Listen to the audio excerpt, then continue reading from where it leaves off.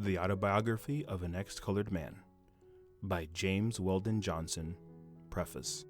This vivid and startling new picture of conditions brought about by the race question in the United States makes no special plea for the Negro, but it shows, in a dispassionate though sympathetic manner, conditions as they actually exist between the whites and blacks today. Special pleas have already been made for and against the Negro in hundreds of books. But in these books, either his virtues or his vices have been exaggerated. This is because writers, in nearly every instance, have treated the colored American as a whole. Each has taken some one group of the race to prove his case. Not before has a composite and proportionate presentation of the entire race, embracing all of its various groups and elements, showing their relation with each other and to the whites, been made. It is very likely that the Negroes of the United States have a fairly correct idea of what the white people of the country think of them, for that opinion has for a long time been, and is still being, constantly stated. But they are themselves more or less a sphinx to the whites. It is curiously interesting and even vitally important to know what are the thoughts of 10 millions of them concerning the people among whom they live. In these pages, it is as though a veil has been drawn aside. The reader is given a view of the inner life of the Negro in America, is initiated into the freemasonry, as it were, of the race. These pages also reveal the unsuspected fact that prejudice against the Negro is exerting a pressure which, in New York and other large cities where the opportunity is open, is actually and constantly forcing an unascertainable number of fair-complexioned colored people over into the white race. In this book, the reader is given a glimpse behind the scenes of this race drama which is here being enacted. He is taken upon an elevation where he can catch a bird's eye view of the conflict which is being waged. The Publishers. End of preface. The Autobiography of an Ex-Colored Man by James Weldon Johnson, Chapter 1. I know that in writing the following pages I am divulging the great secret of my life, the secret which for some years I have guarded far more carefully than any of my earthly possessions, and it is a curious study to me to analyze the motives which prompt me to do it. I feel that I am led by the same impulse which forces the unfound-out criminal to take somebody into his confidence, although he knows that the act is likely, even almost certain, to lead to his undoing. I know that I am playing with fire, and I feel the thrill which accompanies that most fascinating pastime, and back of it all I think I find a sort of savage and diabolical desire to gather up all the little tragedies of my life and turn them into a practical joke on society. And too, I suffer a vague feeling of unsatisfaction, of regret, of almost remorse, from which I am seeking relief, and of which I shall speak in the last paragraph of this account. I was born in a little town of Georgia a few years after the close of the Civil War. I shall not mention the name of the town because there are people still living there who could be connected with this narrative. I have only a faint recollection of the place of my birth. At times I can close my eyes and call up in a dreamlike way things that seem to have happened ages ago in some other world. I can see in this half vision a little house. I'm quite sure it was not a large one. I can remember that flowers grew in the front yard, and that around each bed of flowers was a hedge of vari-colored glass bottles stuck in the ground neck down. I remember that once, while playing around in the sand, I became curious to know whether or not the bottles grew as the flowers did, and I proceeded to dig them up to find out. The investigation brought me a terrific spanking, which indelibly fixed the incident in my mind. I can remember, too, that behind the house was a shed under which stood 2 or 3 wooden wash tubs. These tubs were the earliest aversion of my life, for regularly on certain evenings I was plunged into one of them and scrubbed until my skin ached. I can remember to this day the pain caused by the strong, rank soaps getting into my eyes. Back from the house a vegetable garden ran, perhaps 75 or 100 feet, but to my childish fancy it was an endless territory. I can still recall the thrill of joy, excitement, and wonder it gave me to go on an exploring expedition through it, to find the blackberries, both ripe and green, that grew along the edge of the fence.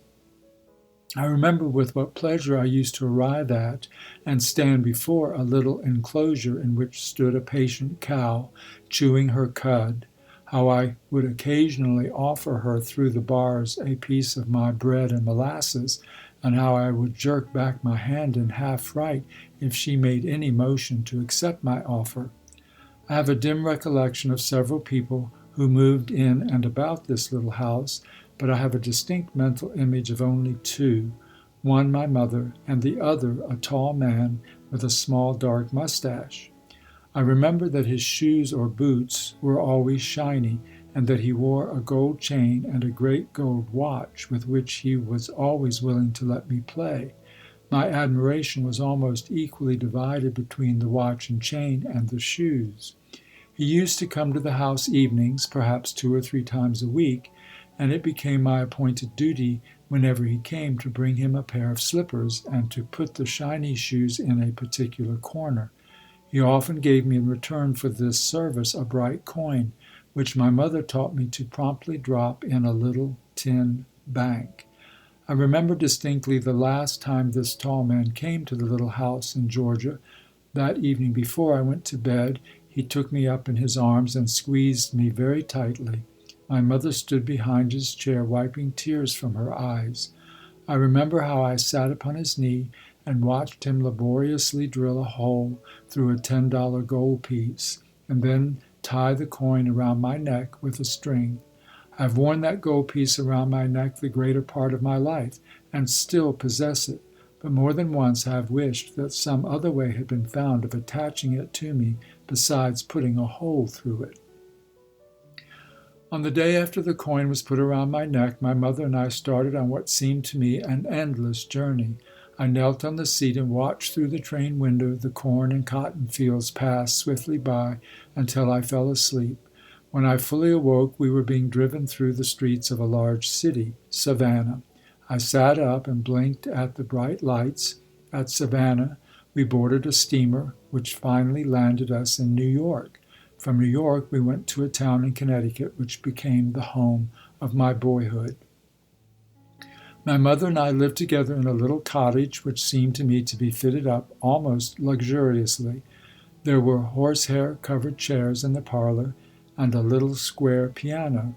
There was a stairway with red carpet on it, leading to a half-second story. There were pictures on the walls, and a few books in a glass-doored case. My mother dressed me very neatly, and I developed that pride which well-dressed boys generally have. She was careful about my associates, and I myself was quite particular. As I look back now, I can see that I was a perfect little aristocrat. My mother rarely went to anyone's house, but she did sewing, and there were a great many ladies coming to our cottage. If I was around, they would generally call me and ask me my name and age and tell my mother what a pretty boy I was. Some of them would pat me on the head and kiss me. My mother was kept very busy with her sewing. Sometimes she would have another woman helping her. I think she must have derived a fair income from her work. I know, too, that at least once each month she received a letter. I used to watch for the postman, get the letter, and run to her with it. Whether she was busy or not, she would take it and instantly thrust it into her bosom. I never saw her read one of these letters. I knew later that they contained money, and what was to her more than money. As busy as she generally was, she found time, however, to teach me my letters and figures and how to spell a number of easy words. Always on Sunday evenings she opened the little square piano and picked out hymns. I can recall now that whenever she played hymns from the book, her tempo was always decidedly largo. Sometimes on other evenings, when she was not sewing, she would play simple accompaniments to some old Southern songs which she sang. In these songs she was freer because she played them by ear. Those evenings on which she opened the little piano were the happiest hours of my childhood. Whenever she started toward the instrument, I used to follow her with all the interest and irrepressible joy that a pampered pet dog shows when a package is opened in which he knows there is a sweet bit for him. I used to stand by her side and often interrupt and annoy her by chiming in with strange harmonies which I found on either the high keys of the treble or the low keys of the bass. I remember that I had a particular fondness for the black keys. Always on such evenings when the music was over, my mother would sit with me in her arms, often for a very long time. She would hold me close, softly crooning some old melody without words, all the while gently stroking her face against my head. Many and many a night I thus fell asleep. I can see her now, her great dark eyes looking into the fire. To where? No one knew but her. The memory of that picture has more than once kept me from straying too far from the place of purity and safety in which her arms held me. At a very early age I began to thump on the piano alone, and it was not long before I was able to pick out a few tunes. When I was 7 years old, I could play by ear all of the hymns and songs that my mother knew. I had also learned the names of the notes in both clefs, but I preferred not to be hampered by notes. About this time, several ladies for whom my mother sewed heard me play, and they persuaded her that I should at once be put under a teacher. So arrangements were made for me to study the piano with a lady who was a fairly good musician. At the same time, arrangements were made for me to study my books with this lady's daughter. My music teacher had no small difficulty at first in pinning me down to the notes. If she played my lesson over for me, I invariably attempted to reproduce the required sounds without the slightest recourse to the written characters. Her daughter, my other teacher, also had her worries. She found that in reading, whenever I came to words that were difficult or unfamiliar, I was prone to bring my imagination to the rescue and read from the picture. She has laughingly told me since then that I would sometimes substitute whole sentences and even paragraphs from what meaning I thought the illustrations conveyed. She said she not only was sometimes amused at the fresh treatment I would give an author's subject, but when I gave some new and sudden turn to the plot of the story, often grew interested and even excited in listening to hear what kind of a denouement I would bring about. But I'm sure this was not due to dullness, for I made rapid progress in both my music and my books. And so for a couple of years my life was divided between my music and my school books. Music took up the greater part of my time. I had no playmates, but amused myself with games, some of them my own invention, which could be played alone.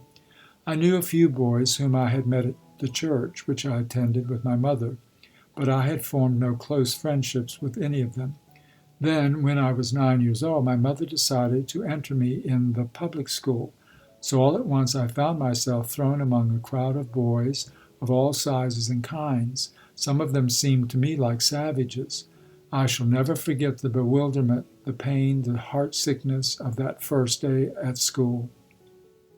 I seemed to be the only stranger in the place. Every other boy seemed to know every other boy. I was fortunate enough, however, to be assigned to a teacher who knew me.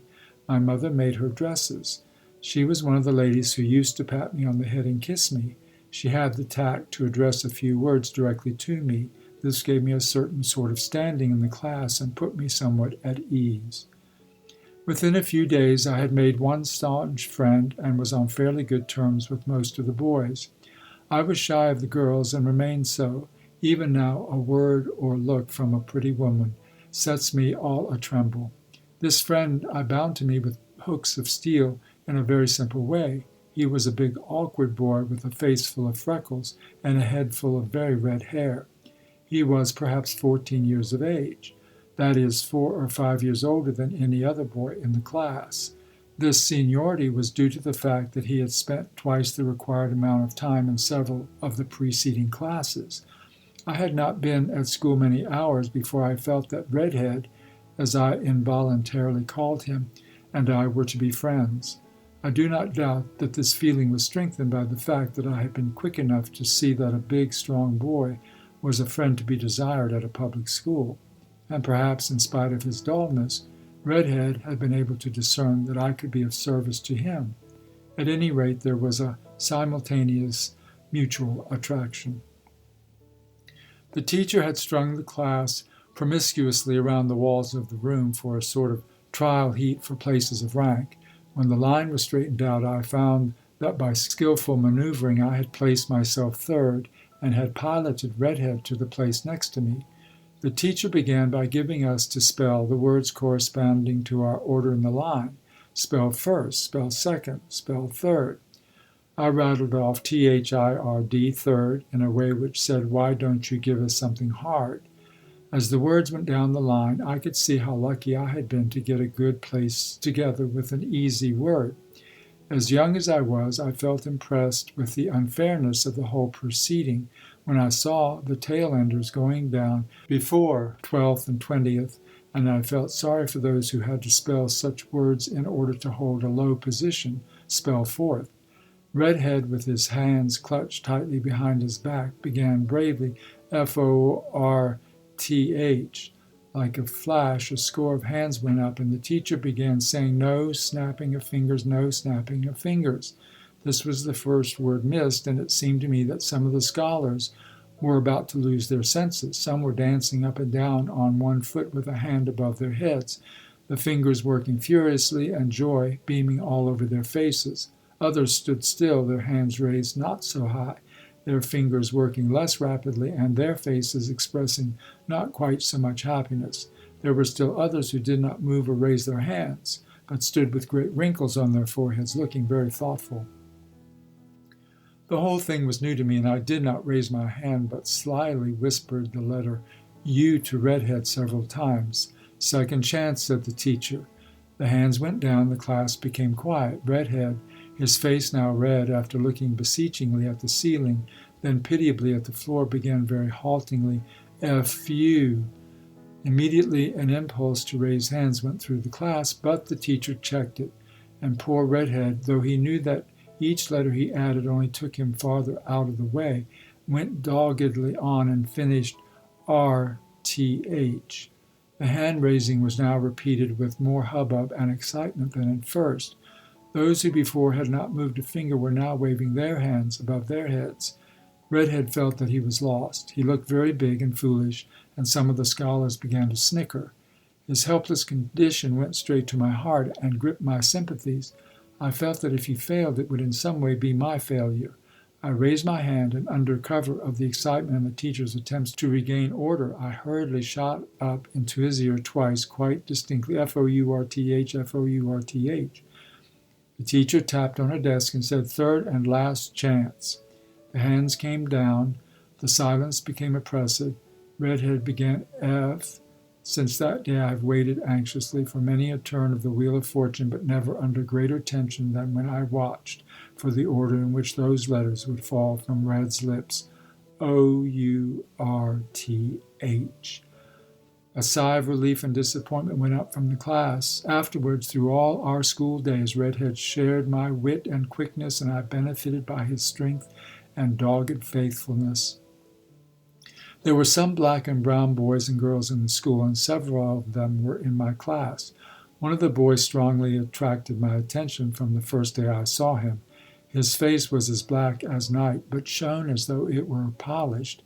He had sparkling eyes, and when he opened his mouth he displayed glistening white teeth. It struck me at once as appropriate to call him Shiny Face, or Shiny Eyes, or Shiny Teeth, and I spoke of him often by one of these names to the other boys. These terms were finally merged into Shiny, and to that name he answered good-naturedly during the balance of his public school days. Shiny was considered without question to be the best speller, the best reader, the best penman, in a word, the best scholar in the class. He was very quick to catch anything, but nevertheless studied hard. Thus he possessed two powers, very rarely combined in one boy.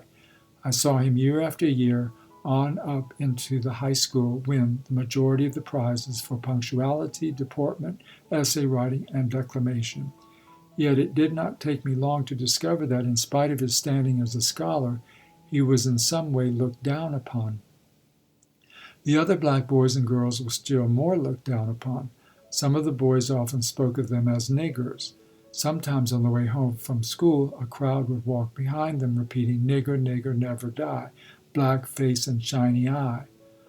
On one such afternoon, one of the black boys turned suddenly on his tormentors and hurled a slate. It struck one of the white boys in the mouth, cutting a slight gash in his lip. At sight of the blood, the boy who had thrown the slate ran, and his companions quickly followed. We ran after them, pelting them with stones until they separated in several directions. I was very much wrought up over the affair, and went home and told my mother how one of the niggers had struck a boy with a slate.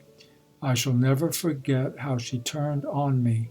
"Don't you ever use that word again," she said, "and don't you ever bother the colored children at school. You ought to be ashamed of yourself."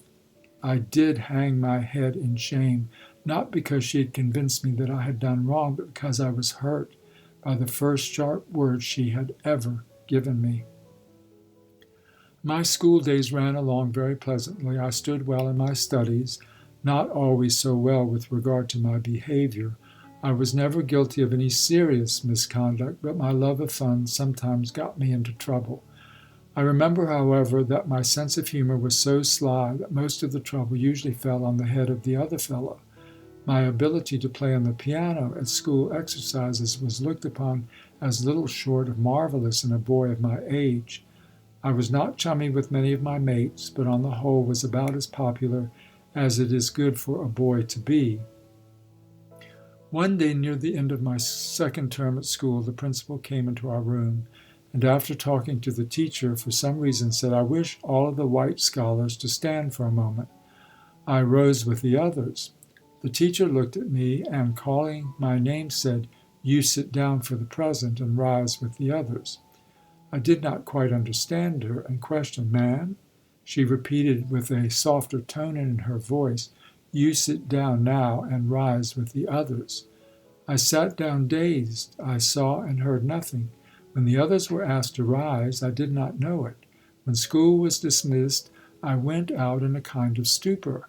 A few of the white boys jeered at me, saying, "Oh, you're a nigger too." I heard some black children say, "We knew he was colored." Shiny said to them, "Come along, don't tease him," and thereby won my undying gratitude. I hurried on as fast as I could, and had gone some distance before I perceived that Redhead was walking by my side. After a while he said to me, "Let me carry your books." I gave him my strap without being able to answer. When we got to my gate, he said as he handed me my books, "Say, you know my big red agate? I can't shoot with it any more. I'm going to bring it to school for you tomorrow." I took my books and ran into the house. As I passed through the hallway, I saw that my mother was busy with one of her customers. I rushed up into my own little room, shut the door, and went quickly to where my looking glass hung on the wall. For an instant I was afraid to look, but when I did, I looked long and earnestly. I had often heard people say to my mother, "What a pretty boy you have." I was accustomed to hear remarks about my beauty, but now for the first time I became conscious of it and recognized it. I noticed the ivory whiteness of my skin, the beauty of my mouth, the size and liquid darkness of my eyes, and how the long black lashes that fringed and shaded them produced an effect that was strangely fascinating even to me. I noticed the softness and glossiness of my dark hair that fell in waves over my temples, making my forehead appear whiter than it really was. How long I stood there gazing at my image I do not know. When I came out and reached the head of the stairs, I heard the lady who had been with my mother going out. I ran downstairs and rushed to where my mother was sitting with a piece of work in her hands. I buried my head in her lap and blurted out, "Mother, mother, tell me, am I a nigger?" I could not see her face, but I knew the piece of work dropped to the floor, and I felt her hands on my head. I looked up into her face and repeated, "Tell me, mother, am I a nigger?" There were tears in her eyes, and I could see that she was suffering for me. And then it was that I looked at her critically for the first time. I had thought of her in a childish way, only as the most beautiful woman in the world. Now I looked at her searching for defects. I could see that her skin was almost brown, that her hair was not so soft as mine, and that she did differ in some way from the other ladies who came to the house. Yet even so, I could see that she was very beautiful, more beautiful than any of them. She must have felt that I was examining her, for she hid her face in my hair and said with difficulty, "No, my darling, you are not a nigger." She went on, "You are as good as anybody. If anyone calls you a nigger, don't notice them." But the more she talked, the less was I reassured, and I stopped her by asking, "Well, mother, am I white? Are you white?" She answered tremblingly, "No, I am not white. But your father is one of the greatest men in the country. The best blood of the South is in you." This suddenly opened up in my heart a fresh chasm of misgiving and fear, and I almost fiercely demanded, "Who is my father? Where is he?" She stroked my hair and said, "I'll tell you about him some day." I sobbed, "I want to know now." She answered, "No, not now." Perhaps it had to be done, but I have never forgiven the woman who did it so cruelly. It may be that she never knew that she gave me a sword thrust that day in school, which was years in healing. End of chapter 1. The Autobiography of an Ex-Colored Man by James Weldon Johnson, Chapter 2. Since I have grown older, I have often gone back and tried to analyze the change that came into my life after that fateful day in school. There did come a radical change, and, young as I was, I felt fully conscious of it, though I did not fully comprehend it. Like my first spanking, it is one of the few incidents in my life that I can remember clearly. In the life of everyone, there is a limited number of unhappy experiences which are not written upon the memory, but stamped there with a die. And in long years after, they can be called up in detail, and every emotion that was stirred by them can be lived through anew. These are the tragedies of life. We may grow to include some of them among the trivial incidents of childhood. A broken toy, a promise made to us which was not kept, a harsh, heart-piercing word. But these too, as well as the bitter experiences and disappointments of mature years, are the tragedies of life. As I have often lived through that hour, that day, that week in which was wrought the miracle of my transition from one world into another, for I did indeed pass into another world. From that time I looked out through other eyes. My thoughts were colored, my words dictated, my actions limited by one dominating, all-pervading idea which constantly increased in force and weight until I finally realized in it a great, tangible fact. And this is the dwarfing, warping, distorting influence which operates upon each and every colored man in the United States. He is forced to take his outlook on all things, not from the viewpoint of a citizen, or a man, or even a human being, but from the viewpoint of a colored man. It is wonderful to me that the race has progressed so broadly as it has, since most of its thought and all of its activity must run through the narrow neck of this one funnel. And it is this, too, which makes the colored people of this country, in reality, a mystery to the whites. It is a difficult thing for a white man to learn what a colored man really thinks, because, generally, with the latter, an additional and different light must be brought to bear on what he thinks, and his thoughts are often influenced by considerations so delicate and subtle that it would be impossible for him to confess or explain them to one of the opposite race. This gives to every colored man, in proportion to his intellectuality, a sort of dual personality. There is one phase of him which is disclosed only in the freemasonry of his own race. I have often watched, with interest and sometimes with amazement, even ignorant colored men, under cover of broad grins and minstrel antics, maintain this dualism in the presence of white men. I believe it to be a fact that the colored people of this country know and understand the white people better than the white people know and understand them. I now think that this change which came into my life was at first more subjective than objective. I do not think my friends at school changed so much toward me as I did toward them. I grew reserved, I might say suspicious. I grew constantly more and more afraid of laying myself open to some injury to my feelings or my pride. I frequently saw or fancied some slight where, I am sure, none was intended. On the other hand, my friends and teachers were, if anything different, more considerate of me. But I can remember that it was against this very attitude in particular that my sensitiveness revolted. Red was the only one who did not so wound me. Up to this day, I recall with a swelling heart his clumsy efforts to make me understand that nothing could change his love for me. I am sure that at this time, the majority of my white schoolmates did not understand or appreciate any differences between me and themselves. But there were a few who had evidently received instructions at home on the matter, and more than once they displayed their knowledge in word and action. As the years passed, I noticed that the most innocent and ignorant among the others grew in wisdom. I myself would not have so clearly understood this difference had it not been for the presence of the other colored children at school. I had learned what their status was, and now I learned that theirs was mine. I had had no particular like or dislike for these black and brown boys and girls. In fact, with the exception of Shiny, they had occupied very little of my thought. But I do know that when the blow fell, I had a very strong aversion to being classed with them, so I became something of a solitary. Red and I remained inseparable, and there was between Shiny and me a sort of sympathetic bond, but my intercourse with the others was never entirely free from a feeling of constraint.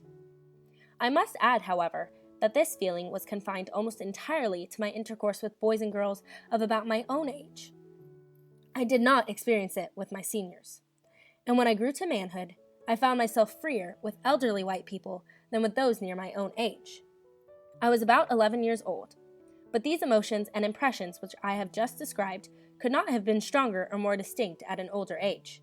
There were two immediate results of my forced loneliness. I began to find company in books, and greater pleasure in music.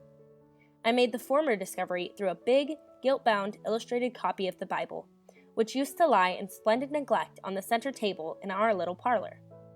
On top of the Bible lay a photograph album. I had often looked at the pictures in the album, and one day, after taking the larger book down and opening it on the floor, I was overjoyed to find that it contained what seemed to be an inexhaustible supply of pictures. I looked at these pictures many times, in fact so often that I knew the story of each one without having to read the subject, and then, somehow, I picked up the thread of history on which are strung the trials and tribulations of the Hebrew children. This I followed with feverish interest and excitement. For a long time, King David, with Samson a close second, stood at the head of my list of heroes. He was not displaced until I came to know Robert the Bruce. I read a good portion of the Old Testament, all that part treating of wars and rumors of wars, and then started in on the New. I became interested in the life of Christ, but became impatient and disappointed when I found that, notwithstanding the great power he possessed, he did not make use of it when, in my judgment, he most needed to do so. And so my final general impression of the Bible was what my later impression has been of a number of modern books, that the authors put their best work in the first part and grew either exhausted or careless toward the end. After reading the Bible, or those parts which held my attention, I began to explore the glass-doored bookcase which I have already mentioned. I found there Pilgrim's Progress, Peter Parley's History of the United States, Grimm's Household Stories, Tales of a Grandfather, a bound volume of an old English publication, I think it was called The Mirror, a little volume called Familiar Science, and somebody's Natural Theology, which last, of course, I could not read, but which, nevertheless, I tackled, with the result of gaining a permanent dislike for all kinds of theology. There were several other books of no particular name or merit, such as agents sell to people who know nothing of buying books. How my mother came by this little library, which, considering all things, was so well suited to me, I never sought to know. But she was far from being an ignorant woman, and had herself, very likely, read the majority of these books, though I do not remember ever seeing her with a book in her hand, with the exception of the Episcopal Prayer Book. At any rate, she encouraged me in the habit of reading, and when I had about exhausted those books in the little library which interested me, she began to buy books for me. She also regularly gave me money to buy a weekly paper which was then very popular for boys. At this time, I went in for music with an earnestness worthy of maturer years. A change of teachers was largely responsible for this. I began now to take lessons of the organist of the church which I attended with my mother.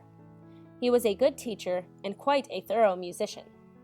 He was so skillful in his instruction and filled me with such enthusiasm that my progress, these are his words, was marvelous. I remember that when I was barely 12 years old, I appeared on a program with a number of adults at an entertainment given for some charitable purpose, and carried off the honors. I did more. I brought upon myself, through the local newspapers, the handicapping title of infant prodigy. I can believe that I did astonish my audience, for I never played the piano like a child. That is, in the 1-2-3 style with accelerated motion. Neither did I depend upon mere brilliancy of technique, a trick by which children often surprise their listeners. But I always tried to interpret a piece of music. I always played with feeling. Very early, I acquired that knack of using the pedals, which makes the piano a sympathetic singing instrument, quite a different thing from the source of hard or blurred sounds it so generally is. I think this was due not entirely to natural artistic temperament, but largely to the fact that I did not begin to learn the piano by counting out exercises, but by trying to reproduce the quaint songs which my mother used to sing, with all their pathetic turns and cadences. Even at a tender age, in playing, I helped to express what I felt by some of the mannerisms which I afterwards observed in great performers. I had not copied them. I have often heard people speak of the mannerisms of musicians as affectations adopted for mere effect. In some cases they may be so, but a true artist can no more play upon the piano or violin without putting his whole body in accord with the emotions he is striving to express than a swallow can fly without being graceful. Often when playing, I could not keep the tears which formed in my eyes from rolling down my cheeks. Sometimes at the end, or even in the midst of a composition, as big a boy as I was, I would jump from the piano and throw myself sobbing into my mother's arms. She, by her caresses and often her tears, only encouraged these fits of sentimental hysteria. Of course, to counteract this tendency to temperamental excesses, I should have been out playing ball, or in swimming with other boys of my age, but my mother didn't know that. There was only once when she was really firm with me, making me do what she considered was best. I did not want to return to school after the unpleasant episode which I have related, and she was inflexible. I began my third term, and the days ran along as I have already indicated. I had been promoted twice, and had managed each time to pull Red along with me. I think the teachers came to consider me the only hope of his ever getting through school, and I believe they secretly conspired with me to bring about the desired end. At any rate, I know it became easier in each succeeding examination for me not only to assist Red, but absolutely to do his work. It is strange how in some things honest people can be dishonest without the slightest compunction. I knew boys at school who were too honorable to tell a fib, even when one would have been just the right thing, but could not resist the temptation to assist or even receive assistance in examination. I have long considered it the highest proof of honesty in a man to hand his streetcar fare to the conductor who had overlooked it. One afternoon after school, during my third term, I rushed home in a great hurry to get my dinner and go to my music teacher's. I was never reluctant about going there, but on this particular afternoon I was impetuous. The reason of this was I had been asked to play the accompaniment for a young lady who was to play a violin solo at a concert given by the young people of the church, and on this afternoon we were to have our first rehearsal. At that time, playing accompaniments was the only thing in music I did not enjoy. Later, this feeling grew into positive dislike. I have never been a really good accompanist because my ideas of interpretation were always too strongly individual. I constantly forced my accelerandos and rubatos upon the soloist, often throwing the duet entirely out of gear. Perhaps the reader has already guessed why I was so willing and anxious to play the accompaniment to this violin solo. If not, the violinist was a girl of 17 or 18 whom I had first heard play a short time before on a Sunday afternoon at a special service of some kind, and who had moved me to a degree which I can hardly think of as possible. At present, I do not think it was due to her wonderful playing, though I judge she must have been a very fair performer. But there was just the proper setting to produce the effect upon a boy such as I was.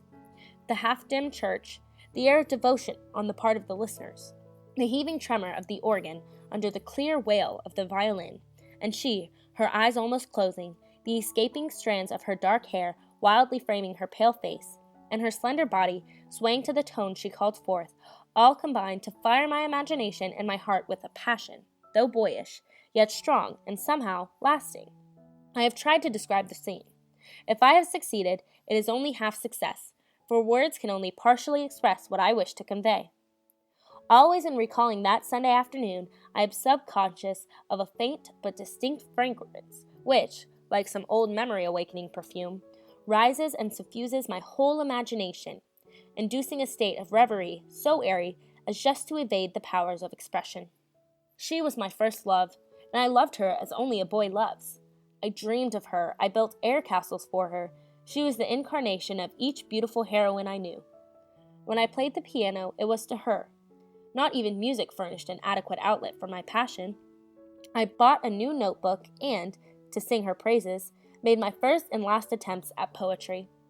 I remember one day at school, after we had given in our notebooks to have some exercises corrected, the teacher called me to her desk and said, "I couldn't correct your exercises because I found nothing in your book but a rhapsody on somebody's brown eyes."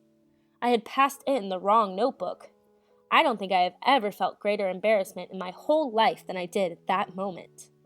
I was ashamed not only that my teacher should see this nakedness of my heart, but that she should find out that I had any knowledge of such affairs. It did not then occur to me to be ashamed of the poetry I had written. Of course, the reader must know that all of this adoration was in secret. Next to my great love for this young lady was the dread that in some way she would find it out. I did not know what some men never find out, that the woman who cannot discern when she is loved has never lived. It makes me laugh to think how successful I was in concealing it all. Within a short time after our duet, all of the friends of my dear one were referring to me as her little sweetheart or her little beau, and she laughingly encouraged it. This did not entirely satisfy me. I wanted to be taken seriously. I had definitely made up my mind that I should never love another woman, and that if she deceived me, I should do something desperate. The great difficulty was to think of something sufficiently desperate, and the heartless jade, how she led me on. So I hurried home that afternoon, humming snatches of the violin part of the duet, my heart beating with pleasurable excitement over the fact that I was going to be near her, to have her attention placed directly upon me, that I was going to be of service to her, and in a way in which I could show myself to advantage. This last consideration has much to do with cheerful service. The anticipation produced in me a sensation somewhat between bliss and fear.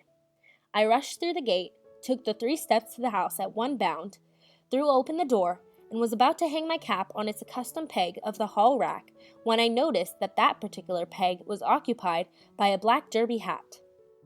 I stopped suddenly and gazed at this hat as though I had never seen an object of its description. I was still looking at it in open-eyed wonder when my mother, coming out of the parlor into the hallway, called me and said there was someone inside who wanted to see me. Feeling that I was being made a party to some kind of mystery, I went in with her, and there I saw a man standing, leaning with one elbow on the mantel, his back partly turned toward the door. As I entered, he turned and I saw a tall, handsome, well-dressed gentleman of perhaps 35. He advanced a step toward me with a smile on his face. I stopped and looked at him with the same feelings with which I had looked at that derby hat, except that they were greatly magnified. I looked at him from head to foot, but he was an absolute blank to me until my eyes rested on his slender, elegant, polished shoes. Then it seemed that indistinct and partly obliterated films of memory began, at first slowly, then rapidly, to unroll, forming a vague panorama of my childhood days in Georgia. My mother broke the spell by calling me by name and saying, "This is your father." Father, father. That was the word which had been to me a source of doubt and perplexity ever since the interview with my mother on the subject. How often I had wondered about my father, who he was, what he was like, whether alive or dead, and, above all, why she would not tell me about him. More than once I had been on the point of recalling to her the promise she had made me, but I instinctively felt that she was happier for not telling me, and that I was happier for not being told. Yet I had not the slightest idea what the real truth was. And here he stood before me, just the kind of looking father I had wishfully pictured him to be. But I made no advance toward him. I stood there feeling embarrassed and foolish, not knowing what to say or do. I am not sure but that he felt pretty much the same. My mother stood at my side, with one hand on my shoulder, almost pushing me forward, but I did not move. I can well remember the look of disappointment, even pain on her face, and I can now understand that she could expect nothing else but that at the name father I should throw myself into his arms. But I could not rise to this dramatic, or better, melodramatic, climax. Somehow I could not arouse any considerable feeling of need for a father. He broke the awkward tableau by saying, "Well, boy, aren't you glad to see me?" He evidently meant the words kindly enough, but I don't know what he could have said that would have made a worse effect. However, my good breeding came to my rescue, and I answered, "Yes, sir," and went to him and offered him my hand. He took my hand into one of his and, with the other, stroked my head, saying that I had grown into a fine youngster. He asked me how old I was, which, of course, he must have done merely to say something more, or perhaps he did so as a test of my intelligence. I replied, 12, sir. He then made the trite observation about the flight of time, and we lapsed into another awkward pause. My mother was all in smiles. I believed that was one of the happiest moments of her life. Either to put me more at ease or to show me off, she asked me to play something for my father. There is only one thing in the world that can make music, at all times and under all circumstances, up to its general standard. That is a hand organ, or one of its variations. I went to the piano and played something in a listless, half-hearted way. I simply was not in the mood. I was wondering, while playing, when my mother would dismiss me and let me go. But my father was so enthusiastic in his praise that he touched my vanity, which was great, and more than that, he displayed that sincere appreciation which always arouses an artist to his best effort and, too, in an unexplained manner, makes him feel like shedding tears. I showed my gratitude by playing for him a Chopin waltz with all the feeling that was in me. When I had finished, my mother's eyes were glistening with tears. My father stepped across the room, seized me in his arms, and squeezed me to his breast. I am certain that for that moment he was proud to be my father. He sat and held me standing between his knees while he talked to my mother. I, in the meantime, examined him with more curiosity, perhaps, than politeness. I interrupted the conversation by asking, "Mother, is he going to stay with us now?" I found it impossible to frame the word father, as it was too new to me, so I asked the question through my mother. Without waiting for her to speak, my father answered, "I've got to go back to New York this afternoon, but I'm coming to see you again." I turned abruptly and went over to my mother, and almost in a whisper reminded her that I had an appointment which I should not miss. To my pleasant surprise, she said that she would give me something to eat at once so that I might go. She went out of the room, and I began to gather from off the piano the music I needed. When I had finished, my father, who had been watching me, asked, "Are you going?" I replied, "Yes, sir. I've got to go practice for a concert." He spoke some words of advice to me about being a good boy and taking care of my mother when I grew up, and added that he was going to send me something nice from New York. My mother called, and I said goodbye to him and went out. I saw him only once after that. I quickly swallowed down what my mother had put on the table for me, seized my cap and music, and hurried off to my teacher's house. On the way, I could think of nothing but this new father, where he came from, where he had been, why he was here, and why he would not stay. In my mind, I ran over the whole list of fathers I had become acquainted with in my reading, but I could not classify him. The thought did not cross my mind that he was different from me, and even if it had, the mystery would not thereby have been explained, for, notwithstanding my changed relations with most of my schoolmates, I had only a faint knowledge of prejudice and no idea at all how it ramified and affected our entire social organism. I felt, however, that there was something about the whole affair which had to be hid. When I arrived, I found that she of the brown eyes had been rehearsing with my teacher and was on the point of leaving. My teacher, with some expressions of surprise, asked why I was late, and I stammered out the first deliberate lie of which I have any recollection. I told him that when I reached home from school, I found my mother quite sick, and that I had stayed with her a while before coming. Then, unnecessarily and gratuitously, to give my words force of conviction, I suppose, I added, "I don't think she'll be with us very long." In speaking these words, I must have been comical, for I noticed that my teacher, instead of showing signs of anxiety or sorrow, half hid a smile. But how little did I know that in that lie I was speaking a prophecy. She of the brown eyes unpacked her violin, and we went through the duet several times. I was soon lost to all other thoughts in the delights of music and love. I saw delights of love without reservation, for at no time of life is love so pure, so delicious, so poetic, so romantic as it is in boyhood. A great deal has been said about the heart of a girl when she stands where the brook and river meet. But what she feels is negative. More interesting is the heart of a boy when just at the budding dawn of manhood, he stands looking wide-eyed into the long vistas opening before him. When he first becomes conscious of the awakening and quickening of strange desires and unknown powers. When what he sees and feels is still shadowy and mystical enough to be intangible and so more beautiful. When his imagination is unsullied and his faith new and whole, then it is that love wears a halo. The man who is not loved before he was 14 has missed a foretaste of Elysium. When I reached home, it was quite dark, and I found my mother without a light, sitting rocking in a chair, as she so often used to do in my childhood days, looking into the fire and singing softly to herself. I nestled close to her, and, with her arms around me, she haltingly told me who my father was. A great man, a fine gentleman. He loved me and loved her very much. He was going to make a great man of me. All she said was so limited by reserve and so colored by her feelings that it was but half truth, and so I did not yet fully understand. End of Chapter 2. Recording by Ashton Woods. The Autobiography of an Ex-Colored Man by James Weldon Johnson. Chapter 3. Perhaps I ought not pass on in this narrative without mentioning that the duet was a great success, so great that we were obliged to respond with 2 encores. It seemed to me that life could hold no greater joy than it contained when I took her hand and we stepped down to the front of the stage, bowing to our enthusiastic audience. When we reached the little dressing room, where the other performers were applauding as wildly as the audience, she impulsively threw both her arms round me and kissed me, while I struggled to get away. One day, a couple of weeks after my father had been to see us, a wagon drove up to our cottage loaded with a big box. I was about to tell the men on the wagon that they had made a mistake, when my mother, acting darkly wise, told them to bring their load in. She had them unpack the box, and quickly there was evolved from the boards, paper, and other packing material a beautiful, brand-new, upright piano.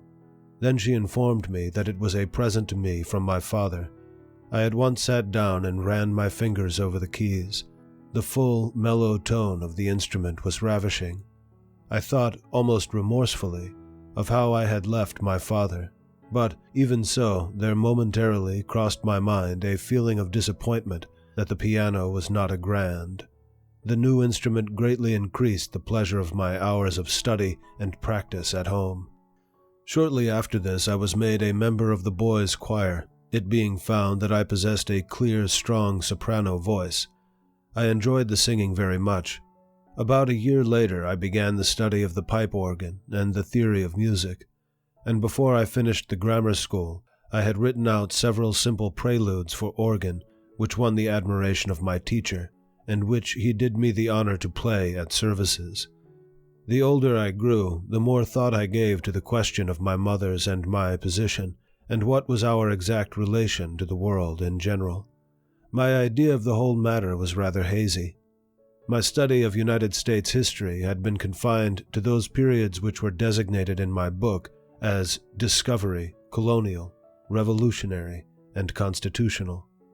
I now began to study about the Civil War, but the story was told in such a condensed and skipping style that I gained from it very little real information. It is a marvel how children ever learn any history out of books of that sort. And, too, I began now to read the newspapers. I often saw articles which aroused my curiosity, but did not enlighten me. But one day I drew from the circulating library a book that cleared the whole mystery, a book that I read with the same feverish intensity with which I had read the old Bible stories, a book that gave me my first perspective of the life I was entering. That book was Uncle Tom's Cabin. The work of Harriet Beecher Stowe has been the object of much unfavorable criticism. It has been assailed not only as fiction of the most imaginative sort, but as being a direct misrepresentation. Several successful attempts have lately been made to displace the book from Northern school libraries. Its critics would brush it aside with the remark that there never was a Negro as good as Uncle Tom, nor a slaveholder as bad as Legree.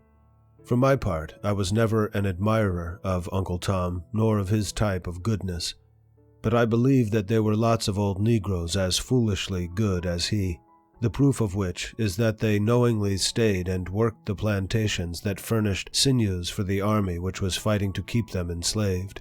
But in these later years several cases have come to my personal knowledge, in which old Negroes have died and left what was a considerable fortune to the descendants of their former masters.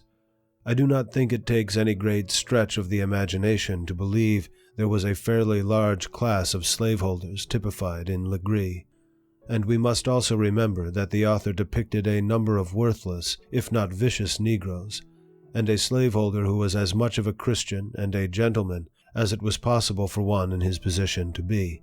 That she pictured the happy, singing, shuffling darky, as well as the mother, wailing for her child sold down river.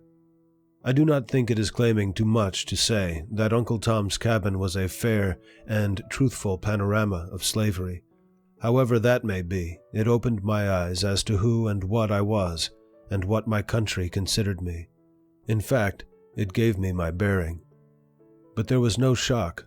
I took the whole revelation in a kind of stoical way.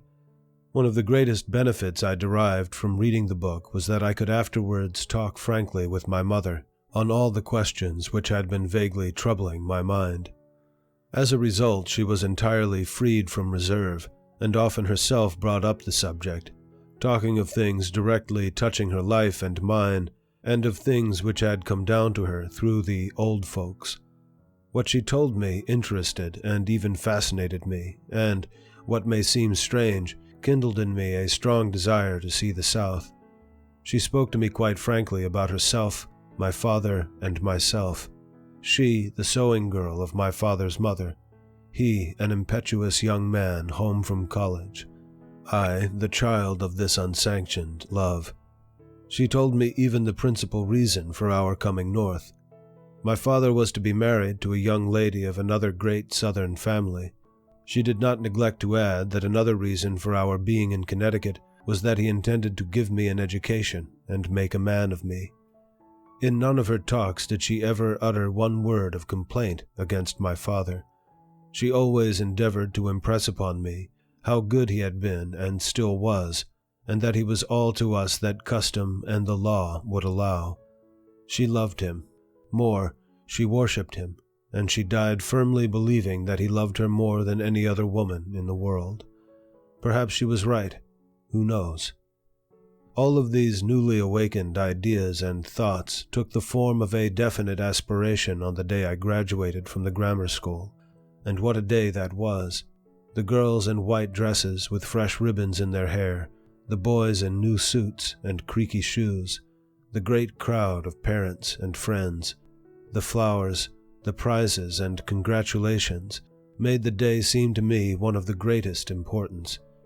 I was on the program and played a piano solo, which was received by the audience with that amount of applause, which I had come to look upon as being only the just due of my talent. But the real enthusiasm was aroused by Shiny. He was the principal speaker of the day, and well did he measure up to the honor. He made a striking picture, that thin little black boy standing on the platform, dressed in clothes that did not fit him any too well, his eyes burning with excitement, his shrill, musical voice vibrating in tones of appealing defiance, and his black face alight with such great intelligence and earnestness as to be positively handsome. What were his thoughts when he stepped forward and looked into that crowd of faces, all white with the exception of a score or so that were lost to view? I do not know, but I fancy he felt his loneliness. I think there must have rushed over him a feeling akin to that of a gladiator tossed into the arena and bade to fight for his life. I think that solitary little black figure standing there felt that for the particular time and place he bore the weight and responsibility of his race, that for him to fail meant general defeat, but he won, and nobly. His oration was Wendell Phillips's Toussaint l'Ouverture, a speech which may now be classed as rhetorical, even perhaps bombastic, but as the words fell from Shiny's lips, their effect was magical. How so young an orator could stir so great enthusiasm was to be wondered at. When, in the famous peroration, his voice, trembling with suppressed emotion, rose higher and higher, and then rested on the name Toussaint Louverture. It was like touching an electric button which loosed the pent-up feelings of his listeners. They actually rose to him. I have since known of colored men who have been chosen as class orators in our leading universities, of others who have played on the varsity football and baseball teams, of colored speakers who have addressed great white audiences. In each of these instances, I believe the men were stirred by the same emotion which actuated Shiny on the day of his graduation, and, too, in each case where the efforts have reached any high standard of excellence, they have been followed by the same phenomenon of enthusiasm. I think the explanation of the latter lies in what is a basic, though often dormant, principle of the Anglo-Saxon heart: love of fair play. Shiny, it is true, was what is so common in his race, a natural orator, but I doubt that any white boy of equal talent could have wrought the same effect. The sight of that boy gallantly waging with puny, black arms so unequal a battle touched the deep springs in the hearts of his audience, and they were swept by a wave of sympathy and admiration. But the effect upon me of Shiny's speech was double. I not only shared the enthusiasm of his audience, but he imparted to me some of his own enthusiasm. I felt leap within me pride that I was colored, and I began to form wild dreams of bringing glory and honor to the Negro race. For days I could talk of nothing else with my mother except my ambitions to be a great man, a great colored man, to reflect credit on the race and gain fame for myself. It was not until years after that I formulated a definite and feasible plan for realizing my dreams. I entered the high school with my class, and still continued my study of the piano, the pipe organ, and the theory of music. I had to drop out of the boys' choir on account of a changing voice. This I regretted very much. As I grew older, my love for reading grew stronger. I read with studious interest everything I could find relating to colored men who had gained prominence. My heroes had been King David, then Robert the Bruce. Now Frederick Douglass was enshrined in the place of honor. When I learned that Alexander Dumas was a colored man, I reread Monte Cristo and The Three Guardsmen with magnified pleasure. I lived between my music and books, on the whole a rather unwholesome life for a boy to lead. I dwelt in a world of imagination, of dreams and air castles, the kind of atmosphere that sometimes nourishes a genius, more often men unfitted for the practical struggles of life. I never played a game of ball, never went fishing or learned to swim. In fact, the only outdoor exercise in which I took any interest was skating. Nevertheless, though slender, I grew well-formed and in perfect health. After I entered the high school, I began to notice the change in my mother's health, which I suppose had been going on for some years. She began to complain a little and to cough a great deal. She tried several remedies and finally went to see a doctor. But though she was failing in health, she kept her spirits up. She still did a great deal of sewing, and in the busy seasons hired 2 women to help her. The purpose she had formed of having me go through college without financial worries kept her at work when she was not fit for it. I was so fortunate as to be able to organize a class of 8 or 10 beginners on the piano, and to start a separate little fund of my own. As the time for my graduation from the high school grew nearer, the plans for my college career became the chief subject of our talks. I sent for catalogs of all the prominent schools in the East, and eagerly gathered all the information I could concerning them from different sources. My mother told me that my father wanted me to go to Harvard or Yale. She herself had a half desire for me to go to Atlanta University, and even had me write for a catalog of that school. There were 2 reasons, however, that inclined her to my father's choice. The first, that at Harvard or Yale I should be near her. The second, that my father had promised to pay for a part of my college education. Both Shiny and Red came to my house quite often of evenings, and we used to talk over our plans and prospects for the future. Sometimes I would play for them, and they seemed to enjoy the music very much. My mother often prepared sundry Southern dishes for them, which I am not sure but that they enjoyed more. Shiny had an uncle in Amherst, Massachusetts, and he expected to live with him and work his way through Amherst College. Red declared that he had enough of school, and that after he got his high school diploma he would get a position in a bank. It was his ambition to become a banker, and he felt sure of getting the opportunity through certain members of his family. My mother barely had strength to attend the closing exercises of the high school when I graduated, and after that day she was seldom out of bed. She could no longer direct her work, and under the expense of medicines, doctors, and someone to look after her, our college fund began to diminish rapidly. Many of her customers and some of the neighbors were very kind, and frequently brought her nourishment of one kind or another. My mother realized what I did not, that she was mortally ill, and she had me write a long letter to my father. For some time past she had heard from him only at irregular intervals. We never received an answer. In those last days I often sat at her bedside and read to her until she fell asleep. Sometimes I would leave the parlor door open and play on the piano, just loud enough for the music to reach her. This she always enjoyed. One night, near the end of July, after I had been watching beside her for some hours, I went into the parlor and, throwing myself into the big armchair, dozed off into a fitful sleep. I was suddenly aroused by one of the neighbors, who had come in to sit with her that night. She said, "Come to your mother at once." I hurried upstairs and at the bedroom door met the woman who was acting as nurse. I noted with a dissolving heart the strange look of awe on her face. From my first glance at my mother, I discerned the light of death upon her countenance.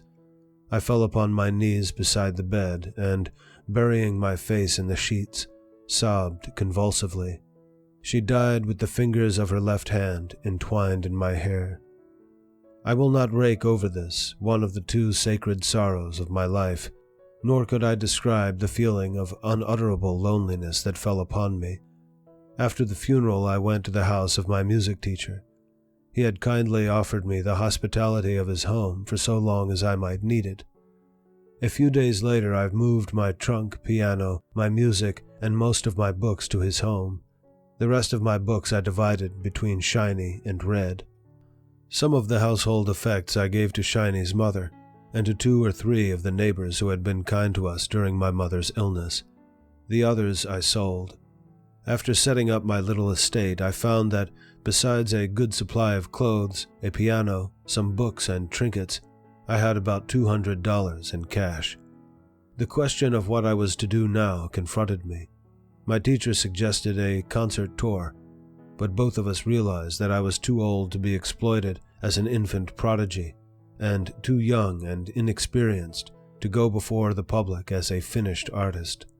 He, however, insisted that the people of the town would generously patronize a benefit concert, so he took up the matter and made arrangements for such an entertainment.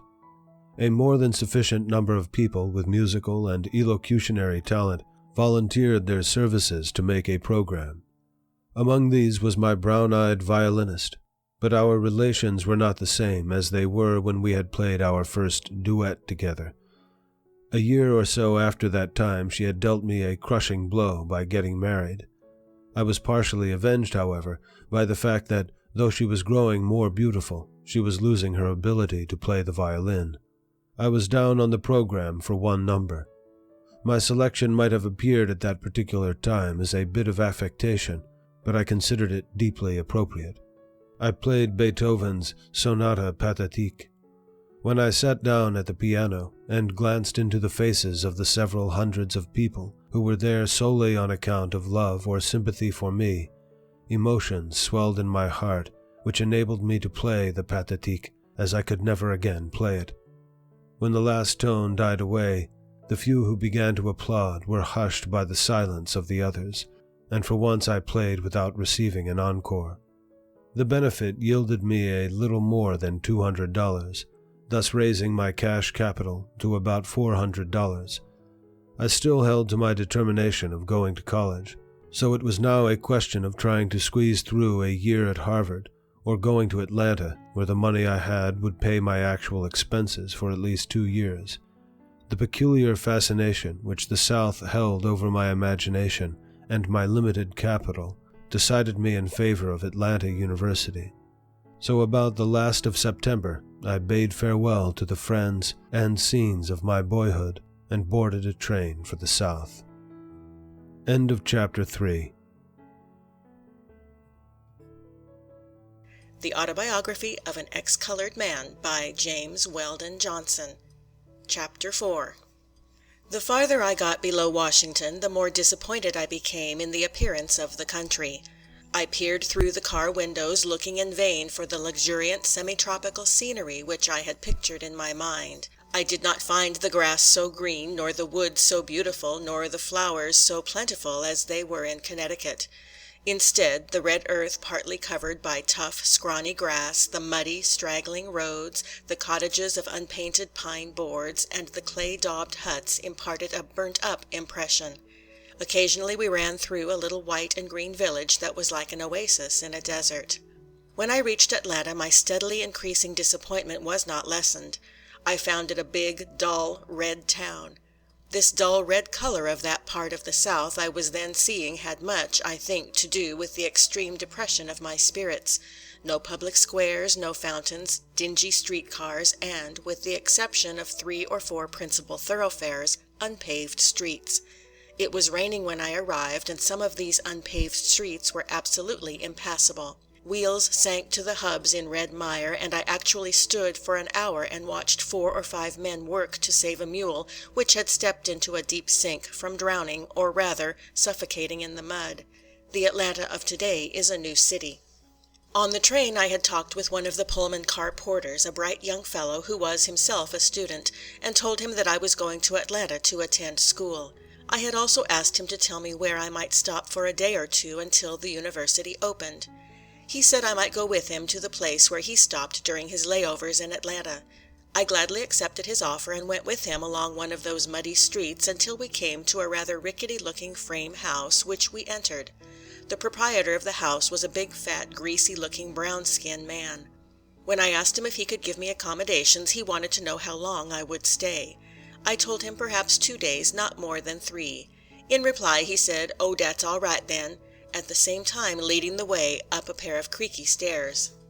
I followed him and the porter to a room, the door of which the proprietor opened while continuing, it seemed, his remark, "Oh, dat's all right den," by adding, "You can sleep in de cot in de corner dere, 50 cents, please." The porter interrupted by saying, "You needn't collect from him now, he's got a trunk."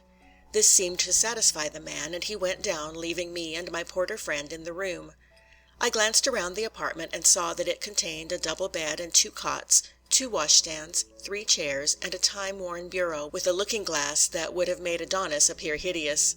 I looked at the cot in which I was to sleep and suspected, not without good reasons, that I should not be the first to use the sheets and pillowcase since they had last come from the wash. When I thought of the clean, tidy, comfortable surroundings in which I had been reared, a wave of homesickness swept over me that made me feel faint. Had it not been for the presence of my companion, and that I knew this much of his history, that he was not yet quite 20, just 3 years older than myself, and that he had been fighting his own way in the world, earning his own living and providing for his own education since he was 14, I should not have been able to stop the tears that were welling up in my eyes. I asked him why it was that the proprietor of the house seemed unwilling to accommodate me for more than a couple of days. He informed me that the man ran a lodging house especially for Pullman porters, and as their stays in town were not longer than 1 or 2 nights, it would interfere with his arrangements to have anyone stay longer. He went on to say, "You see, this room is fixed up to accommodate 4 men at a time.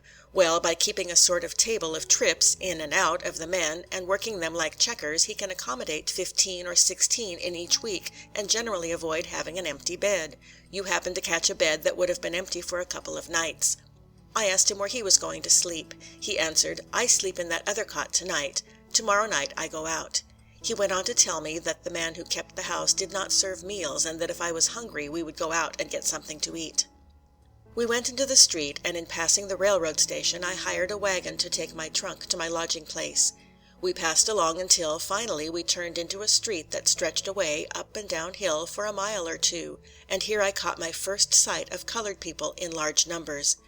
I had seen little squads around the railroad stations on my way south, but here I saw a street crowded with them. They filled the shops and thronged the sidewalks and lined the curb. I asked my companion if all the colored people in Atlanta lived in this street. He said they did not, and assured me that the ones I saw were of the lower class. I felt relieved, in spite of the size of the lower class.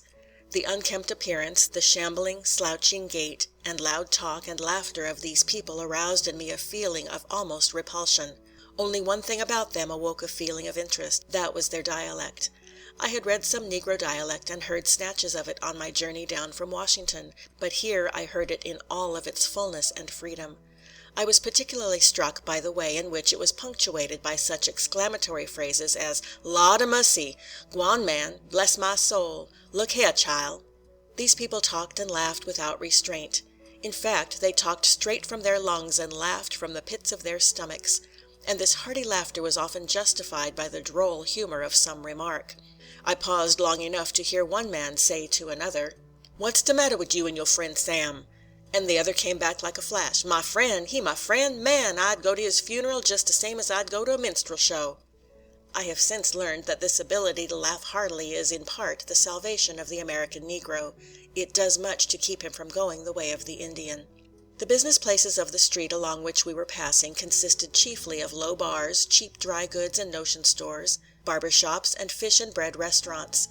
We at length turned down a pair of stairs that led to a basement, and I found myself in an eating house somewhat better than those I had seen in passing, but that did not mean much for its excellence. The place was smoky, the tables were covered with oilcloth, the floor with sawdust, and from the kitchen came a rancid odor of fish fried over several times, which almost nauseated me. I asked my companion if this was the place where we were to eat. He informed me that it was the best place in town where a colored man could get a meal. I then wanted to know why somebody didn't open a place where respectable colored people who had money could be accommodated. He answered, "It wouldn't pay. All the respectable colored people eat at home, and the few who travel generally have friends in the towns to which they go who entertain them."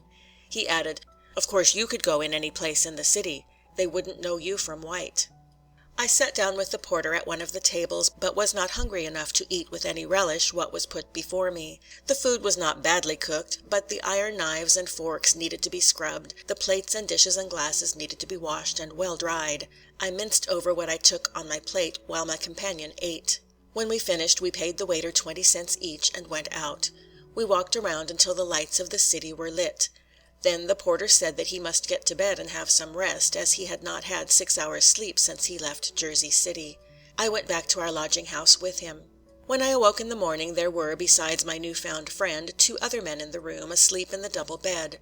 I got up and dressed myself very quietly so as not to awake anyone. I then drew from under the pillow my precious roll of greenbacks, took out a $10 bill, and, very softly unlocking my trunk, put the remainder, about $300, in the inside pocket of a coat near the bottom, glad of the opportunity to put it unobserved in a place of safety. When I had carefully locked my trunk, I tiptoed toward the door with the intention of going out to look for a decent restaurant where I might get something fit to eat. As I was easing the door open, my porter Fred said with a yawn, "Hello, you're going out?" I answered him, "Yes." "Oh," he yawned again, "I guess I've had enough sleep. Wait a minute, I'll go with you." For an instant his friendship bored and embarrassed me. I had visions of another meal in the greasy restaurant of the day before. He must have divined my thoughts, for he went on to say, "I know a woman across town who takes a few boarders. I think we can go over there and get a good breakfast." With a feeling of mingled fears and doubts regarding what the breakfast might be, I waited until he had dressed himself. When I saw the neat appearance of the cottage we entered, my fears vanished, and when I saw the woman who kept it, my doubts followed the same course. Scrupulously clean, in a spotless white apron and colored head handkerchief, her round face beaming with motherly kindness, she was picturesquely beautiful. She impressed me as one broad expanse of happiness and good nature. In a few minutes she was addressing me as "chile" and "honey." She made me feel as though I should like to lay my head on her capacious bosom and go to sleep. And the breakfast, simple as it was, I could not have had at any restaurant in Atlanta at any price. There was fried chicken as it is fried only in the South, hominy boiled to the consistency where it could be eaten with a fork, and biscuits so light and flaky that a fellow with any appetite at all would have no difficulty in disposing of 8 or 10. When I had finished, I felt that I had experienced the realization of, at least, one of my dreams of Southern life. During the meal we found out from our hostess, who had 2 boys in school, that Atlanta University opened on that very day. I had somehow mixed my dates. My friend the porter suggested that I go out to the university at once, and offered to walk over and show me the way. We had to walk because, although the university was not more than 20 minutes' distance from the center of the city, there were no streetcars running in that direction. My first sight of the school grounds made me feel that I was not far from home. Here the red hills had been terraced and covered with green grass. Clean gravel walks, well shaded, led up to the buildings. Indeed, it was a bit of New England transplanted. At the gate my companion said he would bid me goodbye, because it was likely that he would not see me again before his car went out. He told me that he would make 2 more trips to Atlanta, and that he would come out and see me, that after his second trip he would leave the Pullman service for the winter, and return to school in Nashville. We shook hands, I thanked him for all his kindness, and we said goodbye. I walked up to a group of students and made some inquiries.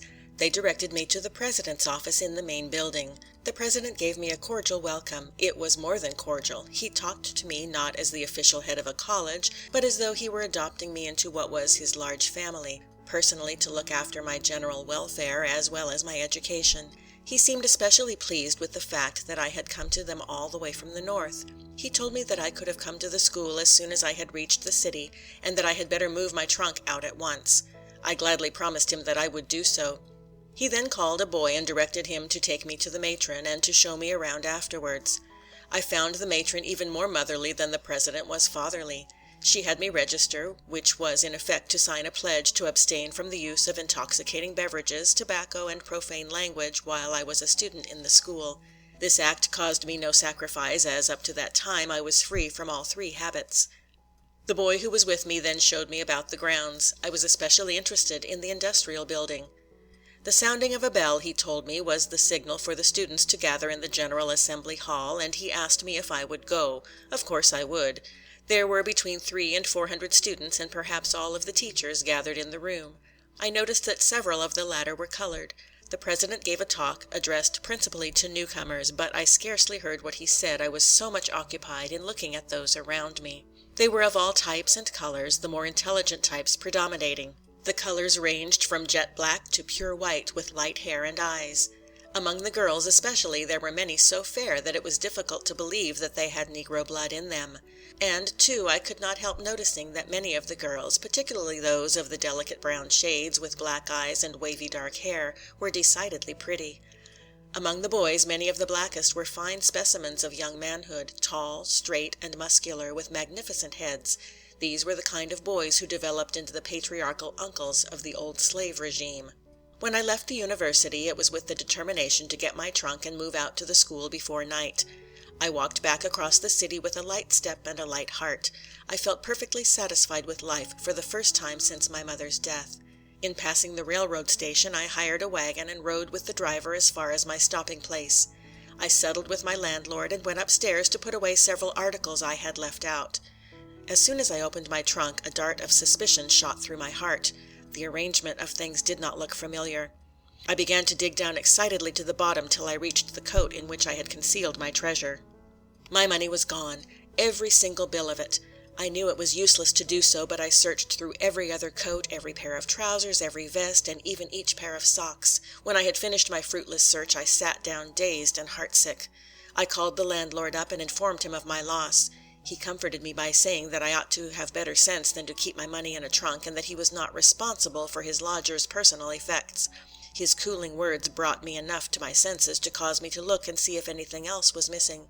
Several small articles were gone, among them a black and gray necktie of odd design, upon which my heart was set. Almost as much as the loss of my money, I felt the loss of my tie. After thinking for a while as best I could, I wisely decided to go back at once to the university and lay my troubles before the president. I rushed breathlessly back to the school. As I neared the grounds, the thought came across me, would not my story sound fishy? Would it not place me in the position of an impostor or beggar? What right had I to worry these busy people with the results of my carelessness? If the money could not be recovered, and I doubted that it could, what good would it do to tell them about it? The shame and embarrassment which the whole situation gave me caused me to stop at the gate. I paused, undecided for a moment, then turned and slowly retraced my steps, and so changed the whole course of my life. If the reader has never been in a strange city without money or friends, it is useless to try to describe what my feelings were. He could not understand. If he has been, it is equally useless, for he understands more than words could convey. When I reached my lodgings, I found in the room one of the porters who had slept there the night before. When he heard what misfortune had befallen me, he offered many words of sympathy and advice. He asked me how much money I had left. I told him that I had $10 or $12 in my pocket. He said, "That won't last you very long here, and you will hardly be able to find anything to do in Atlanta. I'll tell you what you do. Go down to Jacksonville, and you won't have any trouble to get a job in one of the big hotels there, or in St. Augustine." I thanked him, but intimated my doubts of being able to get to Jacksonville on the money I had. He reassured me by saying, "Oh, that's all right. You express your trunk on through, and I'll take you down in my closet." I thanked him again, not knowing then what it was to travel in a Pullman porter's closet. He put me under a deeper debt of gratitude by lending me $15, which he said I could pay back after I had secured work. His generosity brought tears to my eyes, and I concluded that, after all, there were some kind hearts in the world. I now forgot my troubles in the hurry and excitement of getting my trunk off in time to catch the train, which went out at 7 o'clock. I even forgot that I hadn't eaten anything since morning. We got a wagon, the porter went with me, and took my trunk to the express office. My new friend then told me to come to the station at about 7:15 and walk straight to the car where I should see him standing, and not to lose my nerve. I found my role not so difficult to play as I thought it would be, because the train did not leave from the central station, but from a smaller one where there were no gates and guards to pass. I followed directions, and the porter took me on his car and locked me in his closet. In a few minutes the train pulled out for Jacksonville. I may live to be 100 years old, but I shall never forget the agonies I suffered that night. I spent 12 hours doubled up in the porter's basket for soiled linen, not being able to straighten up on account of the shelves for clean linen just over my head. The air was hot and suffocating, and the smell of damp towels and used linen was sickening. At each lurch of the car over the none too smooth track, I was bumped and bruised against the narrow walls of my narrow compartment. I became acutely conscious of the fact that I had not eaten for hours. Then nausea took possession of me, and at one time I had grave doubts about reaching my destination alive. If I had the trip to make again, I should prefer to walk. End of chapter 4, recording by Denise Nordell, Modesto, California. The Autobiography of an Ex-Colored Man by James Weldon Johnson, Chapter 5. The next morning I got out of the car at Jacksonville with a stiff and aching body. I determined to ask no more porters, not even my benefactor, about stopping places, so I found myself on the street not knowing where to go. I walked along listlessly until I met a colored man who had the appearance of a preacher. I asked him if he could direct me to a respectable boarding house for colored people. He said that if I walked along with him in the direction he was going, he would show me such a place. I turned and walked at his side. He proved to be a minister, and asked me a great many direct questions about myself. I answered as many as I saw fit to answer, the others I evaded or ignored. At length we stopped in front of a frame house, and my guide informed me that it was the place. A woman was standing in the doorway, and he called to her, saying that he had brought her a new boarder. I thanked him for his trouble, and after he had urged upon me to attend his church while I was in the city, he went on his way. I went in and found the house neat and not uncomfortable. The parlor was furnished with cane-bottomed chairs, each of which was adorned with a white crocheted tidy. The mantel over the fireplace had a white crocheted cover. A marble-topped center table held a lamp, a photograph album with several trinkets, each of which was set upon a white crocheted mat. There was a cottage organ in a corner of the room, and I noted that the lamp racks upon it were covered with white crocheted mats. There was a matting on the floor, but a white crocheted carpet would not have been out of keeping. I made arrangements with the landlady for my board and lodging. The amount was, I think, $3.50 a week. She was a rather fine-looking, stout, brown-skinned woman of about 40 years of age. Her husband was a light-colored Cuban, a man about one-half her size, and one whose age could not be guessed from his appearance. He was small in size, but a handsome black mustache and typical Spanish eyes redeemed him from insignificance. I was in time for breakfast, and at the table I had the opportunity to see my fellow boarders. There were 8 or 10 of them. 2, as I afterwards learned, were colored Americans. All of them were cigar makers and worked in one of the large factories. Cigar making is one trade in which the color line is not drawn. The conversation was carried on entirely in Spanish, and my ignorance of the language subjected me more to alarm than embarrassment. I had never heard such uproarious conversation. Everybody talked at once, loud exclamations, rolling carambas, menacing gesticulations with knives, forks, and spoons. I looked every moment for the clash of blows. One man was emphasizing his remarks by flourishing a cup in his hand, seemingly forgetful of the fact that it was nearly full of hot coffee. He ended by emptying it over what was, relatively, the only quiet man at the table, excepting myself, bringing from him a volley of language which made the others appear dumb by comparison. I soon learned that in all of this clatter of voices and table utensils they were discussing purely ordinary affairs and arguing about mere trifles, and that not the least ill feeling was aroused. It was not long before I enjoyed the spirited chatter and badinage at the table as much as I did my meals. And the meals were not bad. I spent the afternoon in looking around the town. The streets were sandy, but were well shaded by fine oak trees, and far preferable to the clay roads of Atlanta. One or two public squares with green grass and trees gave the city a touch of freshness. That night after supper I spoke to my landlady and her husband about my intentions. They told me that the big winter hotels would not open within 2 months. It can easily be imagined what effect this news had on me. I spoke to them frankly about my financial condition, and related the main fact of my misfortune in Atlanta. I modestly mentioned my ability to teach music, and asked if there was any likelihood of my being able to get some scholars. My landlady suggested that I speak to the preacher who had shown me to her house. She felt sure that through his influence I should be able to get up a class in piano. She added, however, that the colored people were poor, and that the general price for music lessons was only 25 cents. I noticed that the thought of my teaching white pupils did not even remotely enter her mind. None of this information made my prospects look much brighter.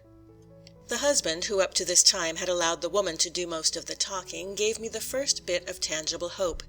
He said that he could get me a job as a stripper in the factory where he worked, and that if I succeeded in getting some music pupils, could teach a couple of them every night, and so make a living until something better turned up. He went on to say that it would not be a bad thing for me to stay at the factory and learn my trade as a cigar maker, and impressed on me that, for a young man knocking about the country, a trade was a handy thing to have. I determined to accept his offer and thanked him heartily. In fact, I became enthusiastic, not only because I saw a way out of my financial troubles, but also because I was eager and curious over the new experience I was about to enter. I wanted to know all about the cigar-making business. This narrowed the conversation down to the husband and myself, so the wife went in and left us talking. He was what is called a regalia workman, and earned from $35 to $40 a week. He generally worked a $60 job, that is, he made cigars for which he was paid at the rate of $60 per thousand. It was impossible for him to make 1,000 in a week because he had to work very carefully and slowly. Each cigar was made entirely by hand. Each piece of filler and each wrapper had to be selected with care. He was able to make a bundle of 100 cigars in a day, not one of which could be told from the others by any difference in size or shape, or even by any appreciable difference in weight. This was the acme of artistic skill in cigar making. Workmen of this class were rare, never more than 3 or 4 in one factory, and it was never necessary for them to remain out of work. There were men who made 200, 300, and 400 cigars of the cheapest grades in a day. They had to be very fast in order to make a decent week's wages. Cigar making was a rather independent trade. The men went to work when they pleased and knocked off when they felt like doing so. As a class, the workmen were careless and improvident. Some very rapid makers would not work more than 3 or 4 days out of the week, and there were others who never showed up at the factory on Mondays. Strippers were the boys who pulled the long stems from the tobacco leaves. After they had served at that work for a certain time, they were given tables as apprentices. All of this was interesting to me, and we drifted along in conversation until my companion struck the subject nearest his heart, the independence of Cuba. He was an exile from the island, and a prominent member of the Jacksonville junta. Every week sums of money were collected from all juntas all over the country. This money went to buy arms and ammunition for the insurgents. As the man sat there nervously smoking his long green cigar and telling me of the Gomezes, both the white one and the black one, the Maceo and Bandera, he grew positively eloquent. He also showed that he was a man of considerable education and reading. He spoke English excellently, and frequently surprised me by using words one would hardly expect from a foreigner. The first one of this class of words he employed almost shocked me, and I never forgot it. It was ramify. We sat on the piazza until after 10 o'clock. When we arose to go into bed, it was with the understanding that I should start in the factory on the next day. I began work the next morning, seated at a barrel with another boy, who showed me how to strip the stems from the leaves, to smooth out each half leaf, and to put the rights together in one pile and the lefts together in another pile on the edge of the barrel. My fingers, strong and sensitive from their long training, were well adapted to this kind of work, and within 2 weeks I was accounted the fastest stripper in the factory. At first the heavy odor of the tobacco almost sickened me, but when I became accustomed to it I liked the smell. I was now earning $4 a week, and was soon able to pick up a couple more by teaching a few scholars at night, whom I had secured through the good offices of the preacher I had met on my first morning in Jacksonville. At the end of about 3 months, through my skill as a stripper and the influence of my landlord, I was advanced to a table and began to learn my trade. In fact, more than my trade, for I learned not only to make cigars, but also to smoke, to swear, and to speak Spanish. I discovered that I had a talent for languages as well as for music. The rapidity and ease with which I acquired Spanish astonished my associates. In a short time I was able not only to understand most of what was said at the table during meals, but to join in the conversation. I bought a method for learning the Spanish language, and with the aid of my landlord as a teacher, by constant practice with my fellow workmen, and by regularly reading the Cuban newspapers, and finally some books of standard Spanish literature which were at the house, I was able in less than a year to speak like a native. In fact, it was my pride that I spoke better Spanish than many of the Cuban workmen in the factory. After I had been in the factory a little over a year, I was repaid for all the effort I had put forth to learn Spanish by being selected as a reader. The reader is quite an institution in all cigar factories which employ Spanish-speaking workmen. He sits in the center of the large room in which the cigar makers work, and reads to them for a certain number of hours each day all the important news from the papers, and whatever else he may consider would be interesting.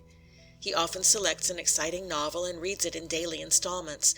He must, of course, have a good voice, but he must also have a reputation among the men for intelligence, for being well posted and having in his head a stock of varied information.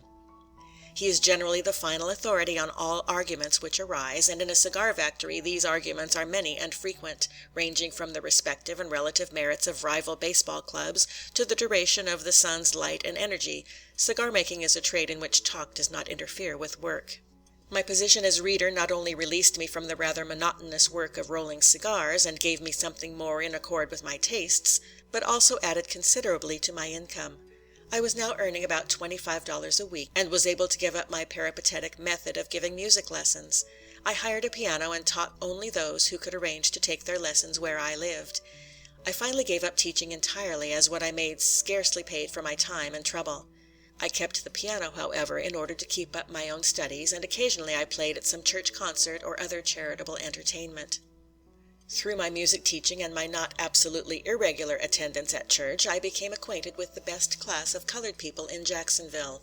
This was really my entrance into the race. It was my initiation into what I have termed the freemasonry of the race. I had formulated a theory of what it was to be colored. Now I was getting the practice. The novelty of my position caused me to observe and consider things which, I think, entirely escaped the young men I associated with, or at least were so commonplace to them as not to attract their attention. And of many of the impressions which came to me then I have realized the full import only within the past few years, since I have had a broader knowledge of men and history, and a fuller comprehension of the tremendous struggle which is going on between the races in the South. It is a struggle, for though the black man fights passively, he nevertheless fights, and his passive resistance is more effective at present than active resistance could possibly be. He bears the fury of the storm, as does the willow tree. It is a struggle, for though the white man of the South may be too proud to admit it, he is, nevertheless, using in the contest his best energies. He is devoting to it the greater part of his thought and much of his endeavor. The South today stands panting and almost breathless from its exertions. And how the scene of the struggle has shifted! The battle was first waged over the right of the Negro to be classed as a human being with a soul; later as to whether he had sufficient intellect to master even the rudiments of learning; and today it is being fought out over his social recognition. I said somewhere in the early part of this narrative that because the colored man looked at everything through the prism of his relationship to society as a colored man, and because most of his mental efforts ran through the narrow channel bounded by his rights and his wrongs, it was to be wondered at that he has progressed so broadly as he has. The The same thing may be said of the white man of the South. Most of his mental efforts run through one narrow channel. His life as a man and a citizen, many of his financial activities, and all of his political activities are impassably limited by the ever-present Negro question. I am sure it would be safe to wager that no group of Southern white men could get together and talk for 60 minutes without bringing up the race question. If a Northern white man happened to be in the group, the time could be safely cut to 30 minutes. In this respect I consider the conditions of the whites more to be deplored than that of the blacks. Here a truly great people, a people that produced a majority of the great historic Americans from Washington to Lincoln, now forced to use up its energies in a conflict as lamentable as it is violent. I shall give the observations I made in Jacksonville as seen through the light of after years, and they apply generally to every Southern community. The colored people may be said to be roughly divided into 3 classes, not so much in respect to themselves as in respect to their relations with the whites. There are those constituting what might be called the desperate class. The men who work in the lumber and turpentine camps, the ex-convicts, the barroom loafers are all in this class. These men conform to the requirements of civilization much as a trained lion with low muttered growls goes through his stunts under the crack of the trainer's whip. They cherish a sullen hatred for all white men, and they value life as cheap. I have heard more than one of them say, "I'll go to hell for the first white man that bothers me." Many who have expressed this sentiment have kept their word, and it is the fact which gives such prominence to this class. For in numbers it is only a small portion of the colored people, but it often dominates public opinion concerning the whole race. Happily this class represents the black people of the South far below their normal physical and moral condition, but in its increase lies the possibility of grave dangers. I am sure there is no more urgent work before the white South, not only for its present happiness, but for its future safety, than the decreasing of this class of blacks. And it is not at all a hopeless class, for these men are but the creatures of conditions, as much so as the slum and critical elements of all the great cities of the world are creatures of conditions. Decreasing their number by shooting and burning them off will not be successful, for these men are truly desperate, and thoughts of death, however terrible, have little effect in deterring them from acts the result of hatred or degeneracy. This class of blacks hate everything covered by a white skin, and in return they are loathed by the whites. The whites regard them just about as a man would a vicious mule, a thing to be worked, driven, and beaten, and killed for kicking. The second class, as regards the relation between blacks and whites, comprises the servants, the washerwomen, the waiters, the cooks, the coachmen, and all who are connected with the whites by domestic service. These may be generally characterized as simple, kind-hearted, and faithful, not over-fine in their moral deductions, but intensely religious, and relatively (such matters can be judged only relatively) about as honest and wholesome in their lives as any other grade of society. Any white person is good who treats them kindly, and they love him for that kindness. In return, the white people with whom they have to do regard them with indulgent affection. They come into close daily contact with the whites, and may be called the connecting link between whites and blacks. In fact, it is through them that the whites know the rest of their colored neighbors. Between this class of the blacks and the whites there is little or no friction. The third class is composed of the independent workmen and tradesmen, and of the well-to-do and educated colored people, and, strange to say, for a directly opposite reason, they are as far removed from the whites as the members of the first class I mentioned. These people live in a little world of their own. In fact, I concluded that if a colored man wanted to separate himself from his white neighbors, he had but to acquire some money, education, and culture, and to live in accordance. For example, the proudest and fairest lady in the South could with propriety, and it is what she would most likely do, go to the cabin of Aunt Mary, her cook, if Aunt Mary was sick, and minister to her comfort with her own hands. But if Mary's daughter Eliza, a girl who used to run around my lady's kitchen, but who has received an education and married a prosperous young colored man, were at death's door, my lady would no more think of crossing the threshold of Eliza's cottage than she would of going into a bar-room for a drink. I was walking down the street one day with a young man who was born in Jacksonville, but had been away to prepare himself for a professional life. We passed a young white man, and my companion said to me, "You see that young man? We grew up together. We have played, hunted, and fished together. We have even eaten and slept together, and now, since I have come back home, he barely speaks to me."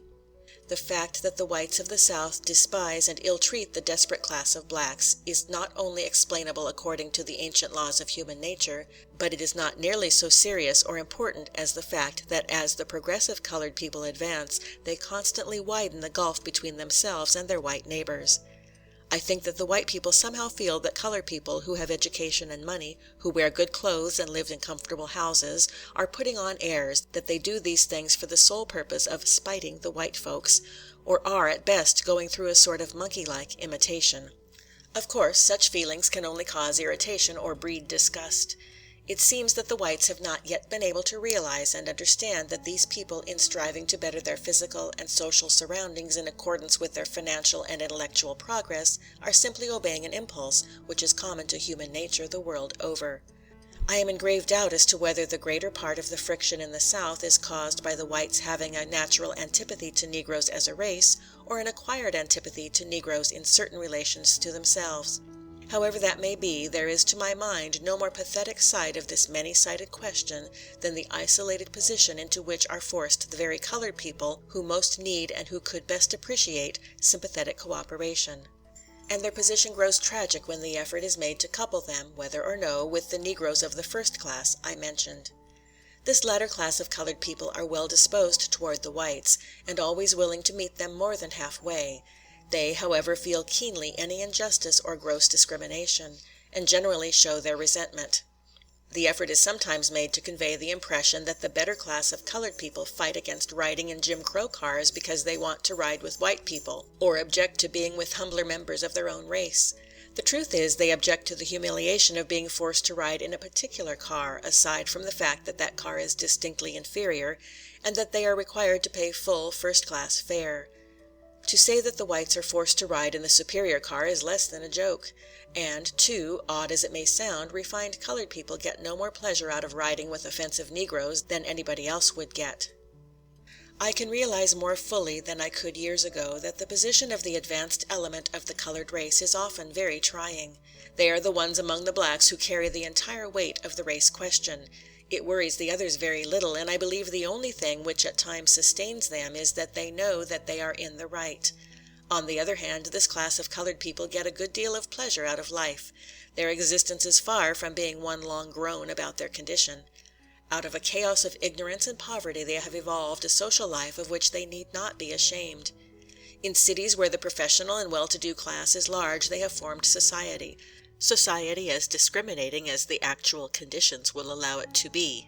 I should say, perhaps, society possessing discriminating tendencies which become rules as fast as actual conditions allow. This statement will, I know, sound preposterous, even ridiculous to some persons, but as this class of colored people is the least known of the race, it is not surprising. These social circles are connected throughout the country, and a person in good standing in one city is readily accepted in another. One who is on the outside will often find it a difficult matter to get in. I know personally of one case in which money to the extent of $30,000 or $40,000 and a fine house, not backed up by a good reputation, after several years of repeated effort failed to gain entry for the possessor. These people have their dances and dinners and card parties, their musicals, and their literary societies. The women attend social affairs dressed in good taste, and the men dress in suits which they own, and the reader will make a mistake to confound these entertainments with the bellman's balls and whitewashers' picnics and lime kiln clubs with which the humorous press of the country illustrates "colored society." Jacksonville, when I was there, was a small town, and the number of educated and well-to-do colored people was small, so this society phase of life did not equal what I have since seen in Boston, Washington, Richmond, and Nashville, and it is upon what I have more recently seen in these cities that I have made the observations just above. However, there were many comfortable and pleasant homes in Jacksonville, to which I was often invited. I belonged to the literary society, at which we generally discussed the race question, and attended all of the church festivals and other charitable entertainments. In this way I passed 3 years, which were not at all the least enjoyable of my life. In fact, my joy took such an exuberant turn that I fell in love with a young school teacher, and began to have dreams of matrimonial bliss. But another turn in the course of my life brought these dreams to an end. I do not wish to mislead my readers into thinking that I led a life in Jacksonville which would make copy for the hero of a Sunday school library book. I was a hail fellow well met with all of the workmen of the factory, most of whom knew little and cared less about social distinctions. From their example I learned to be careless about money, and for that reason I constantly postponed and finally abandoned returning to Atlanta University. It seemed impossible for me to save as much as $200. Several of the men at the factory were my intimate friends, and I frequently joined them in their pleasures. During the summer months we went almost every Monday on an excursion to a seaside resort called Pablo Beach. These excursions were always crowded. There was a dancing pavilion, a great deal of drinking, and generally a fight or two to add to the excitement. I also contracted the cigar maker's habit of riding around in a hack on Sunday afternoons. I sometimes went with my cigar maker friends to public balls that were given at a large hall on one of the main streets. I learned to take a drink occasionally and paid for quite a number that my friends took, but strong liquors never appealed to my appetite. I drank them only when the company I was in required it, and suffered for it afterwards. On the whole, though I was a bit wild, I can't remember that I ever did anything disgraceful, or, as the usual standard for young men goes, anything to forfeit my claim to respectability. At one of the first public balls I attended, I saw the Pullman car porter who had so kindly assisted me in getting to Jacksonville. I went immediately to one of my factory friends and borrowed $15 with which to repay the loan my benefactor had made me. After I had given him the money and was thanking him, I noticed that he wore what was, at least, an exact duplicate of my lamented black and gray tie. It was somewhat worn, but distinct enough for me to trace the same odd design which had first attracted my eye. This was enough to arouse my strongest suspicions, but whether it was sufficient for the law to take cognizance of, I did not consider. My astonishment and the ironical humor of the situation drove everything else out of my mind. These balls were attended by a great variety of people. They were generally given by the waiters of some one of the big hotels, and were often patronized by a number of hotel guests who came to see the sights. The crowd was always noisy but good-natured. There was much quadrille dancing, and a strong-lunged man called figures in a voice which did not confine itself to the limits of the hall. It is not worth the while for me to describe in detail how these people acted. They conducted themselves in about the same manner as I have seen other people at similar balls conduct themselves. When one has seen something of the world and human nature, one must conclude, after all, that between people in like stations of life there is very little difference the world over. However, it was at one of these balls that I first saw the cakewalk. There was a contest for a gold watch, to be awarded to the hotel head waiter receiving the greatest number of votes. There was some dancing while the votes were being counted. Then the floor was cleared for the cakewalk. A half-dozen guests from some of the hotels took seats on the stage to act as judges, and 12 or 14 couples began to walk for a sure enough highly decorated cake which was in plain evidence. The spectators crowded about the space reserved for the contestants and watched them with interest and excitement. The couples did not walk around in a circle, but in a square, with the man on the inside. The fine points to be considered were the bearing of the men, the precision with which they turned the corners, the grace of the women, and the ease with which they swung around the pivots. The men walked with stately and soldierly step, and the women with considerable grace. The judges arrived at their decision by process of elimination. The music and the walk continued for some minutes, then both were stopped while the judges conferred. When the walk began again, several couples were left out. In this way the contest was finally narrowed down to 3 or 4 couples. Then the excitement became intense. There was much partisan cheering as one couple or another would execute a turn in extra elegant style. When the cake was finally awarded, the spectators were about evenly divided between those who cheered the winners and those who muttered about the unfairness of the judges. This was the cakewalk in its original form, and it is what the colored performers on the theatrical stage developed into the prancing movements now known all over the world, and which some Parisian critics pronounce the acme of poetic motion. There are a great many colored people who are ashamed of the cakewalk, but I think they ought to be proud of it. It is my opinion that the colored people of this country have done 4 things which refute the oft-advanced theory that they are an absolutely inferior race, which demonstrate that they have originality and artistic conception, and, what is more, the power of creating that which can influence and appeal universally. The first 2 of these are the Uncle Remus stories collected by Joel Chandler Harris, and the Jubilee songs, to which the Fisk singers made the public and the skilled musicians of both America and Europe listen. The other 2 are ragtime music and the cakewalk. No one who has traveled can question the world-conquering influence of ragtime, and I do not think it would be an exaggeration to say that in Europe the United States is popularly known better by ragtime than by anything else it has produced in a generation. In Paris they call it American music. The newspapers have already told how the practice of intricate cakewalk steps has taken up the time of European royalty and nobility.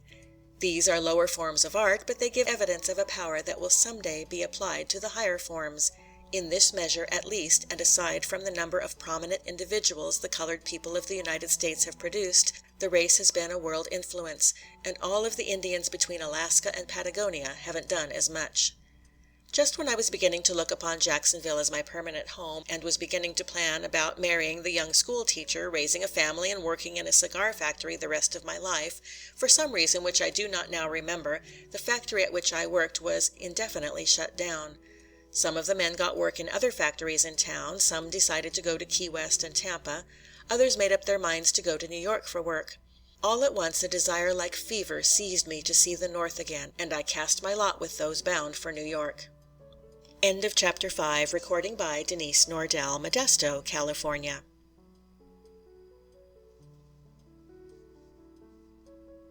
The Autobiography of an Ex-Colored Man by James Weldon Johnson, Chapter 6. We steamed up into New York Harbor late one afternoon in spring. The last efforts of the sun were being put forth in turning the waters of the bay to glistening gold. The green islands on either side, in spite of their warlike mountings, looked calm and peaceful. The buildings of the town shone out in a reflected light which gave the city an air of enchantment, and truly it is an enchanted spot. New York City is the most fatally fascinating thing in America. She sits like a great witch at the gate of the country, showing her alluring white face and hiding her crooked hands and feet under the folds of her wide garments, constantly enticing thousands from far within, and tempting those who come from across the seas to go no farther. And all these become the victims of her caprice. Some she at once crushes beneath her cruel feet. Others she condemns to a fate like that of galley slaves. A few she favors and fondles, riding them high on the bubbles of fortune. Then with a sudden breath she blows the bubbles out and laughs mockingly as she watches them fall. Twice I had passed through it, but this was really my first visit to New York, and as I walked about that evening I began to feel the dread power of the city, the crowds, the lights, the excitement, the gaiety, and all its subtler stimulating influences began to take effect upon me. My blood ran quicker, and I felt that I was just beginning to live. To some natures this stimulant of life in a great city becomes a thing as binding and necessary as opium is to one addicted to the habit. It becomes their breath of life. They cannot exist outside of it. Rather than be deprived of it, they are content to suffer hunger, want, pain, and misery. They would not exchange even a ragged and wretched condition among the great crowd for any degree of comfort away from it. As soon as we landed, 4 of us went directly to a lodging house in 27th Street, just west of 6th Avenue. The house was run by a short, stout mulatto man who was exceedingly talkative and inquisitive. In 15 minutes he not only knew the history of the past life of each one of us, but had a clearer idea of what we intended to do in the future than we ourselves.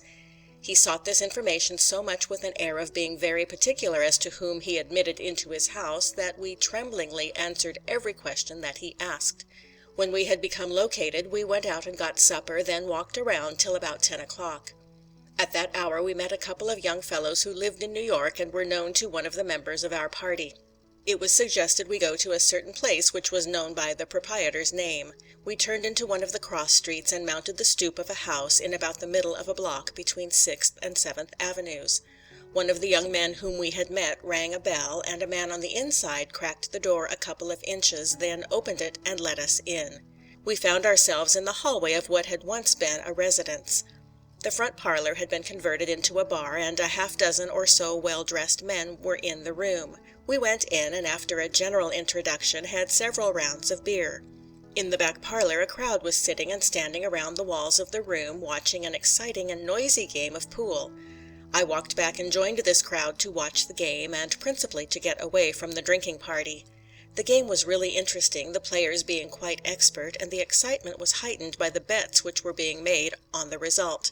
At times the antics and remarks of both players and spectators were amusing. When, at a critical point, a player missed a shot, he was deluged by those financially interested in his making it with a flood of epithets synonymous with chump, while from the others he would be jeered by such remarks as, "Nigger, dat cue ain't no hoe handle."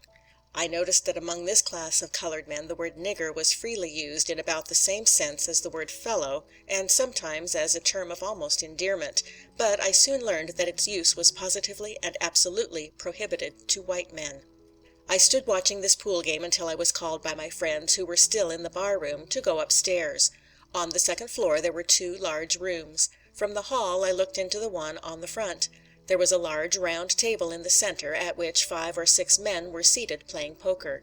The air and conduct here were greatly in contrast to what I had just seen in the pool room. These men were evidently the aristocrats of the place. They were well, perhaps a bit flashily dressed, and spoke in low, modulated voices, frequently using the word gentleman. In fact, they seemed to be practicing a sort of Chesterfieldian politeness towards each other.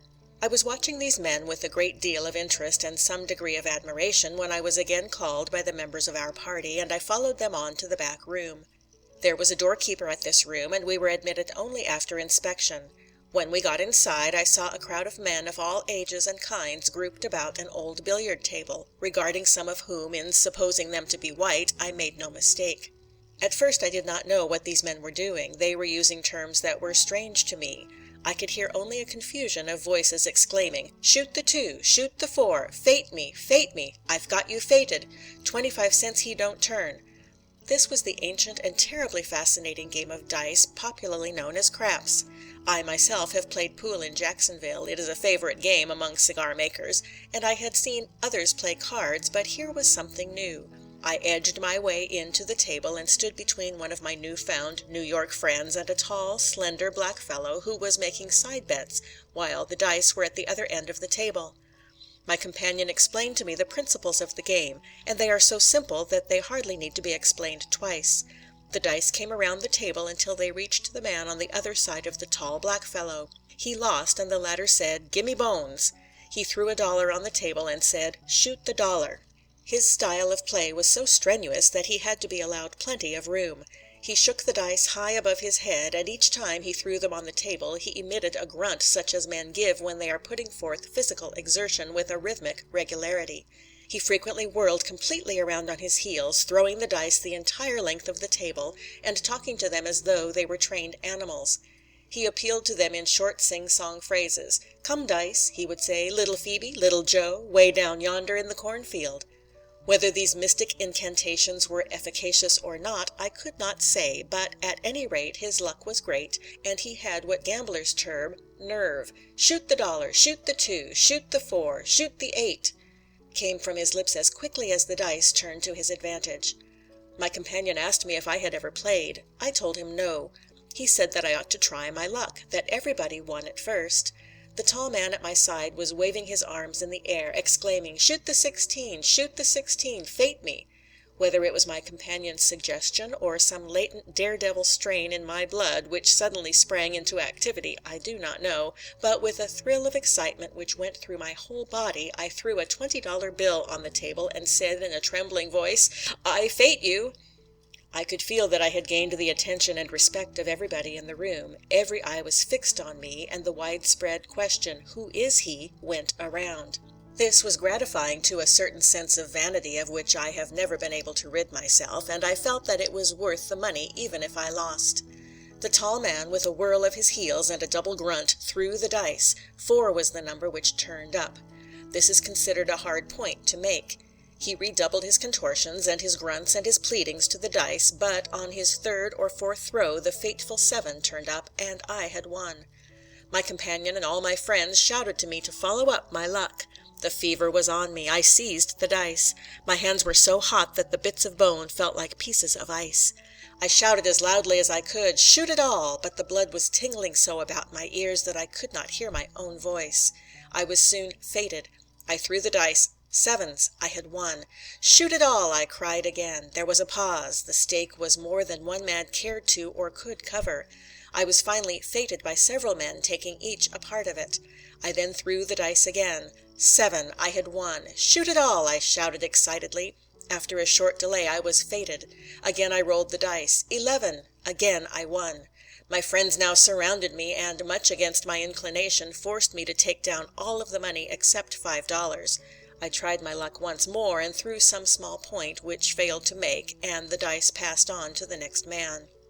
In less than 3 minutes I had won more than $200, a sum which afterwards cost me dearly. I was the hero of the moment, and was soon surrounded by a group of men, who expressed admiration for my nerve, and predicted for me a brilliant future as a gambler. Although at the time I had no thought of becoming a gambler, I felt proud of my success. I felt a bit ashamed, too, that I had allowed my friends to persuade me to take down my money so soon. Another set of men also got around me and begged me for 25 or 50 cents to put them back into the game. I gave each of them something. I saw that several of them had on linen dusters, and as I looked about, I noticed that there were perhaps a dozen men in the room similarly clad. I asked the fellow who had been my prompter at the dice table why they dressed in such a manner. He told me that men who had lost all the money and jewelry they possessed, frequently, in an effort to recoup their losses, would gamble away all their outer clothing and even their shoes, and that the proprietor kept on hand a supply of linen dusters for all who were so unfortunate. My informant went on to say that sometimes a fellow would become almost completely dressed, and then, by a turn of the dice, would be thrown back into a state of semi-nakedness.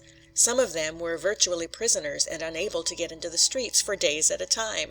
They ate at the lunch counter, where their credit was good so long as they were fair gamblers and did not attempt to jump their debts, and they slept around in chairs. They importuned friends and winners to put them back in the game, and kept at it until fortune again smiled on them. I laughed heartily at this, not thinking the day was coming which would find me in the same ludicrous predicament. On passing downstairs, I was told that the third and top floor of the house was occupied by the proprietor. When we passed through the bar, I treated everybody in the room, and that was no small number, for 8 or 10 had followed us down. Then our party went out. It was now 12:30, but my nerves were at such a tension that I could not endure the mere thought of going to bed. I asked if there was no other place to which we could go. Our guide said yes, and suggested that we go to the club. We went to 6th Avenue, walked 2 blocks, and turned to the west into another street. We stopped in front of a house with 3 stories and a basement. In the basement was a Chinese chop suey restaurant. There was a red lantern on the iron gate to the areaway, inside of which the Chinaman's name was printed. We went up the steps of the stoop, rang the bell, and were admitted without any delay. From the outside of the house bore a rather gloomy aspect, the windows being absolutely dark, but within it was a veritable house of mirth. When we had passed through a small vestibule and reached the hallway, we heard mingled sounds of music and laughter, clink of glasses, and the pop of bottles. We went into the main room, and I was little prepared for what I saw. The brilliancy of the place, the display of diamond rings, scarf pins, earrings, and breastpins, the big rolls of money that were brought into evidence when drinks were paid for, and the air of gaiety that pervaded the place, all completely dazzled and dazed me. I felt positively giddy, and it was several minutes before I was able to make any clear and definite observations. We at length secured places at a table in a corner of the room, and as soon as we could attract the attention of one of the busy waiters, ordered a round of drinks. When I had somewhat collected my senses, I realized that in a large back room into which the main room opened, there was a young fellow singing a song, accompanied on the piano by a short, thick-set, dark man. After each verse he did some dance steps, which brought forth great applause and a shower of small coins at his feet. After the singer had responded to a rousing encore, the stout man at the piano began to run his fingers up and down the keyboard. This he did in a manner which indicated that he was master of a good deal of technique. Then he began to play, and such playing! I stopped talking to listen. It was music of a kind I had never heard before. It was music that demanded physical response, patting of the feet, drumming of the fingers, or nodding of the head in time with the beat. The barbaric harmonies, the audacious resolutions, often consisting of an abrupt jump from one key to another, the intricate rhythms in which the accents fell in the most unexpected places, but in which the beat was never lost, produced a most curious effect. And, too, the player, the dexterity of his left hand in making rapid octave runs and jumps was little short of marvelous, and with his right hand he frequently swept half the keyboard with clean-cut chromatics which he fitted in so nicely as never to fail to arouse in his listeners a sort of pleasant surprise at the accomplishment of the feat. This was ragtime music, then a novelty in New York, and just growing to be a rage, which has not yet subsided. It was originated in the questionable resorts about Memphis and St. Louis by Negro piano players who knew no more of the theory of music than they did of the theory of the universe, but were guided by natural musical instinct and talent. It made its way to Chicago, where it was popular some time before it reached New York. These players often improvised crude and at times vulgar words to fit the melodies. This was the beginning of the ragtime song. Several of these improvisations were taken down by white men, the words slightly altered, and published under the names of the arrangers. They sprang into immediate popularity and earned small fortunes, of which the Negro originators got only a few dollars. But I have learned that since that time a number of colored men, of not only musical talent but training, are writing out their own melodies and words and reaping the reward of their work. I have learned also that they have a large number of white imitators and adulterators. American musicians, instead of investigating ragtime, attempt to ignore it, or dismiss it with a contemptuous word. But that has always been the course of scholasticism in every branch of art. Whatever new thing the people like is pooh-poohed. Whatever is popular is spoken of as not worth the while. The fact is, nothing great or enduring, especially in music, has ever sprung full-fledged and unprecedented from the brain of any master. The best that he gives to the world he gathers from the hearts of the people, and runs it through the alembic of his genius. In spite of the bans which musicians and music teachers have placed upon it, the people still demand and enjoy ragtime. One thing cannot be denied, it is music which possesses at least one strong element of greatness. It appeals universally. Not only the American, but the English, the French, and even the German people find delight in it. In fact, there is not a corner of the civilized world in which it is not known, and this proves its originality. For if it were an imitation, the people of Europe, anyhow, would not have found it a novelty. Anyone who doubts that there is a peculiar heel-kicking, smile-provoking, joy-awakening charm in ragtime needs only to hear a skillful performer play the genuine article to be convinced. I believe that it has its place as well as the music which draws from us sighs and tears. I became so interested in both the music and the player that I left the table where I was sitting and made my way through the hall into the back room, where I could see as well as hear.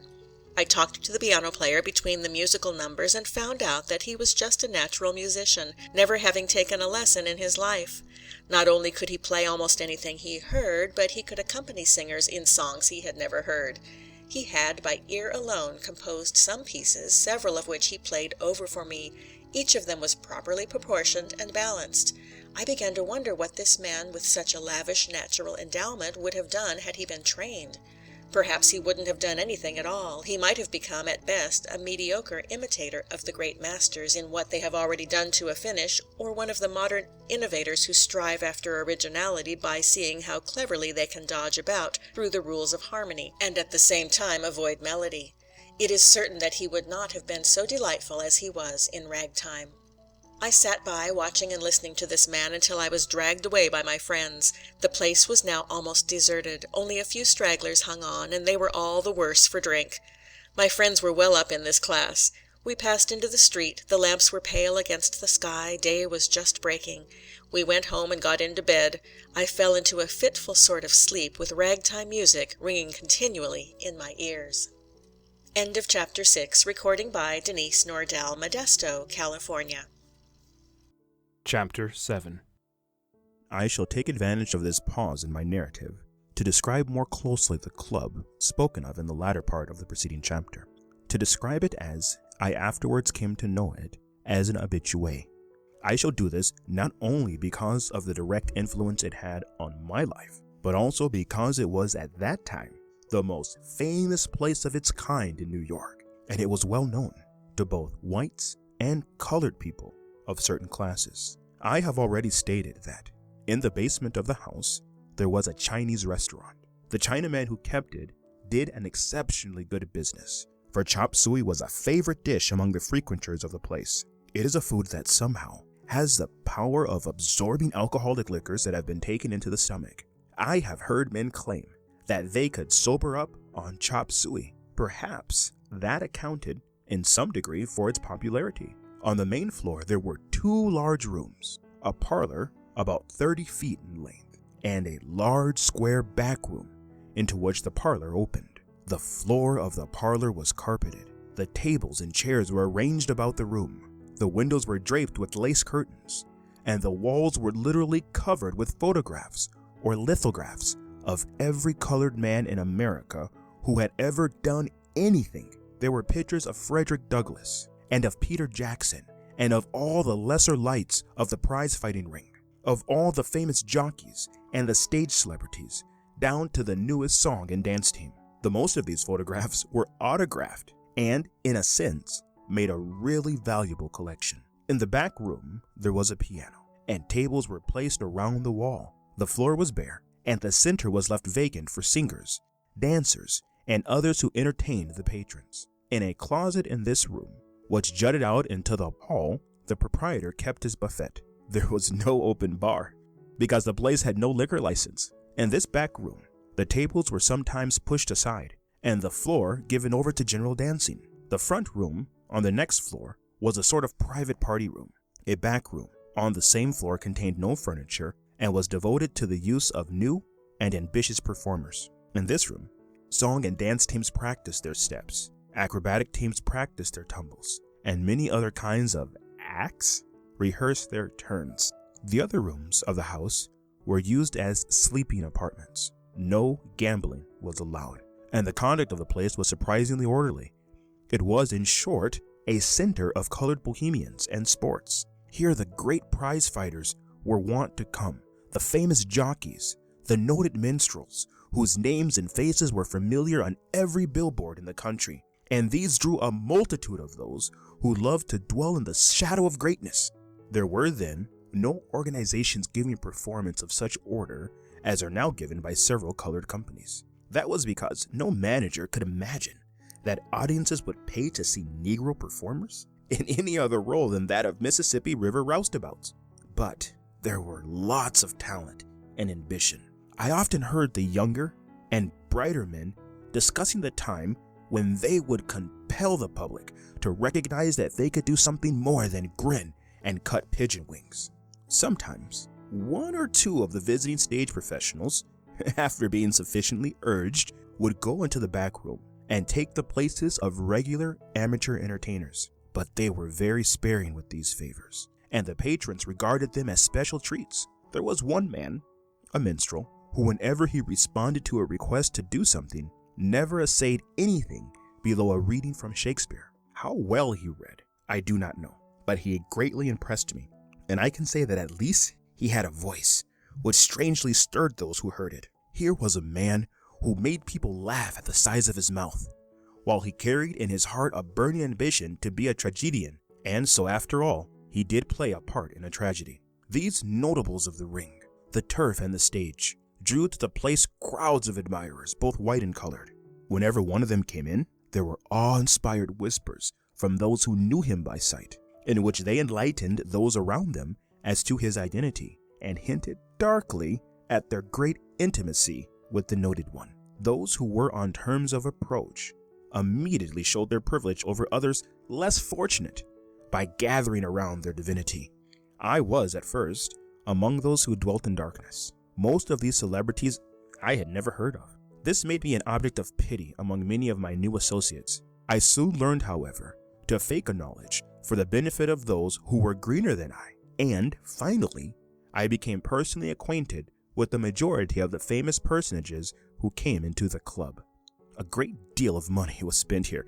So many of the patrons were men who earned large sums. I remember one night, a dapper little brown-skinned fella was pointed out to me, and I was told that he was the most popular jockey of the day, and that he earned $12,000 a year. This latter statement I couldn't doubt, for with my own eyes I saw him spending at about 30 times that rate. For his friends and those who were introduced to him, he brought nothing but wine. In the sporting circles, wine means champagne, and paid for it at $5 a quart.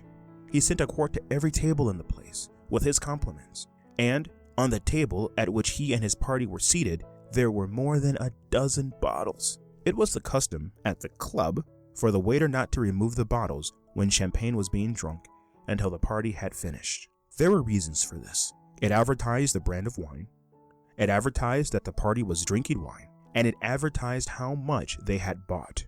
This jockey had won a great race that day, and he was rewarding his admirers for the homage they paid him, all of which he accepted with a fine air of condescension. Besides the people I have just been describing, there was at the place almost every night 1 or 2 parties of white people, men and women who were out sightseeing or slumming. They generally came in cabs. Some of them would stay only for a few minutes, while others sometimes stayed until morning. There was also another set of white people who came frequently. It was made up of variety performers and others who delineated darky characters. They came to get their imitations firsthand from the Negro entertainers they saw there. There was still another set of white patrons, comprised of women.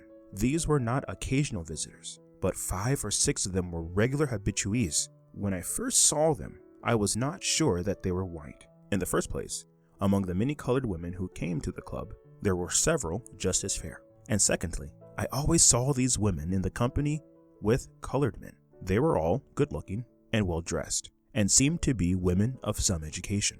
One of these, in particular, attracted my attention. She was an exceedingly beautiful woman of perhaps 35.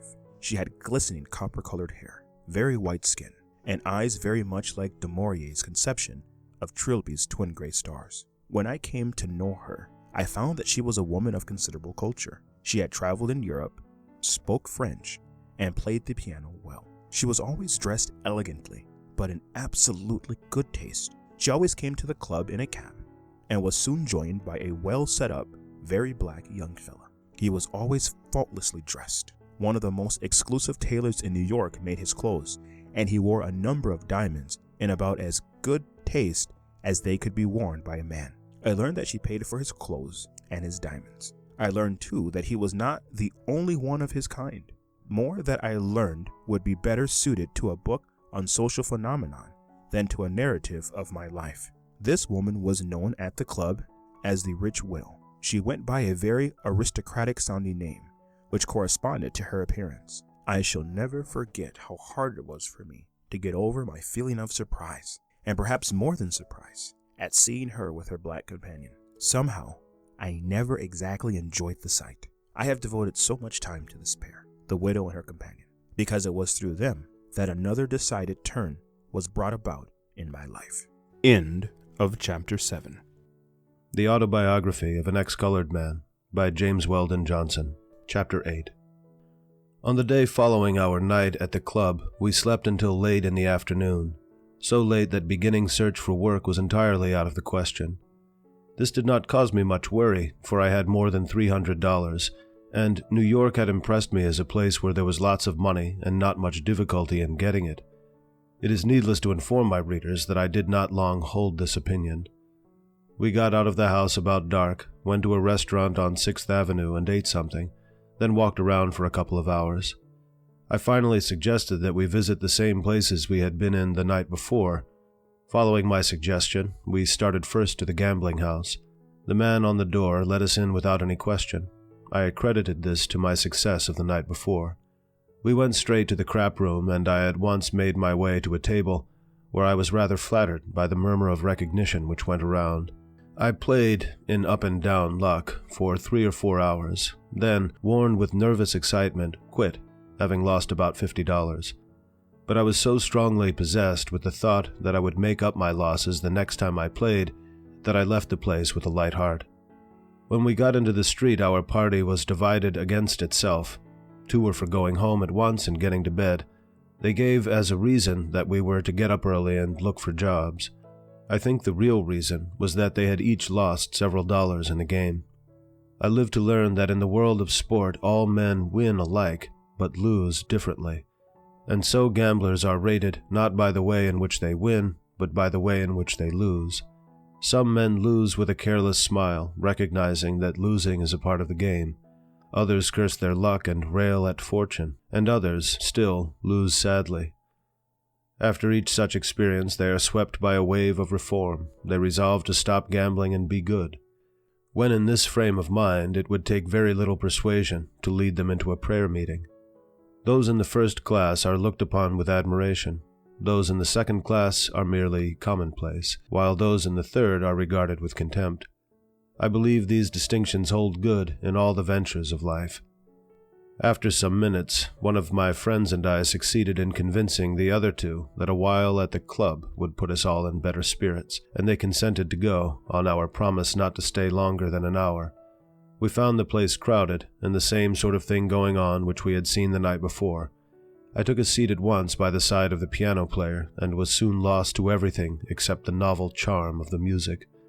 I watched the performer with the idea of catching the trick, and during one of his intermissions I took his place at the piano and made an attempt to imitate him, but even my quick ear and ready fingers were unequal to the task on first trial. We did not stay at the club very long, but went home to bed in order to be up early the next day. We had no difficulty in finding work, and my third morning in New York found me at a table rolling cigars. I worked steadily for some weeks, at the same time spending my earnings between the crap game and the club. Making cigars became more and more irksome to me.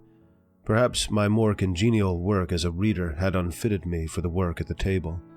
And, too, the late hours I was keeping made such a sedentary occupation almost beyond the powers of will and endurance. I often found it hard to keep my eyes open and sometimes had to get up and move around to keep from falling asleep.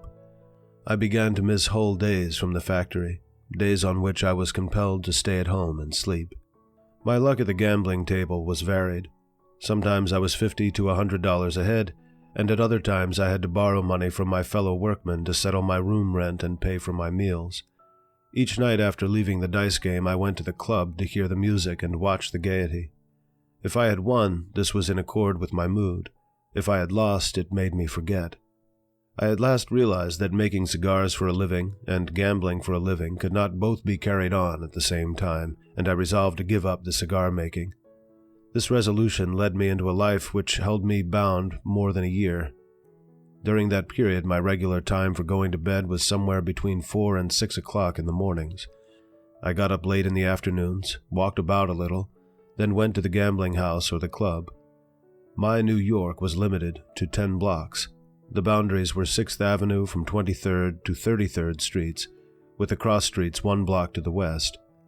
Central Park was a distant forest, and the lower part of the city a foreign land. I look back upon the life I then led with a shudder when I think what would have been had I not escaped it. But had I not escaped it, I should have been no more unfortunate than are many young colored men who come to New York. During that dark period, I became acquainted with a score of bright, intelligent young fellows who had come up to the great city with high hopes and ambitions, and who had fallen under the spell of this underlife, a spell they could not throw off. There was one popularly known as the Doctor. He had had 2 years in the Harvard Medical School, but here he was, living this gaslight life, his will and moral sense so enervated and deadened that it was impossible for him to break away.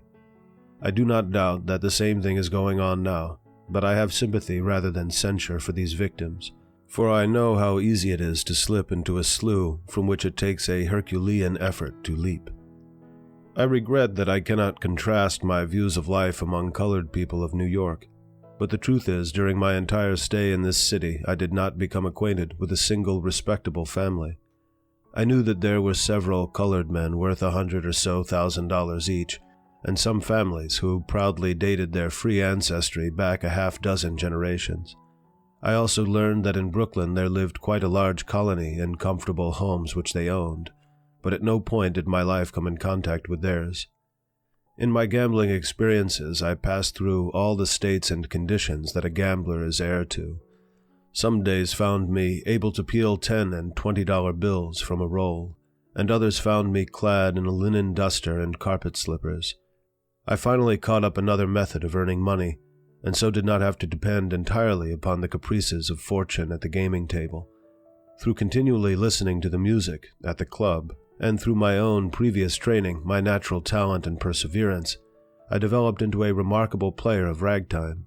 Indeed, I had the name at that time of being the best ragtime player in New York. I brought all my knowledge of classic music to bear, and, in so doing, achieved some novelties which pleased and even astonished my listeners.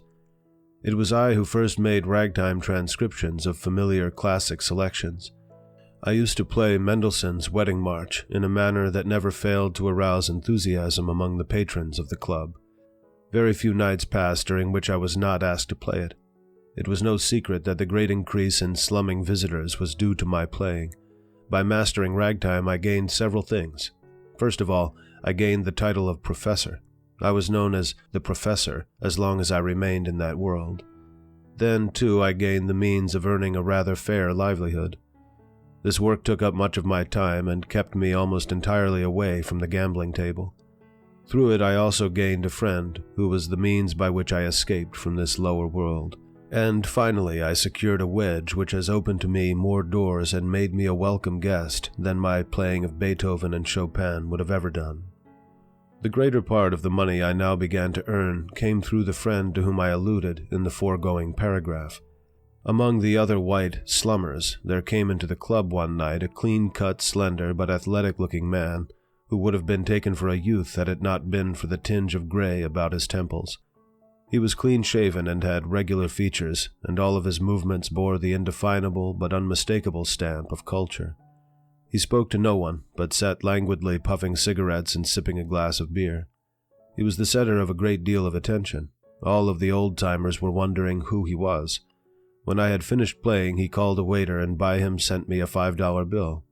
For about a month after that, he was at the club 1 or 2 nights each week, and each time after I had played, he gave me $5. One night he sent for me to come to his table. He asked me several questions about myself, then told me that he had an engagement which he wanted me to fill. He gave me a card containing his address and asked me to be there on a certain night. I was on hand promptly and found that he was giving a dinner in his own apartments to a party of ladies and gentlemen, and that I was expected to furnish the musical entertainment. When the grave, dignified man at the door let me in, the place struck me as being almost dark. My eyes had been so accustomed to the garish light of the club. He took my coat and hat, bade me take a seat, and went to tell his master that I had come. When my eyes were adjusted to the soft light, I saw that I was in the midst of elegance and luxury in a degree such as I had never seen, but not the elegance which makes one ill at ease. As I sank into a great chair, the subdued tone, the delicately sensuous harmony of my surroundings drew from me a deep sigh of relief and comfort. How long the man was gone, I do not know, but I was startled by a voice saying, "Come this way, if you please, sir," and I saw him standing by my chair. I had been asleep, and I awoke very much confused and a little ashamed, because I did not know how many times he may have called me. I followed him through into the dining room, where the butler was putting the finishing touches to a table which already looked like a big jewel. The doorman turned me over to the butler, and I passed with the butler on back to where several waiters were busy polishing and assorting table utensils. Without being asked whether I was hungry or not, I was placed at a table and given something to eat. Before I had finished eating, I heard the laughter and talk of the guests who were arriving. Soon afterwards, I was called in to begin my work. I passed in to where the company was gathered and went directly to the piano. According to a suggestion from the host, I began with classic music. During the first number, there was absolute quiet and appreciative attention, and when I had finished, I was given a round of generous applause. After that, the talk and the laughter began to grow until the music was only an accompaniment to the chatter. This, however, did not disconcert me, as it once would have done, for I had become accustomed to playing in the midst of uproarious noise. As the guests began to pay less attention to me, I was enabled to play more to them. There were about a dozen of them. The men ranged in appearance, from a girlish-looking youth to a big, grizzled man whom everybody addressed as Judge. None of the women appeared to be under 30, but each of them struck me as being handsome. I was not long in finding out that they were all decidedly blasé. Several of the women smoked cigarettes and with a careless grace which showed they were used to the habit. Occasionally a "damn it" escaped from the lips of some one of them, but in such a charming way as to rob it of all vulgarity. The most notable thing which I observed was that the reserve of the host increased in direct proportion with the hilarity of his guests. I thought that there was something going wrong, which displeased him. I afterwards learned that it was his habitual manner on such occasions. He seemed to take cynical delight in watching and studying others indulging in excess. His guests were evidently accustomed to his rather non-participating attitude, for it did not seem in any degree to dampen their spirits. When dinner was served, the piano was moved and the door left open so that the company might hear the music while eating. At a word from the host, I struck up one of my liveliest ragtime pieces. The effect was surprising, perhaps even to the host. The ragtime music came very near spoiling the party so far as eating the dinner was concerned. As soon as I began, the conversation suddenly stopped. It was a pleasure to me to watch the expression of astonishment and delight that grew on the faces of everybody. These were people, and they represented a large class, who were ever expecting to find happiness and novelty, each day restlessly exploring and exhausting every resource of this great city that might possibly furnish a new sensation or awaken a fresh emotion, and who were always grateful to anyone who aided them in their quest. Several of the women left the table and gathered about the piano. They watched my fingers and asked what kind of music it was that I was playing, where I had learned it, and a host of other questions. It was only by being repeatedly called back to the table that they were induced to finish their dinner. When the guests arose, I struck up my ragtime transcription of Mendelssohn's Wedding March, playing it with terrific chromatic octave runs in the bass. This raised everybody's spirits to the highest point of gaiety, and the whole company involuntarily and unconsciously did an impromptu cakewalk. From that time on until the time of leaving, they kept me so busy that my arms ached. I obtained a little respite when the girlish-looking youth and one or two of the ladies sang several songs, but after each of these it was back to ragtime. In leaving, the guests were enthusiastic in telling the host that he had furnished them the most unusual entertainment they had ever enjoyed.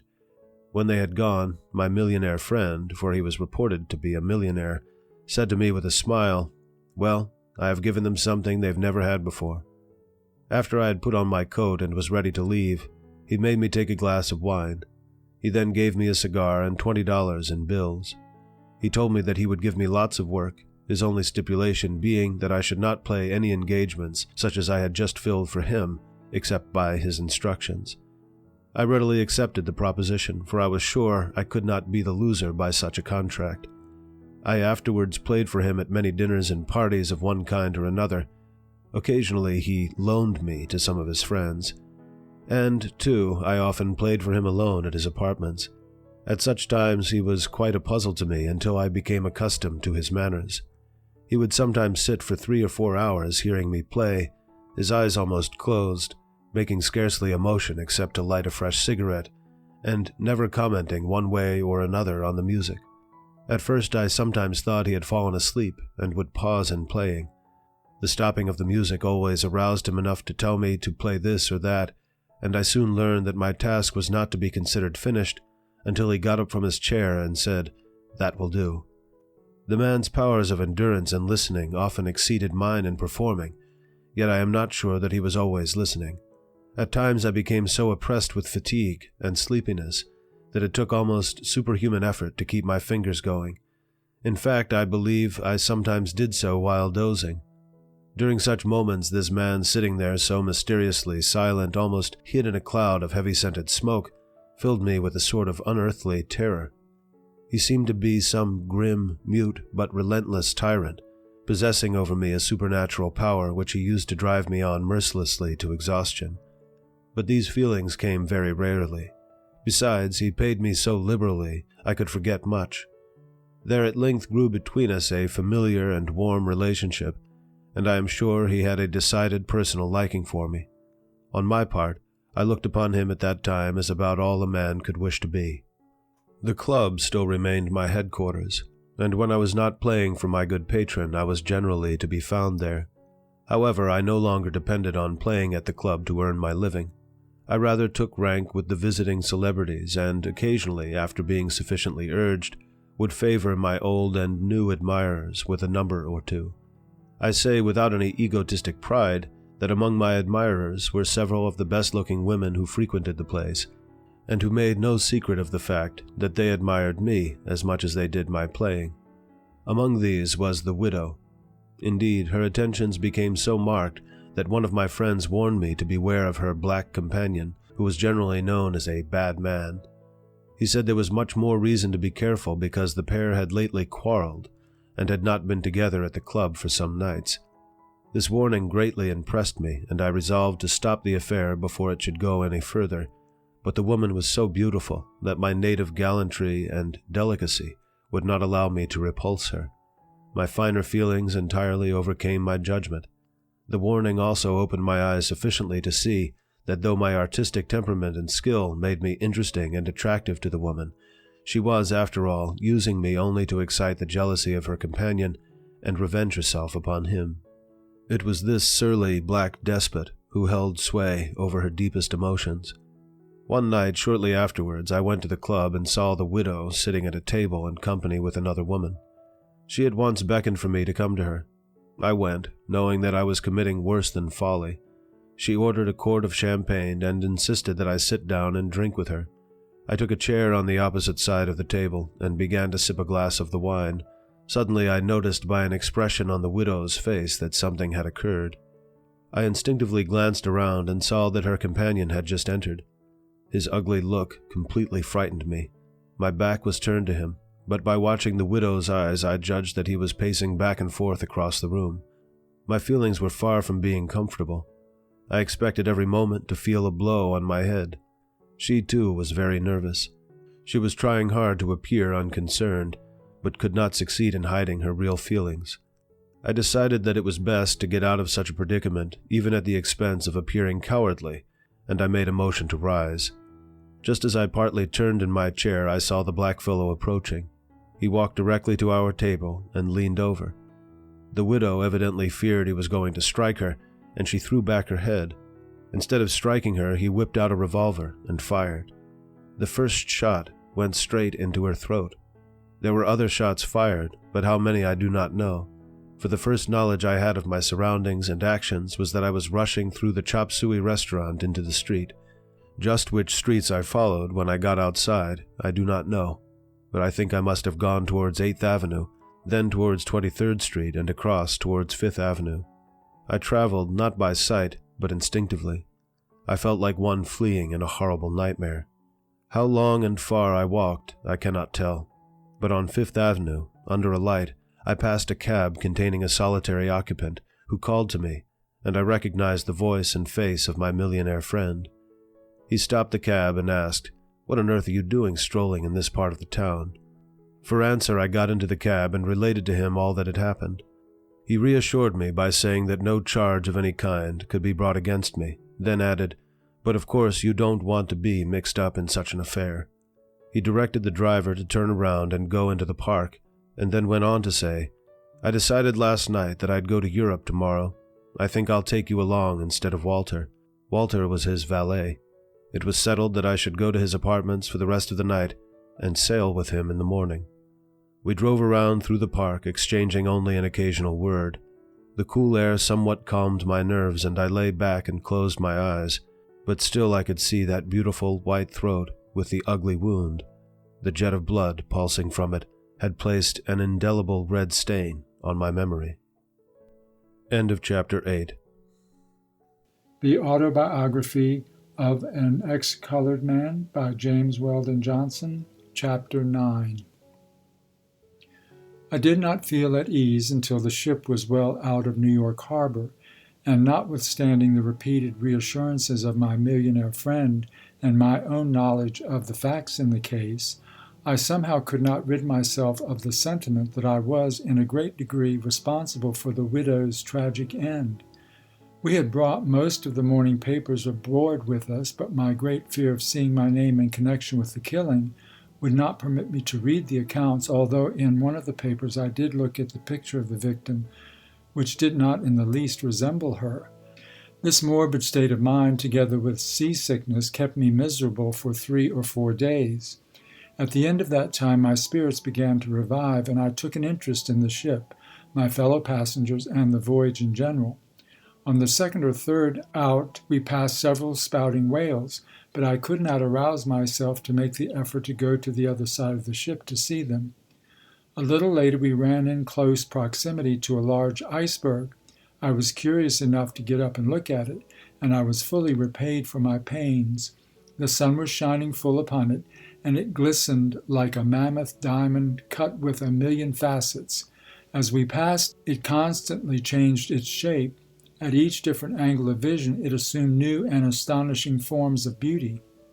I watched it through a pair of glasses, seeking to verify my early conception of an iceberg. In the geographies of my grammar school days, the pictures of icebergs always included a stranded polar bear standing desolately upon one of the snowy crags. I looked for the bear, but if he was there, he refused to put himself on exhibition.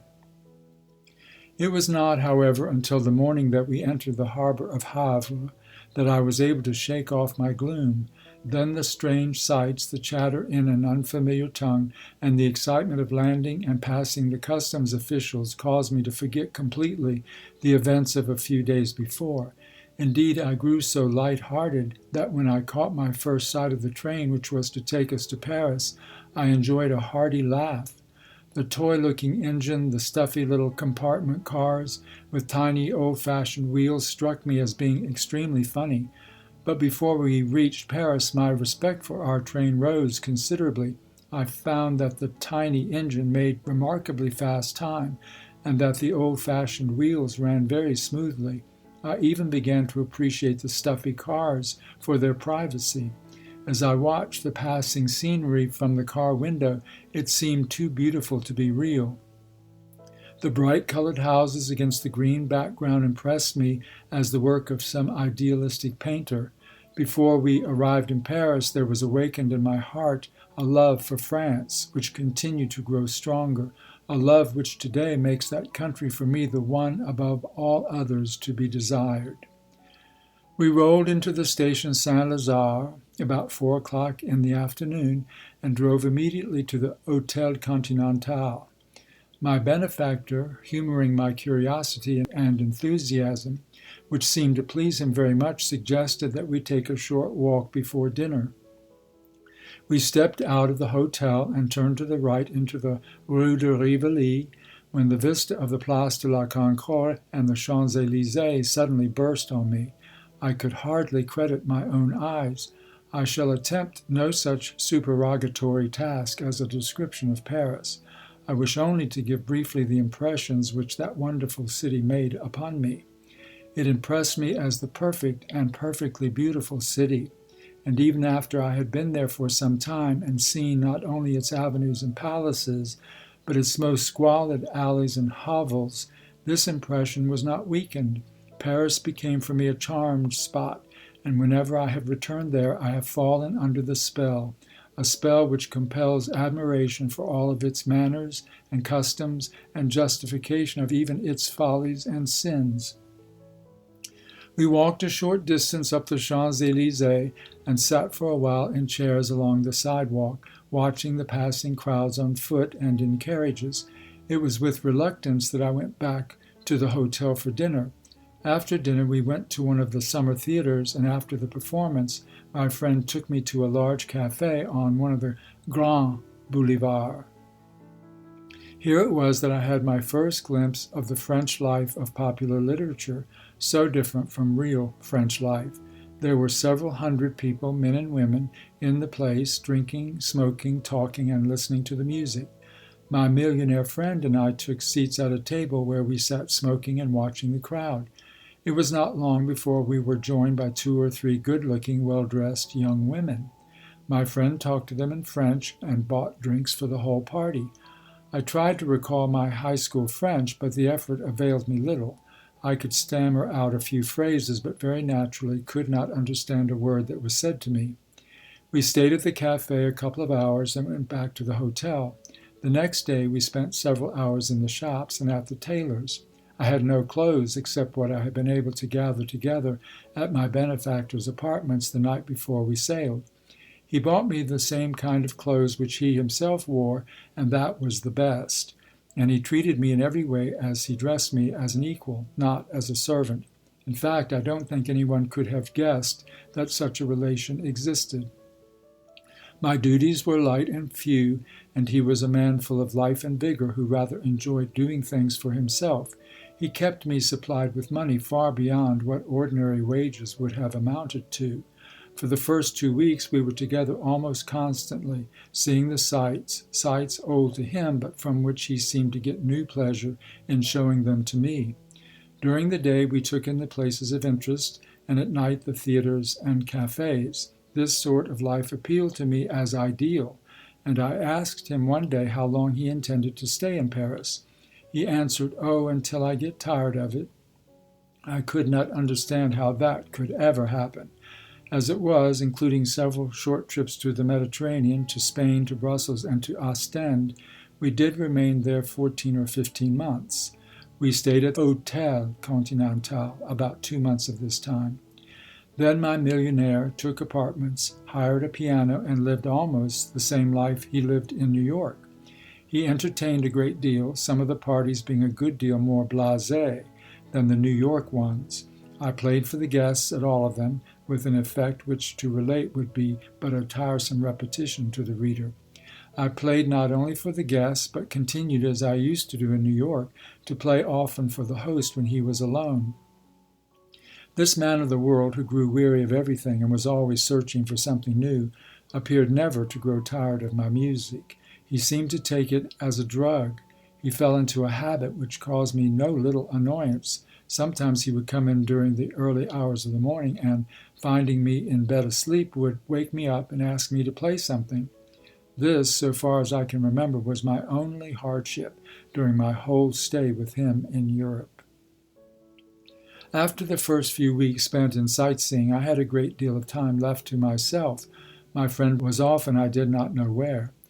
When not with him, I spent the day nosing about all the curious nooks and corners of Paris. Of this I never grew tired. At night I usually went to some theater, but always ended up at the big café on the Grand Boulevard. I wish the reader to know that it was not alone the gaiety which drew me there. Aside from that, I had a laudable purpose. I had purchased an English-French conversational dictionary, and I went there every night to take a language lesson.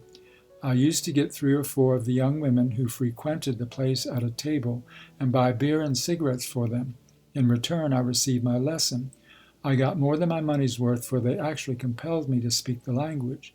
This, together with reading the papers every day, enabled me within a few months to express myself fairly well, and before I left Paris to have more than an ordinary command of French. Of course, every person who goes to Paris could not dare to learn French in this manner, but I can think of no easier or quicker way of doing it. The acquiring of another foreign language awoke me to the fact that with a little effort I could secure an added accomplishment as fine and as valuable as music, so I determined to make myself as much of a linguist as possible. I bought a Spanish newspaper every day in order to freshen my memory of that language, and for French devised what was, so far as I knew, an original system of study. I compiled a list which I termed 300 necessary words. These I thoroughly committed to memory, also the conjugation of the verbs which were included in the list. I studied these words over and over, much as children of a couple of generations ago studied the alphabet. I also practiced a set of phrases like the following: How? What did you say? What does the word blank mean? I understand all you say except blank.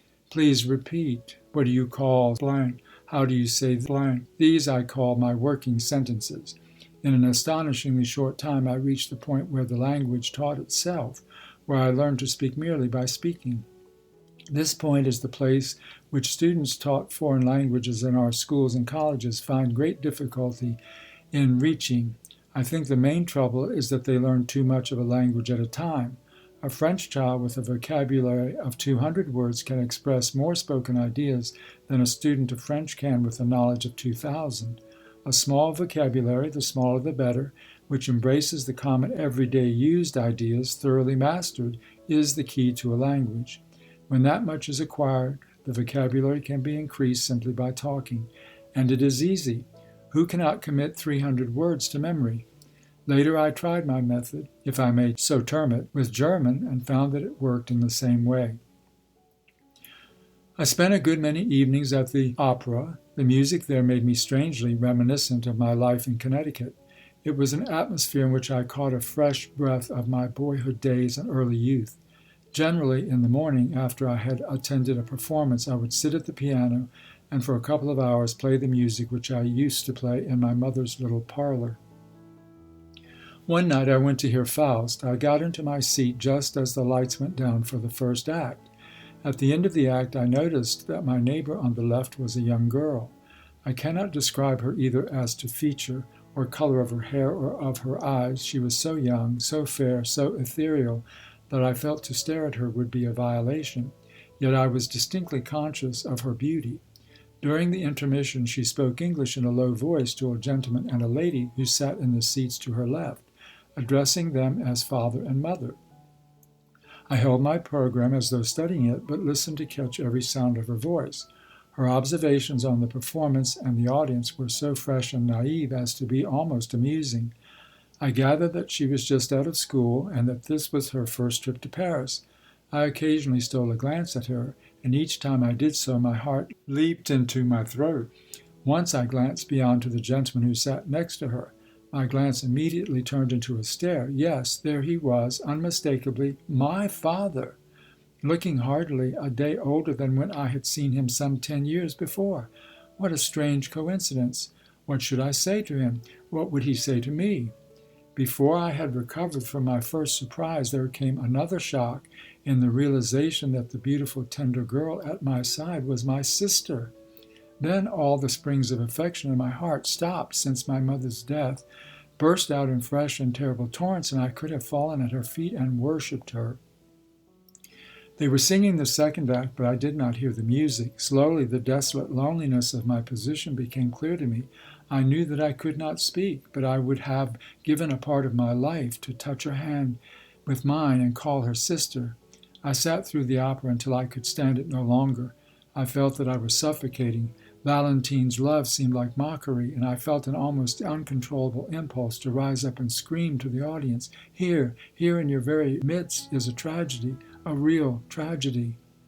This impulse grew so strong that I became afraid of myself, and in the darkness of one of the scenes I stumbled out of the theater. I walked aimlessly about for an hour or so, my feelings divided between a desire to weep and a desire to curse. I finally took a cab and went from cafe to cafe, and for one of the very few times in my life, drank myself into a stupor. It was unwelcome news for me when my benefactor, I could not think of him as employer, informed me that he was at last tired of Paris. This news gave me, I think, a passing doubt as to his sanity. I had enjoyed life in Paris, and taking all things into consideration, enjoyed it wholesomely. One thing which greatly contributed to my enjoyment was the fact that I was an American. Americans are immensely popular in Paris, and this is not due solely to the fact that they spend lots of money there, for they spend just as much or more in London, and in the latter city they are merely tolerated because they do spend. The Londoner seems to think that Americans are people whose only claim to be classed as civilized is that they have money, and the regrettable thing about that is that the money is not English. But the French are more logical and freer from prejudices than the British, so the difference of attitude is easily explained. Only once in Paris did I have cause to blush for my American citizenship. I had become quite friendly with a young man from Luxembourg whom I had met at the big café. He was a stolid, slow-witted fellow, but as we say, with a heart of gold. He and I grew attached to each other and were together frequently. He was a great admirer of the United States and never grew tired of talking to me about the country and asking for information. It was his intention to try his fortune there some day. One night he asked me in a tone of voice which indicated that he expected an authoritative denial of an ugly rumor, did they really burn a man alive in the United States? I never knew what I stammered out to him as an answer. I should have felt relieved if I could even have said to him, "Well, only one." When we arrived in London, my sadness at leaving Paris was turned into despair. After my long stay in the French capital, huge, ponderous, massive London seemed to me as ugly a thing as man could contrive to make. I thought of Paris as a beauty spot on the face of the earth, and of London as a big freckle. But soon London's massiveness, I might say its very ugliness, began to impress me. I began to experience that sense of grandeur which one feels when he looks at a great mountain or a mighty river. Beside London, Paris becomes a toy, a pretty plaything, and I must own that before I left the world's metropolis I discovered much there that was beautiful. The beauty in and about London is entirely different from that in and about Paris, and I could not but admit that the beauty of the French city seemed handmade, artificial, as though set up for the photographer's camera, everything nicely adjusted so as not to spoil the picture, while that of the English city was rugged, natural, and fresh. How these two cities typify the two peoples who built them. Even the sound of their names expresses a certain racial difference. Paris is the concrete expression of the gaiety, regard for symmetry, love of art, and I might well add of the morality of the French people. London stands for the conservatism, the solidarity, the utilitarianism, and I might well add the hypocrisy of the Anglo-Saxon. It may sound odd to speak of the morality of the French, if not of the hypocrisy of the English, but this seeming paradox impresses me as a deep truth. I saw many things in Paris which were immoral according to English standards, but the absence of hypocrisy, the absence of the spirit to do the thing, if it might only be done in secret, robbed these very immoralities of the damning influence of the same evils in London. I have walked along the terrace cafes of Paris and seen hundreds of men and women sipping their wine and beer without observing a sign of drunkenness. As they drank, they chatted and laughed and watched the passing crowds. The drinking seemed to be a secondary thing. This I have witnessed not only in the cafes along the Grand Boulevard, but in the out-of-the-way places patronized by the working classes. In London, I've seen in the pubs men and women crowded in stuffy little compartments, drinking seemingly only for the pleasure of swallowing as much as they could hold. I've seen there women from 18 to 80, some in tatters and some clutching babes in their arms, drinking the heavy ales and whiskies served to them by women. In the whole scene, not one ray of brightness, not one flash of gaiety, only maudlin joviality or grim despair. And I have thought, if some men and women will drink, and it is certain that some will, is it not better that they do so under the open sky, in the fresh air, than huddled together in some close, smoky room? There is a sort of frankness about the evils of Paris which robs them of much of the seductiveness of things forbidden, and with that frankness goes a certain cleanliness of thought belonging to things not hidden. London will do whatever Paris does, provided exterior morals are not shocked. As a result, Paris has the appearance only of being the more immoral city. The difference may be summed up in this: Paris practices its sins as lightly as it does its religion, while London practices both very seriously. I should not neglect to mention what impressed me most forcibly during my stay in London. It was not St. Paul's, nor the British Museum, nor Westminster Abbey. It was nothing more or less than the simple phrase, "Thank you," or sometimes more elaborated, "Thank you very kindly, sir." I was continually surprised by the varied uses to which it was put, and strange to say, its use as an expression of politeness seemed more limited than any other. One night I was in a cheap music hall and accidentally bumped into a waiter who was carrying a tray load of beer, almost bringing him to several shillings' worth of grief. He righted himself and said, "Thank you, sir," and left me wondering whether he meant that he thanked me for not completely spilling his beer, or that he would thank me for keeping out of his way. I also found cause to wonder upon what ground the English accuse Americans of corrupting the language by introducing slang words. I think I heard more and more different kinds of slang during my few weeks' stay in London than in my whole tenderloin life in New York. But I suppose the English feel that the language is theirs, and that they may do with it as they please without at the same time allowing that privilege to others. My millionaire was not so long in growing tired of London as of Paris. After a stay of 6 or 8 weeks, we went across into Holland. Amsterdam was a great surprise to me. I had always thought of Venice as the city of canals. It had never entered my mind that I should find similar conditions in a Dutch town. I don't suppose the comparison goes far beyond the fact that there are canals in both cities. I have never seen Venice, but Amsterdam struck me as being extremely picturesque. From Holland we went to Germany, where we spent 5 or 6 months, most of the time in Berlin. I found Berlin more to my taste than London, and occasionally I had to admit that in some things it was superior to Paris. In Berlin I especially enjoyed the orchestral concerts, and I attended a large number of them. I formed the acquaintance of a good many musicians, several of whom spoke of my playing in high terms. It was in Berlin that my inspiration was renewed. One night my millionaire entertained a party of men composed of artists, musicians, writers, and for aught I know, a count or two.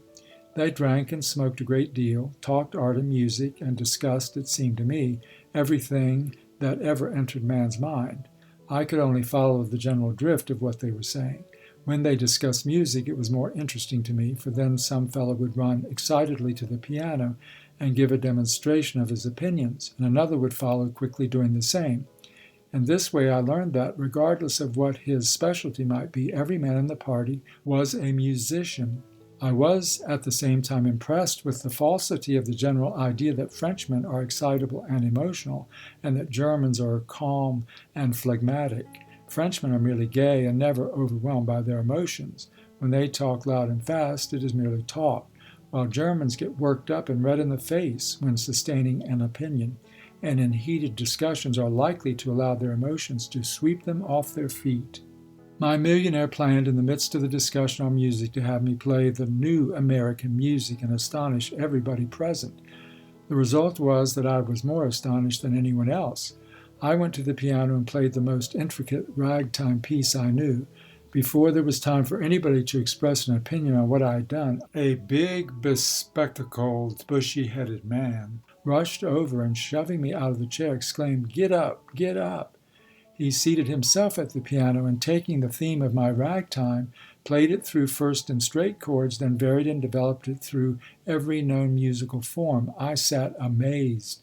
I had been turning classic music into ragtime, a comparatively easy task, and this man had taken ragtime and made it classic.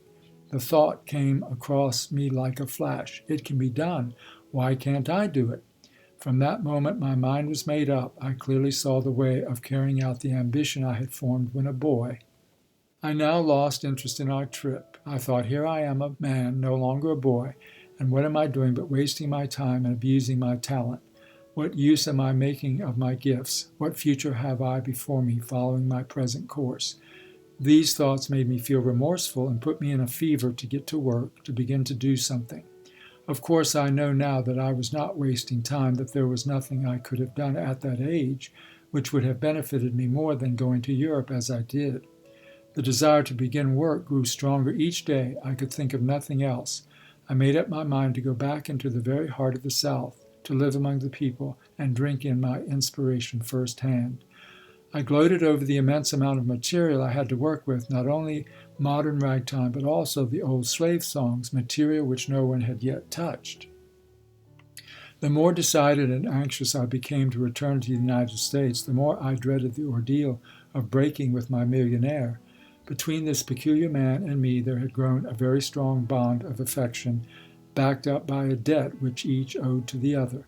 He had taken me from a terrible life in New York, and by giving me the opportunity of traveling and of coming in contact with the people with whom he associated, had made me a polished man of the world. On the other hand, I was his chief means of disposing of the thing which seemed to sum up all in life that he dreaded, time. As I remembered him now, I can see that time was what he was always endeavoring to escape, to bridge over, to blot out, and it is not strange that some years later he did escape it forever by leaping into eternity. For some weeks I waited for just the right moment in which to tell my patron of my decision. Those weeks were a trying time to me. I felt that I was playing the part of a traitor to my best friend. At length one day he said to me, "Well, get ready for a long trip. We are going to Egypt and then to Japan." The temptation was for an instant almost overwhelming, but I summoned determination enough to say, "I don't think I want to go." "What?" he exclaimed. "You want to go back to your dear Paris? You still think that the only spot on earth? Wait until you see Cairo and Tokyo. You may change your mind." "No," I stammered. "It is not because I want to go back to Paris. I want to go back to the United States." He wished to know my reason, and I told him as best I could my dreams, my ambition, and my decision. While I was talking, he watched me with a curious, almost cynical smile growing on his lips. When I had finished, he put his hand on my shoulder This was the first physical expression of tender regard he had ever shown me, and looking at me in a big brotherly way said, "My boy, you are by blood, by appearance, by education, and by tastes a white man. Now why do you want to throw your life away amidst the poverty and ignorance in the hopeless struggle of the black people of the United States? Then look at the terrible handicap you are placing on yourself by going home and working as a Negro composer. You can never be able to get the hearing for your work which it might deserve. I doubt that even a white musician of recognized ability could succeed there by working on the theory that American music should be based on Negro themes. Music is a universal art. Anybody's music belongs to everybody. You can't limit it to race or country. Now, if you want to become a composer, why not stay right here in Europe? I will put you under the best teachers on the continent. Then if you want to write music on Negro themes, why go ahead and do it." We talked for some time on music and the race question. On the latter subject, I had never before heard him express any opinion. Between him and me, no suggestion of racial differences had ever come up. I found that he was a man entirely free from prejudice, but he recognized that prejudice was a big, stubborn entity which had to be taken into account. He went on to say, "This idea you have of making a Negro out of yourself is nothing more than a sentiment, and you do not realize the fearful import of what you intend to do. What kind of a Negro would you make now, especially in the South? If you had remained there, or perhaps even in your club in New York, you might have succeeded very well, but now you would be miserable. I can imagine no more dissatisfied human being than an educated, cultured, and refined colored man in the United States. I have given more study to the race question in the United States than you may suppose, and I sympathize with the Negroes there. But what's the use? I can't right their wrongs, and neither can you. They must do that themselves. They are unfortunate in having wrongs to right, and you would be foolish to take their wrongs unnecessarily on your shoulders.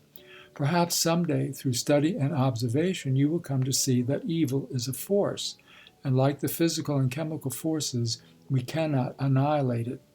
We may only change its form. We light upon one evil and hit it with all the might of our civilization, but only succeed in scattering it into a dozen other forms. We hit slavery through a great civil war. Did we destroy it? No. We only changed it into hatred between sections of the country. In the South, into political corruption and chicanery, the degradation of the blacks through peonage, unjust laws, unfair and cruel treatment, and the degradation of the whites by their resorting to these practices, the paralyzation of the public conscience, and the ever-overhanging dread of what the future may bring. Modern civilization hit ignorance of the masses through the means of popular education. What has it done but turn ignorance into anarchy, socialism, strikes, hatred between poor and rich, and universal discontent? In like manner, modern philanthropy hit its suffering and disease through asylums and hospitals. It prolongs the sufferers' lives, it is true, but is at the same time sending down strains of insanity and weakness into future generations. My philosophy of life is this: make yourself as happy as possible and try to make those happy whose lives come in touch with yours. But to attempt to right the wrongs and ease the sufferings of the world in general is a waste of effort. You would just as well try to bail the Atlantic by pouring the water into the Pacific. This tremendous flow of serious talk from a man I was accustomed to see either gay or taciturn so surprised and overwhelmed me that I could not frame a reply. He left me thinking over what he had said. Whatever was the soundness of his logic or the moral tone of his philosophy, his argument greatly impressed me. I could see, in spite of the absolute selfishness upon which it was based, that there was reason and common sense in it. I began to analyze my own motives and found that they too were very largely mixed with selfishness. Was it more a desire to help those I considered my people, or more a desire to distinguish myself, which was leading me back to the United States? That is a question I have never definitely answered. For several weeks longer I was in a troubled state of mind. Added to the fact that I was loath to leave my good friend was the weight of the question he had aroused in my mind, whether I was not making a fatal mistake. I suffered more than one sleepless night during that time. Finally, I settled the question on purely selfish grounds in accordance with my millionaire's philosophy. I argued that music offered me a better future than anything else I had any knowledge of, and in opposition to my friend's opinion that I should have greater chances of attracting attention as a colored composer than as a white one. But I must own that I also felt stirred by an unselfish desire to voice all the joys and sorrows, the hopes and ambitions of the American Negro in classic musical form. When my mind was fully made up, I told my friend. He asked me when I intended to start. I replied that I would do so at once. He then asked me how much money I had. I told him that I'd saved several $100s out of sums he had given me. He gave me a check for $500, told me to write to him in care of his Paris bankers if I ever needed his help, wished me good luck, and bade me goodbye. All this he did almost coldly, and I often wondered whether he was in a hurry to get rid of what he considered a fool, or whether he was striving to hide deeper feelings. And so I separated from the man who was, all in all, the best friend I ever had except my mother, the man who exerted the greatest influence ever brought into my life, except that exerted by my mother. My affection for him was so strong, my recollections of him are so distinct. He was such a peculiar and striking character that I could easily fill several chapters with reminiscences of him, but for fear of tiring the reader, I shall go on with my narration. I decided to go to Liverpool and take ship for Boston. I still had an uneasy feeling about returning to New York, and in a few days I found myself aboard ship headed for home. End of chapter 9. The Autobiography of an Ex-Colored Man by James Weldon Johnson, Chapter 10. Among the first of my fellow passengers of whom I took any particular notice was a tall, broad-shouldered, almost gigantic colored man. His dark brown face was clean-shaven, he was well-dressed, and bore a decidedly distinguished air. In fact, if he was not handsome, he at least compelled admiration for his fine physical proportions. He attracted general attention as he strode the deck in a sort of majestic loneliness. I became curious to know who he was and determined to strike up an acquaintance with him at the first opportune moment. The chance came a day or two later. He was sitting in the smoking room with a cigar, which had gone out, in his mouth, reading a novel. I sat down beside him and, offering him a fresh cigar, said, "You don't mind my telling you something unpleasant, do you?" He looked at me with a smile, accepted the proffered cigar, and replied in a voice which comported perfectly with his size and appearance, "I think my curiosity overcomes any objections I might have." "Well," I said, "have you noticed that the man who sat at your right in the saloon during the first meal has not sat there since?" He frowned slightly without answering my question. "Well," I continued, "he asked the steward to remove him. And not only that, he attempted to persuade a number of the passengers to protest against your presence in the dining saloon." The big man at my side took a long draw from his cigar, threw his head back, and slowly blew a great cloud of smoke toward the ceiling. Then turning to me, he said, "Do you know, I don't object to anyone's having prejudices so long as those prejudices don't interfere with my personal liberty. Now, the man you are speaking of had a perfect right to change his seat if I in any way interfered with his appetite or his digestion. I should have no reason to complain if he removed to the farthest corner of the saloon, or even if he got off the ship. But when his prejudice attempts to move me 1 foot, 1 inch out of the place where I am comfortably located, then I object." On the word object, he brought his great fist down on the table in front of us with such a crash that everyone in the room turned to look. We both covered up the slight embarrassment with a laugh and strolled out on the deck. We walked the deck for an hour or more, discussing different phases of the Negro question. In referring to the race, I used the personal pronoun we. My companion made no comment about it, nor evinced any surprise, except to raise his eyebrows slightly the first time he caught the significance of the word. He was the broadest-minded colored man I have ever talked with on the Negro question. He even went so far as to sympathize with and offer excuses for some white Southern points of view. I asked him what were his main reasons for being so hopeful. He replied, in spite of all that is written and said and done, this great, big, incontrovertible fact stands out. The Negro is progressing, and that disproves all the arguments in the world that he is incapable of progress. I was born in slavery, and at emancipation was set adrift a ragged, penniless bit of humanity. I have seen the Negro in every grade, and I know what I am talking about. Our detractors point to the increase of crime as evidence against us. Certainly we have progressed in crime, as in other things. What less could be expected? And yet, in this respect, we are far from the point which has been reached by the more highly civilized white race.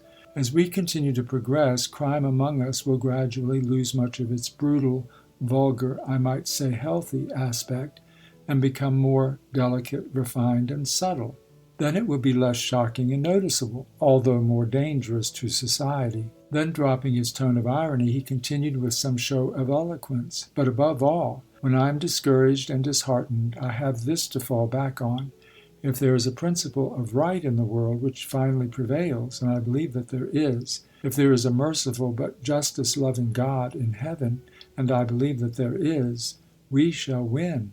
For we have right on our side, while those who oppose us can defend themselves by nothing in the moral law, nor even by anything in the enlightened thought of the present age. For several days, together with other topics, we discussed the race problem, not only of the United States, but as it affected native Africans and Jews. Finally, before we reached Boston, our conversation had grown familiar and personal. I had told him something of my past and much about my intentions for the future. I learned that he was a physician, a graduate of Howard University, Washington, and had done postgraduate work in Philadelphia, and this was his second trip abroad to attend professional courses. He had practiced for some years in the city of Washington, and though he did not say so, I gathered that his practice was a lucrative one. Before we left the ship, he had made me promise that I would stop 2 or 3 days in Washington before going on south. We put up at a hotel in Boston for a couple of days and visited several of my new friends' acquaintances. They were all people of education and culture, and apparently of means. I could not help being struck by the great difference between them and the same class of colored people in the South. In speech and thought, they were genuine Yankees. The difference was especially noticeable in their speech. There was none of that heavy-tongued enunciation which characterizes even the best educated colored people of the South. It is remarkable, after all, what an adaptable creature the Negro is. I have seen the black West Indian gentleman in London, and he is in speech and manners a perfect Englishman. I have seen natives of Haiti and Martinique in Paris, and they are more Frenchy than a Frenchman. I have no doubt that the Negro would make a good Chinaman, with the exception of the pigtail. My stay in Washington, instead of being 2 or 3 days, was 2 or 3 weeks. This was my first visit to the national capital, and I was, of course, interested in seeing the public buildings and something of the working of the government. But most of my time I spent with the doctor among his friends and acquaintances. The social phase of life among colored people is more developed in Washington than in any other city in the country. This is on account of the large number of individuals earning good salaries and having a reasonable amount of leisure time to draw from. There are dozens of physicians and lawyers, scores of school teachers, and hundreds of clerks in the departments. As to the colored department clerks, I think it fair to say that in educational equipment they average above the white clerks of the same grade. For whereas a colored college graduate will seek such a job, the white university man goes into one of the many higher vocations which are open to him. In a previous chapter, I spoke of social life among colored people, so there's no need to take it up again here. One thing I did not mention. Among Negroes themselves, there is the peculiar inconsistency of a color question. Its existence is rarely admitted and hardly ever mentioned. It may not be too strong a statement to say that the greater portion of the race is unconscious of its influence. Yet this influence, though silent, is constant. It is evidenced most plainly in marriage selection. Thus the black men generally marry women fairer than themselves, while on the other hand the dark women of stronger mental endowment are very often married to light-complexioned men. The effect is a tendency toward lighter complexions, especially among the more active elements in the race. Some might claim that this is a tacit admission of colored people among themselves of their own inferiority judged by the color line. I do not think so. What I have termed as an inconsistency is, after all, most natural. It is, in fact, a tendency in accordance with what might be called an economic necessity. So far as racial differences go, the United States puts a greater premium on color, or better, lack of color, than upon anything else in the world. To paraphrase, have a white skin, and all things else may be added unto you. I have seen advertisements in newspapers for waiters, bellboys, or elevator men which read, "Light-colored man wanted." It is this tremendous pressure which the sentiment of the country exerts that is operating on the race. There is involved not only the question of higher opportunity, but often the question of earning a livelihood. And so I say it is not strange, but a natural tendency. Nor is it any more a sacrifice of self-respect that a black man should give to his children every advantage he can which complexion of the skin carries, than that the new or vulgar rich should purchase for their children the advantages which ancestry, aristocracy, and social position carry. I once heard a colored man sum it up in these words: "It's no disgrace to be black, but it's often very inconvenient." Washington shows the Negro not only at his best, but also at his worst. As I drove around with the doctor, he commented rather harshly on those of the latter class which we saw. He remarked, "You see those lazy, loafing, good-for-nothing darkies?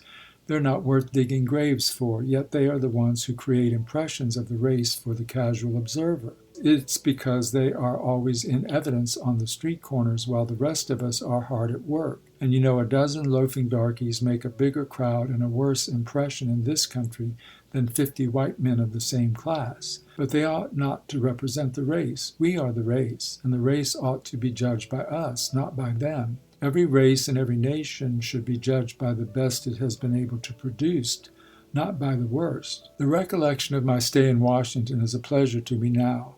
In company with the doctor, I visited Howard University, the public schools, the excellent colored hospital with which he was in some way connected, if I remember correctly, and many comfortable and even elegant homes. It was with some reluctance that I continued my journey south. The doctor was very kind in giving me letters to people in Richmond and Nashville when I told him that I intended to stop in both of these cities. In Richmond, a man who was then editing a very creditable colored newspaper gave me a great deal of his time and made my stay there of 3 or 4 days very pleasant.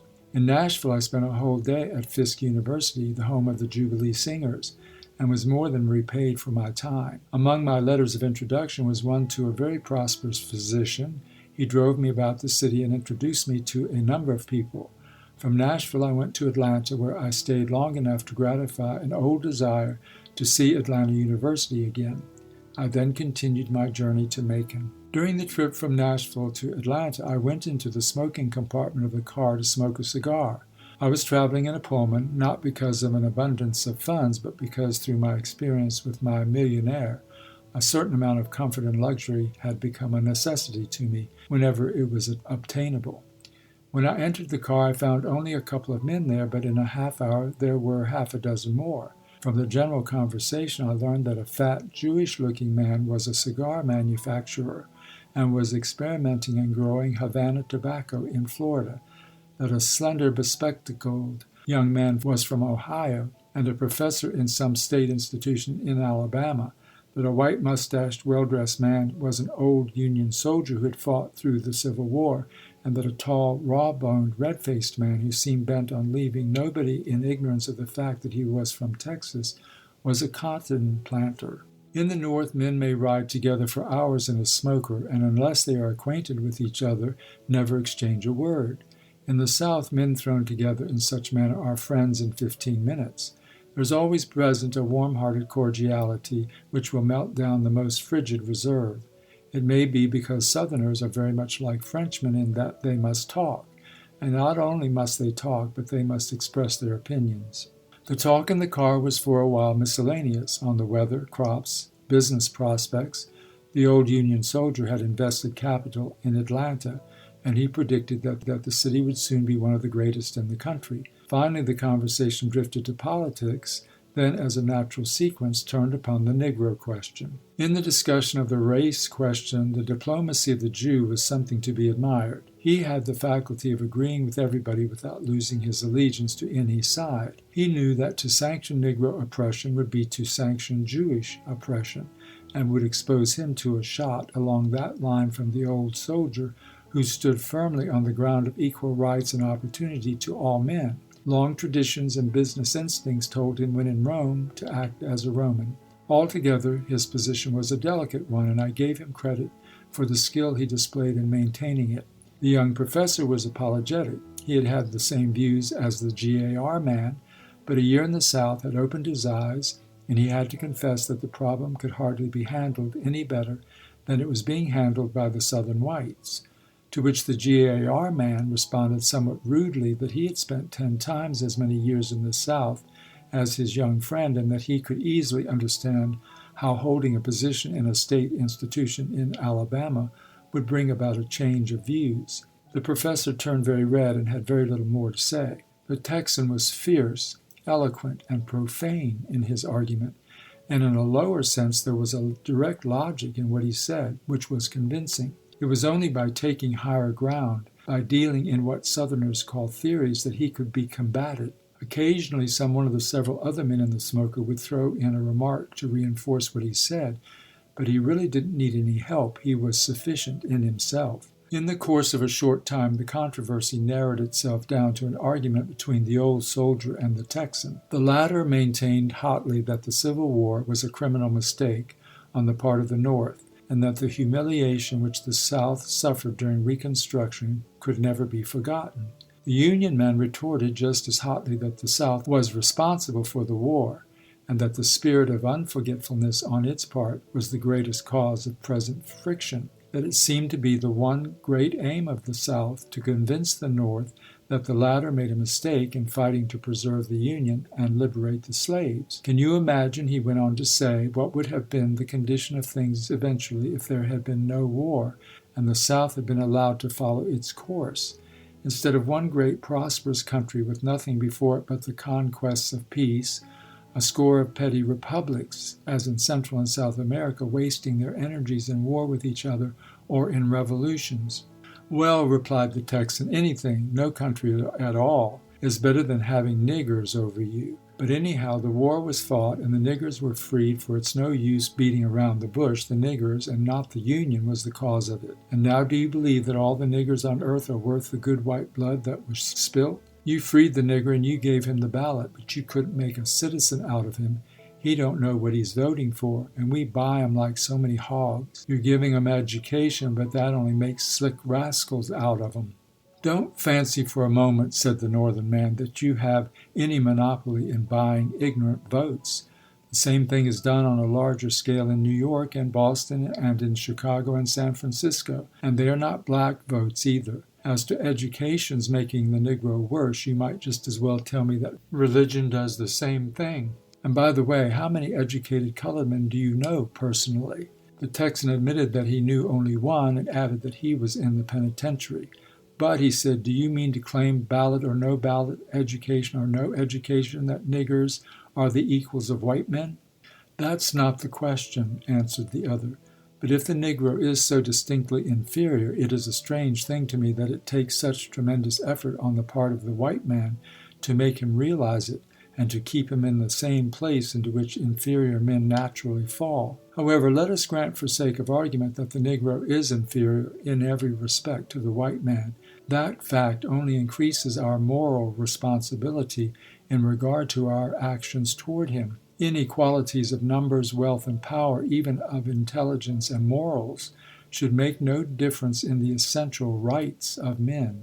If he's inferior and weaker and is shoved to the wall, that's his own lookout, said the Texan. That's the law of nature, and he's bound to go to the wall, for no race in the world has ever been able to stand competition with the Anglo-Saxon.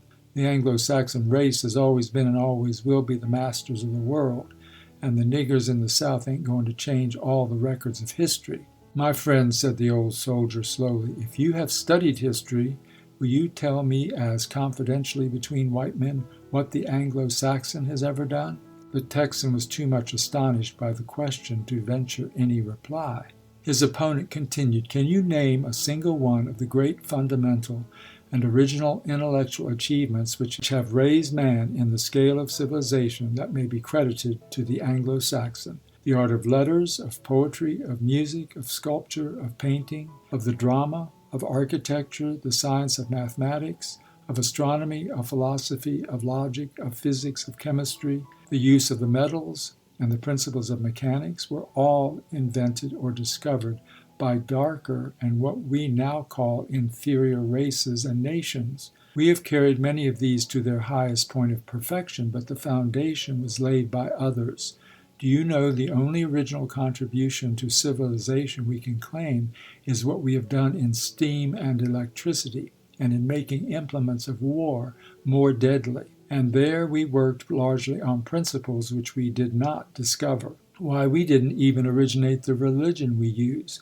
We are a great race, the greatest in the world today, but we ought to remember that we are standing on a pile of past races and enjoy our position with a little less show of arrogance.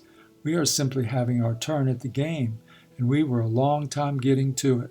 After all, racial supremacy is merely a matter of dates in history. The man here who belongs to what is all in all the greatest race the world ever produced is almost ashamed to own it. If the Anglo-Saxon is the source of everything good and great in the human race from the beginning, why wasn't the German forest the birthplace of civilization rather than the valley of the Nile? The Texan was somewhat disconcerted, for the argument had passed a little beyond his limits, but he swung it back to where he was sure of his ground by saying, all that may be true, but it hasn't got much to do with us and the niggers here in the South. We've got 'em here, and we've got 'em to live with, and it's a question of white man or nigger, no middle ground.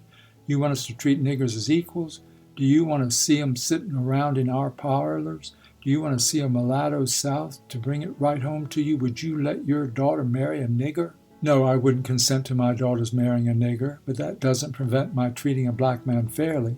And I don't see what fair treatment has to do with niggers sitting around in your parlors. They can't come there unless they're invited. Out of all the white men I know, only 100 or so have the privilege of sitting around in my parlor. As to the mulatto South, if you Southerners have one boast that is stronger than another, it is your women. You put them on a pinnacle of purity and virtue and bow down in a chivalric worship before them. Yet you talk and act as though, should you treat the Negro fairly and take the anti-intermarriage laws off your statute books, these same women would rush into the arms of black lovers and husbands. It's a wonder to me that they don't rise up and resent the insult. Colonel, said the Texan as he reached into his handbag and brought out a large flask of whiskey, you might argue from now until hell freezes over, and you might convince me that you're right, but you'll never convince me that I'm wrong. All you say sounds very good, but it's got nothing to do with facts. You can say what men ought to be, but they ain't that. So there you are. Down here in the South, we're up against facts, and we're meeting them like facts. We don't believe the nigger is or ever will be the equal of the white man, and we ain't going to treat him as an equal. I'll be damned if we will. Have a drink. Everybody except the professor partook of the generous Texan's flask, and the argument closed in a general laugh and good feeling. I went back into the main part of the car with the conversation on my mind. Here I had before me the bald, raw, naked aspects of the race question in the South, and in consideration of the step I was just taking, it was far from encouraging. The sentiments of the Texan, and he expressed the sentiments of the South, fell upon me like a chill. I was sick at heart. Yet I must confess that underneath it all I felt a certain sort of admiration for the man who could not be swayed from what he held as his principles. Contrasted with him, the young Ohio professor was indeed a pitiable character, and all along, in spite of myself, I have been compelled to accord the same kind of admiration to the Southern white man for the manner in which he defends not only his virtues but his vices. He knows that, judged by a high standard, he is narrow and prejudiced, that he is guilty of unfairness, oppression, and cruelty, but this he defends as stoutly as he would his better qualities. This same spirit obtains in a great degree among the blacks. They too defend their faults and failings. This they generally do whenever white people are concerned. And yet among themselves they are their own most merciless critics. I've never heard the race so terribly arraigned as I have by colored speakers to strictly colored audiences. It is the spirit of the South to defend everything belonging to it. The North is too cosmopolitan and tolerant for such a spirit. If you should say to an Easterner that Paris is a gayer city than New York, he would be likely to agree with you, or at least to let you have your own way. But to suggest to a South Carolinian that Boston is a nicer city to live in than Charleston would be to stir his greatest depths of argument and eloquence. But today, as I think over that smoking car argument, I can see it in a different light. The Texan's position does not render things so hopeless, for it indicates that the main difficulty of the race question does not lie so much in the actual condition of the blacks as it does in the mental attitude of the whites. And the mental attitude, especially one not based on truth, can be changed more easily than actual conditions.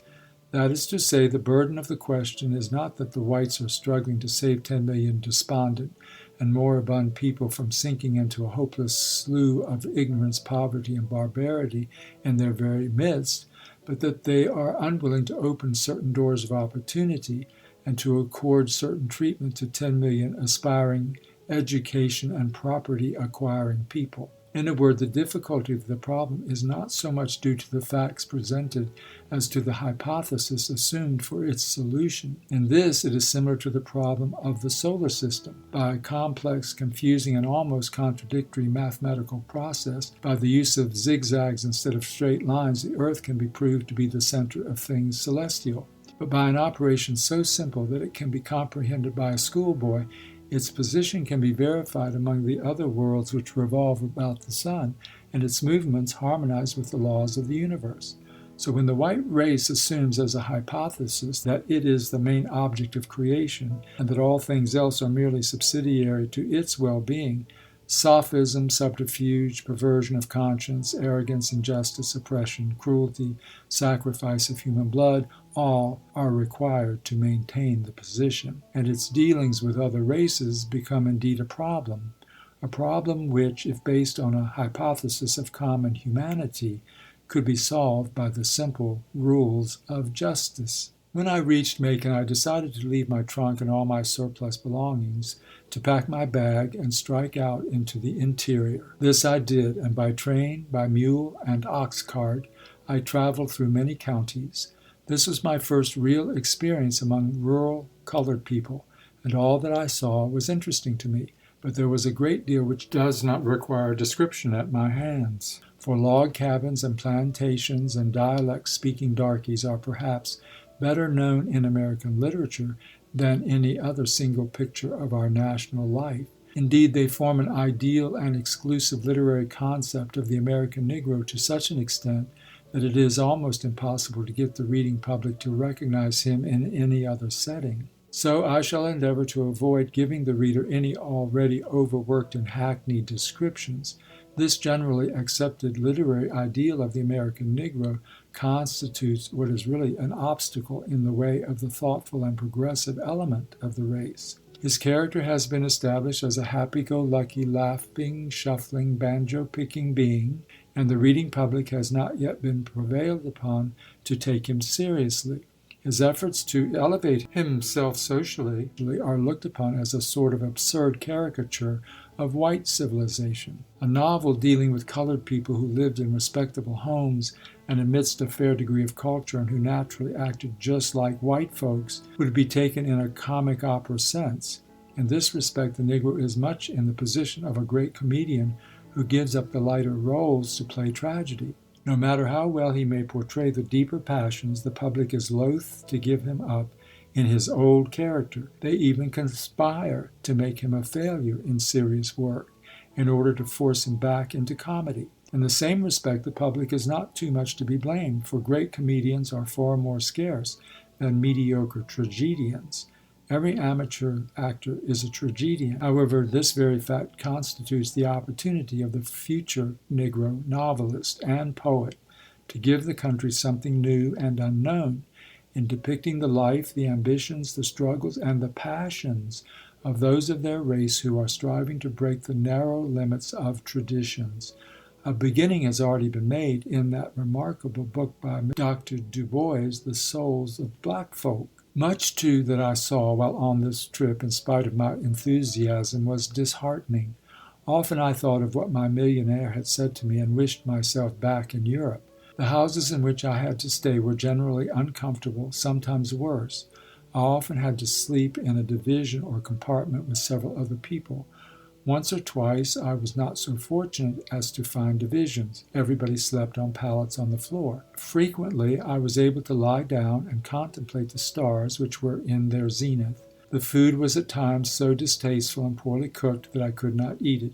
I remember that once I lived for a week or more on buttermilk on account of not being able to stomach the fat bacon, the rank turnip tops, and the heavy damp mixture of meal, salt, and water, which was called cornbread. It was only my ambition to do the work which I had planned that kept me steadfast to my purpose. Occasionally I would meet with some signs of progress and uplift in even one of these backwood settlements, houses built of boards with windows and divided into rooms, decent food and a fair standard of living. This condition was due to the fact that there was in the community some exceptionally capable Negro farmer whose thrift served as an example. As I went about among these dull, simple people, the great majority of them hard-working in their relations with the white, submissive, faithful, and often affectionate, negatively content with their lot, and contrasted them with those of the race who had been quickened by the forces of thought, I could not but appreciate the logic of the position held by those Southern leaders who had been bold enough to proclaim against the education of the Negro. They are consistent in their public speech with Southern sentiment and desires. Those public men of the South who have not been daring or heedless enough to defy the ideals of 20th century civilization and of modern humanitarianism and philanthropy find themselves in the embarrassing situation of preaching one thing and praying for another.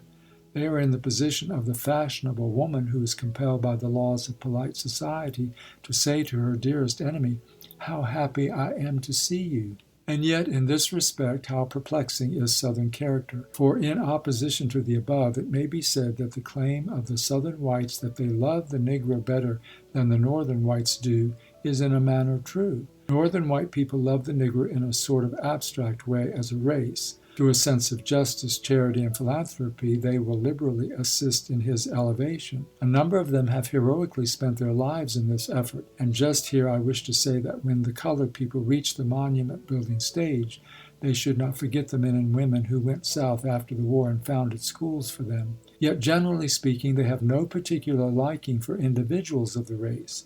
Southern white people despise the Negro as a race and will do nothing to aid in his elevation as such. But for certain individuals, they have a strong affection and are helpful to them in many ways. With these individual members of the race, they live on terms of the greatest intimacy. They entrust to them their children, their family treasures, and their family secrets. In trouble, they often go to them for comfort and counsel. In sickness, they often rely upon their care. This affectionate relation between the Southern whites and those blacks who come into close touch with them has not been overdrawn even in fiction. This perplexity of Southern character extends even to the intermixture of the races.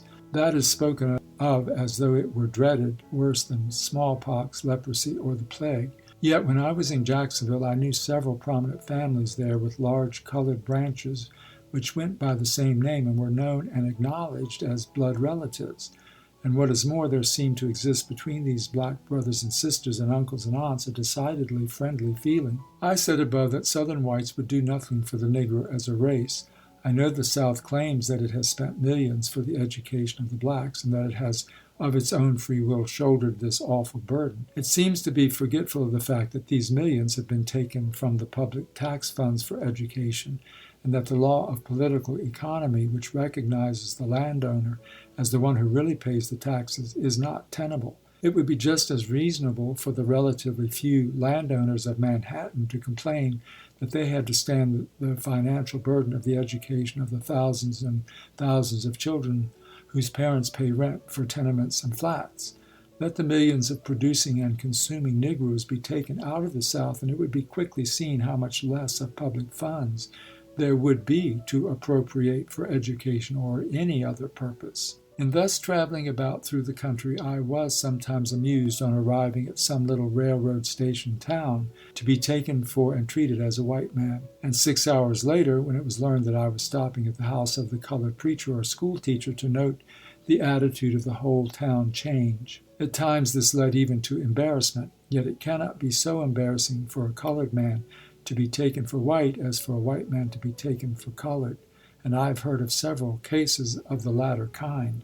All this while I was gathering material for work, jotting down in my notebook themes and melodies, and trying to catch the spirit of the Negro in his relatively primitive state.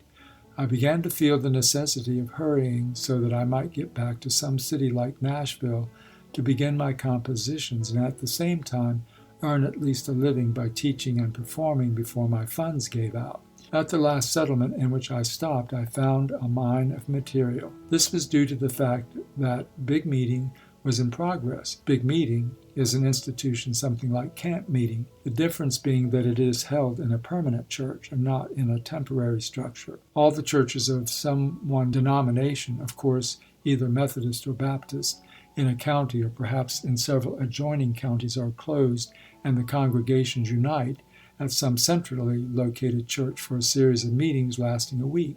It is really a social as well as a religious function. The people come in great numbers, making the trip according to their financial status, in buggies drawn by sleek, fleet-footed mules, in ox carts, or on foot. It was amusing to see some of the latter class trudging down the hot and dusty road with their shoes, which were brand new, strung across their shoulders. When they got near the church, they sat on the side of the road, and with many grimaces tenderly packed their feet into those instruments of torture. This furnished indeed a trying test of their religion. The famous preachers come from near and far and take turns in warning sinners of the day of wrath. Food in the form of those two southern luxuries, fried chicken and roast pork, is plentiful, and no one need go hungry. On the opening Sunday, the women are immaculate in starched, stiff white dresses adorned with ribbons, either red or blue. Even a great many of the men wear streamers of vari-colored ribbons in the buttonholes of their coats. A few of them carefully cultivate a forelock of hair by wrapping it in twine, and on such festive occasions decorate it with a narrow ribbon streamer. Big meetings afford a fine opportunity to the younger people to meet each other dressed in their Sunday clothes, and much rustic courting, which is as enjoyable as any other kind, is indulged in. This big meeting, which I was lucky enough to catch, was particularly well attended. The extra large attendance was due principally to two attractions: a man by the name of John Brown, who was renowned as the most powerful preacher for miles around, and a wonderful leader of singing who was known as Singing Johnson. These two men were a study and a revelation to me. They caused me to reflect upon how great an influence their types have been in the development of the Negro in America. Both of these types are now looked upon generally with condescension or contempt by the progressive element among the colored people. But it should never be forgotten that it was they who led the race from paganism and kept it steadfast to Christianity through all the long, dark years of slavery. John Brown was a jet black man of medium size with a strikingly intelligent head and face and a voice like an organ peal. He preached each night after several lesser lights had successively held the pulpit during an hour or so. As far as the subject matter is concerned, all of the sermons were alike. Each began with the fall of man, ran through various trials and tribulations of the Hebrew children, on to the redemption by Christ, and ended with a fervid picture of the judgment day and the fate of the damned. But John Brown possessed magnetism and an imagination so free and daring that he was able to carry through what the other preachers would not attempt. He knew all the arts and tricks of oratory, the modulation of the voice to almost a whisper, the pause for effect, the rise through light rapid-fire sentences to the terrific, thundering outburst of an electrifying climax. In addition, he had the intuition of a born theatrical manager. Night after night, this man held me fascinated. He convinced me that, after all, eloquence consists more in the manner of saying than in what is said. It is largely a matter of tone pictures. The most striking example of John Brown's magnetism and imagination was his Heavenly March. I shall never forget how it impressed me when I heard it. He opened his sermon in the usual way.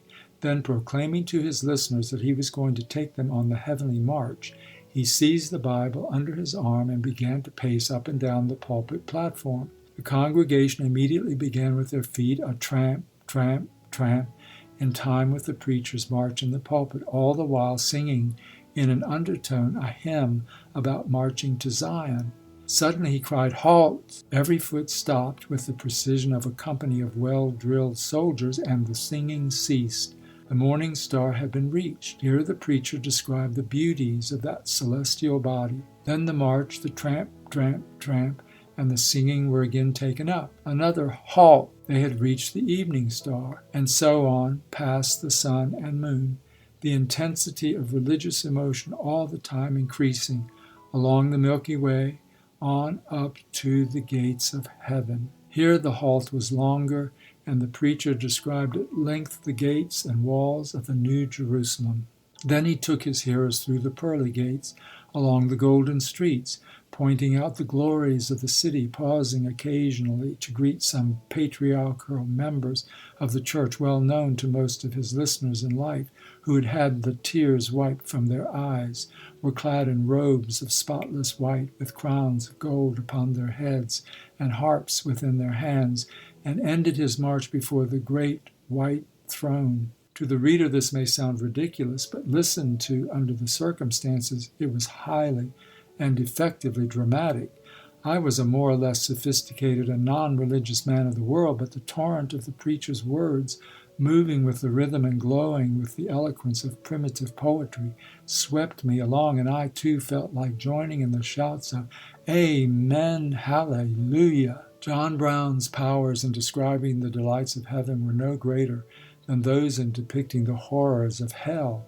I saw great strapping fellows trembling and weeping like children at the mourner's bench. His warnings to sinners were truly terrible. I shall never forget one expression that he used, which for originality and aptness could not be excelled. In my opinion, it is more graphic and for us far more expressive than St. Paul's "It is hard to kick against the pricks." He struck the attitude of a pugilist and thundered out, "Young man, your arm's too short to box with God." Interesting as was John Brown to me, the other man singing Johnson was more so. He was a small, dark brown, one-eyed man with a clear, strong, high-pitched voice, a leader of singing, a maker of songs, a man who could improvise at the moment lines to fit the occasion. Not so striking a figure as John Brown, but at big meetings equally important. It is indispensable to the success of the singing, when the congregation is a large one made up of people from different communities, to have someone with a strong voice who knows just what hymn to sing and when to sing it, who can pitch it in the right key, and who has all the leading lines committed to memory. Sometimes it devolves upon the leader to sing down a long-winded or uninteresting speaker.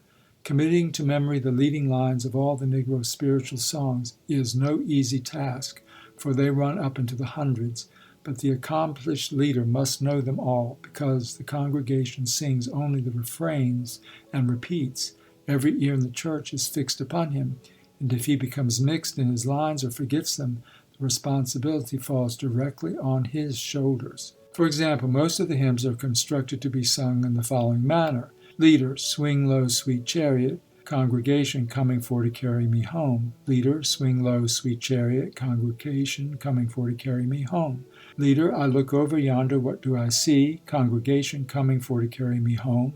Leader, two little angels coming for me. Congregation, coming for to carry me home. The solitary and plaintive voice of the leader is answered by a sound like the roll of the sea, producing a most curious effect. In only a few of these songs do the leader and the congregation start off together. Such a song is the well-known Steal Away to Jesus. The leader and the congregation begin with part singing. Steal away, steal away, steal away to Jesus. Steal away home. I ain't got long to stay here. Then the leader alone, or the congregation in unison, my Lord, he calls me by the thunder. The trumpet sounds within my soul. Then all together, I ain't got long to stay here. The leader and the congregation again take up the opening refrain. Then the leader sings three more leading lines alone, and so on almost ad infinitum. It will be seen that even here most of the work falls upon the leader, for the congregation sings the same lines over and over, while his memory and ingenuity are taxed to keep the songs going. Generally, the parts taken up by the congregation are sung in a three-part harmony, the women singing the soprano, and a transposed tenor, the men with high voices singing the melody, and those with low voices a thundering bass. In a few of these songs, however, the leading part is sung in unison by the whole congregation down to the last line, which is harmonized. The effect of this is intensely thrilling. Such a hymn as Go Down Moses. It stirs the heart like a trumpet call. Singing Johnson was an ideal leader, and his services were in great demand. He spent his time going about the country from one church to another.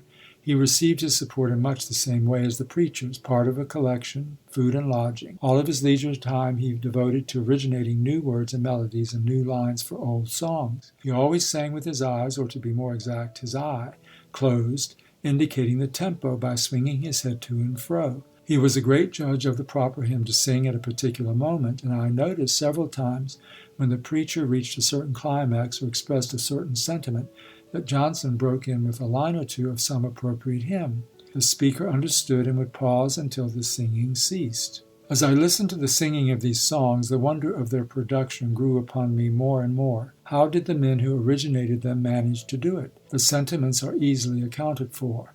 They are mostly taken from the Bible. But the melodies, where did they come from? Some of them so weirdly sweet and others so wonderfully strong. Take, for instance, Go Down Moses. I doubt that there is a stronger theme in the whole musical literature of the world, and so many of these songs contain more than mere melody. There is sounded in them that elusive undertone, the note in music which is not heard with the ears. I sat often with the tears rolling down my cheeks and my heart melted within me. Any musical person who has never heard a Negro congregation under the spell of religious fervor sing these old songs has missed one of the most thrilling emotions which the human heart may experience. Anyone who without shedding tears can listen to Negroes sing Nobody Knows the Trouble I See, Nobody Knows But Jesus, must indeed have a heart of stone. As yet, the Negroes themselves do not fully appreciate these old slave songs. The educated classes are rather ashamed of them and prefer to sing hymns from books. This feeling is natural. They are still too close to the condition under which the songs were produced. But the day will come when this slave music will be the most treasured heritage of the American Negro. At the close of the big meeting, I left the settlement where it was being held, full of enthusiasm. I was in that frame of mind which, in the artistic temperament, amounts to inspiration. I was now ready and anxious to get to some place where I might settle down to work and give expression to the ideas which were teeming in my head. But I strayed into another deviation from my path of life as I had it marked out, which led me upon an entirely different road. Instead of going to the nearest and most convenient railroad station, I accepted the invitation of a young man who had been present the closing Sunday at the meeting, to drive with him some miles farther to the town in which he taught school, and there take the train. My conversation with this young man as we drove along through the country was extremely interesting. He had been a student in one of the Negro colleges. Strange coincidence, in the very college, as I learned through him, in which Shiny was now a professor. I was, of course, curious to hear about my boyhood friend, and had not been vacation time, and that I was not sure that I should find him, I should have gone out of my way to pay him a visit. But I determined to write to him as soon as the school opened. My companion talked to me about his work among the people, of his hopes and his discouragements. He was tremendously in earnest. I might say too much so. In fact, it may be said that the majority of intelligent colored people are, in some degree, too much in earnest over the race question.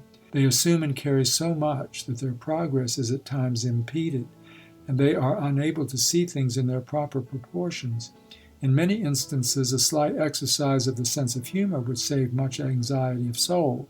Anyone who marks the general tone of editorials in colored newspapers is apt to be impressed with this idea. If the mass of Negroes took their present and future as seriously as do the most of their leaders, the race would be in no mental condition to sustain the terrible pressure which it undergoes. It would sink under its own weight. Yet it must be acknowledged that in the making of a race, over-seriousness is a far lesser failing than its reverse, and even the faults resulting from it lean toward the right. We drove into the town just before dark. As we passed a large unpainted church, my companion pointed it out as the place where he held his school. I promised that I would go there with him the next morning and visit a while. The town was of that kind which hardly requires or deserves description. A straggling line of brick and wooden stores on one side of the railroad track, and some cottages of various sizes on the other side, constituted about the whole of it. The young school teacher boarded at the best house in the place, owned by a colored man. It was painted, had glass windows, contained store-bought furniture, an organ, and lamps with chimneys. The owner held a job of some kind on the railroad. After supper, it was not long before everybody was sleepy. I occupied the room with the school teacher. In a few minutes after we got into the room, he was in bed and asleep. But I took advantage of the unusual luxury of a lamp which gave light, and sat looking over my notes, and jotting down some ideas which were still fresh in my mind. Suddenly I became conscious of that sense of alarm which is always aroused by the sound of hurrying footsteps on the silence of the night. I stopped work and looked at my watch. It was after 11. I listened, straining every nerve to hear above the tumult of my quickening pulse. I caught the murmur of voices, then the gallop of a horse, then of another and another. Now thoroughly alarmed, I woke my companion, and together we both listened. After a moment he put out the light and softly opened the window blind, and we cautiously peeped out. We saw men moving in one direction, and from the mutterings we vaguely caught the rumor that some terrible crime had been committed. I put on my coat and hat. My friend did all in his power to dissuade me from venturing out, but it was impossible for me to remain in the house under such tense excitement. My nerves would not have stood it. Perhaps what bravery I exercised in going out was due to the fact that I felt sure my identity as a colored man had not yet become known in the town. I went out, and following the drift, reached the railroad station. There was gathered there a crowd of men, all white, and others were steadily arriving, seemingly from all the surrounding country. How did the news spread so quickly? I watched these men moving under the yellow glare of the kerosene lamps about the station, stern, comparatively silent, all of them armed, some of them in boots and spurs, fierce, determined men. I had come to know the type well, blond, tall, and lean, with ragged mustache and beard and glittering gray eyes. At the first suggestion of daylight, they began to disperse in groups going in several directions. There was no extra noise or excitement, no loud talking, only swift, sharp words of command given by those who seemed to be accepted as leaders by mutual understanding. In fact, the impression was made upon me was that everything was being done in quite an orderly manner. In spite of so many leaving, the crowd around the station continued to grow. At sunrise, there were a great many women and children. By this time, I also noticed some colored people. A few seemed to be going about customary tasks. Several were standing on the outskirts of the crowd, but the gathering of Negroes, usually seen in such towns, was missing. Before noon, they brought him in. 2 horsemen rode abreast. Between them, half-dragged, the poor wretch made his way through the dust. His hands were tied behind him, and ropes around his body were fastened to the saddle horns of his double guard. The men who at midnight had been stern and silent were now emitting that terror-instilling sound known as the rebel yell. A space was quickly cleared in the crowd and a rope placed about his neck, when from somewhere came the suggestion, "Burn him." It ran like an electric current. Have you ever witnessed the transformation of human beings into savage beasts? Nothing can be more terrible. A railroad tie was sunk into the ground, the rope was removed, and a chain brought and securely coiled around the victim and the stake. There he stood, a man only in form and stature, every sign of degeneracy stamped upon his countenance. His eyes were dull and vacant, indicating not a single ray of thought. Evidently, the realization of his fearful fate had robbed him of whatever reasoning power he had ever possessed. He was too stunned and stupefied even to tremble. Fuel was brought from everywhere, oil, the torch. The flames crouched for an instant as though to gather strength, then leaped up as high as their victim's head. He squirmed, he writhed, strained at his chains, then gave out cries and groans. that I shall always hear. The cries and groans were choked off by the fire and smoke, but his eyes, bulging from their sockets, rolled from side to side, appealing in vain for help. Some of the crowd yelled and cheered, others seemed appalled at what they had done, and there were those who turned away sickened at the sight. I was fixed to the spot where I stood, powerless to take my eyes from what I did not want to see. It was over before I realized that time had elapsed. Before I could make myself believe that what I saw was really happening, I was looking at a scorched post, a smoldering fire, blackened bones, charred fragments sifting down through coils of chain, and the smell of burnt flesh, human flesh, was in my nostrils. I walked a short distance away and sat down in order to clear my dazed mind. A great wave of humiliation and shame swept over me. Shame that I belonged to a race that could be so dealt with, and shame for my country that it, the great example of democracy to the world, should be the only civilized, if not the only state on earth where a human being would be burned alive. My heart turned bitter within me. I could understand why Negroes are led to sympathize with even their worst criminals, and to protect them when possible. By all the impulses of normal human nature, they can and should do nothing less. Whenever I hear protests from the South that it should be left alone to deal with the Negro question, my thoughts go back to that scene of brutality and savagery. I do not see how a people that can find in its conscience any excuse whatever for slowly burning to death a human being or for tolerating such an act can be entrusted with the salvation of a race. Of course, there are in the South men of liberal thought who do not approve lynching, but I wonder how long they will endure the limits which are placed upon free speech. They still cower and tremble before Southern opinion. Even so late as the recent Atlanta riot, those men who were brave enough to speak a word in behalf of justice and humanity felt called upon by way of apology to preface what they said with a glowing rhetorical tribute to the Anglo-Saxon's superiority, and to refer to the great and impassable gulf between the races, fixed by the Creator at the foundation of the world.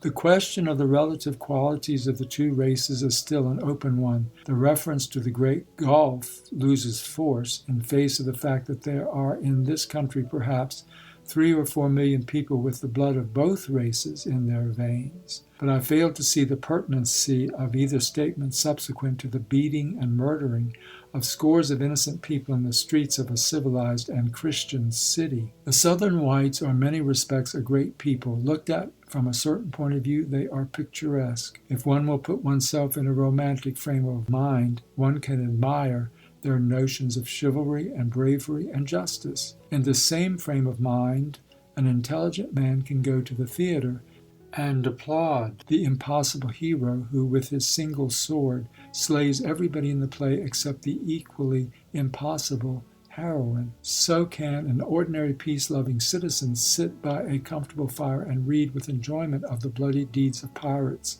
and the fierce brutality of Vikings. This is the way in which we gratify the old underlying animal instincts and passions. But we should shudder with horror at the mere idea of such practices being realities in this day of enlightened and humanitarianized thought. The Southern whites are not yet living quite in the present age.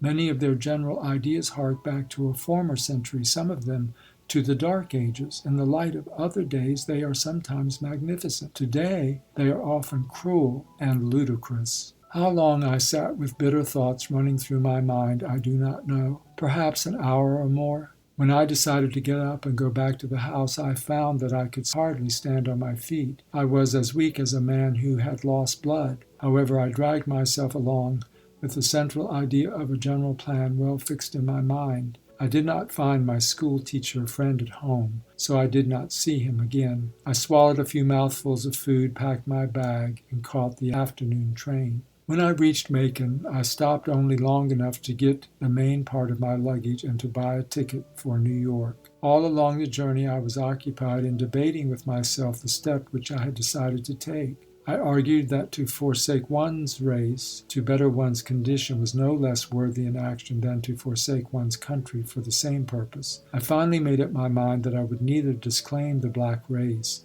nor claim the white race, but that I would change my name, raise a mustache, and let the world take me for what it would, that it was not necessary for me to go about with a label of inferiority pasted across my forehead. All the while I understood that it was not discouragement or fear or search for a larger field of action and opportunity that was driving me out of the Negro race. I knew that it was shame, unbearable shame, shame at being identified with a people that could with impunity be treated worse than animals, for certainly the law would restrain and punish the malicious burning alive of animals. So once again I found myself gazing at the towers of New York and wondering what future that city held in store for me.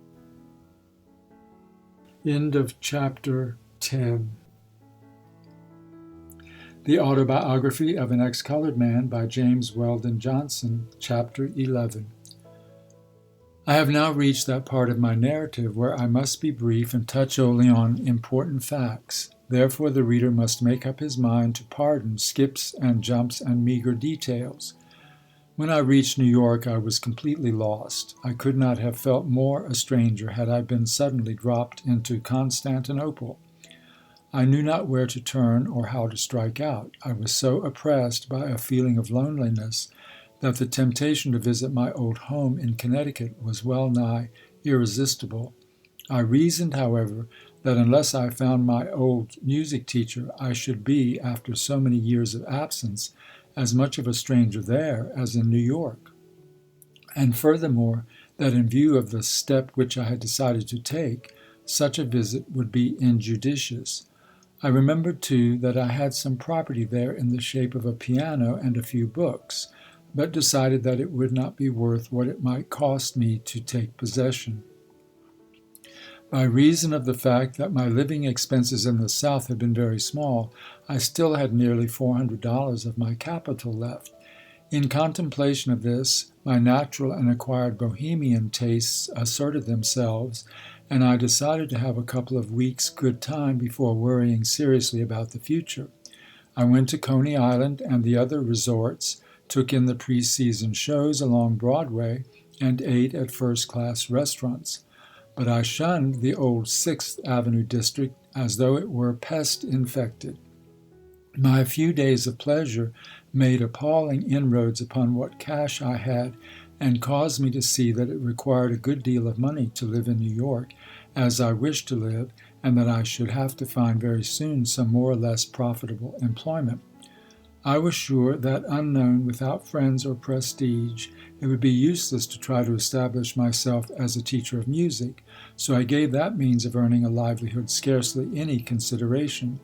And even had I considered it possible to secure pupils, as I then felt, I should have hesitated about taking up a work in which the chances for any considerable financial success are necessarily so small.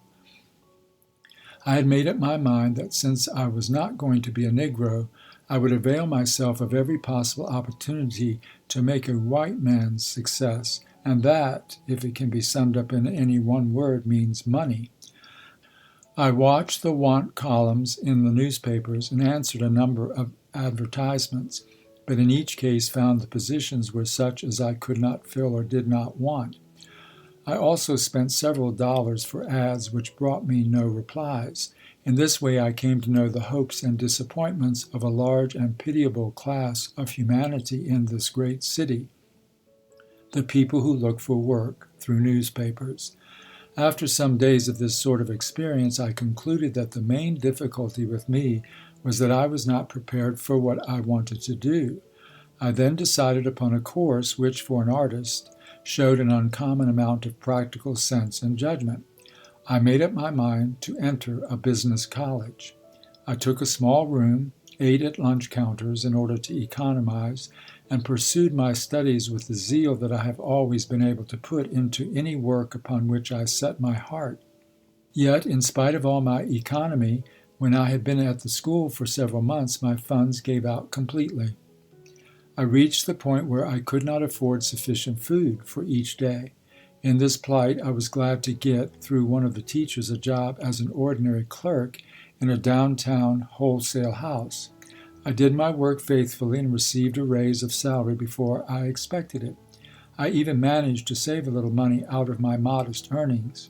In fact, I began then to contract the money fever, which later took strong possession of me. I kept my eyes open, watching for a chance to better my condition. It finally came in the form of a position with a house which was, at the time, establishing a South American department. My knowledge of Spanish was, of course, the principal cause of my good luck, and it did more for me. It placed me where the other clerks were practically put out of competition with me. I was not slow in taking advantage of the opportunity to make myself indispensable to the firm. What an interesting and absorbing game is money-making. After each deposit at my savings bank, I used to sit and figure out all over again my principal and interest, and make calculations on what the increase would be in such and such time. Out of this I derived a great deal of pleasure. I denied myself as much as possible in order to swell my savings. As much as I enjoyed smoking, I limited myself to an occasional cigar, and that was generally of a variety which in my old days at the club was known as a Henry Mudd. Drinking I cut out altogether, but that was no great sacrifice. The day on which I was able to figure up $1,000 marked an epoch in my life, and this was not because I had never before had money. In my gambling days and while I was with my millionaire, I handled sums running high up into the hundreds, but they had come to me like fairy godmother's gifts, and at a time when my conception of money was that it was made only to spend. Here, on the other hand, was $1,000 which I had earned by days of honest and patient work, $1,000 which I had carefully watched grow from the first dollar, and I experienced in owning them a pride and satisfaction which to me was an entirely new sensation. As my capital went over the $1,000 mark, I was puzzled to know what to do with it, how to put it to the most advantageous use.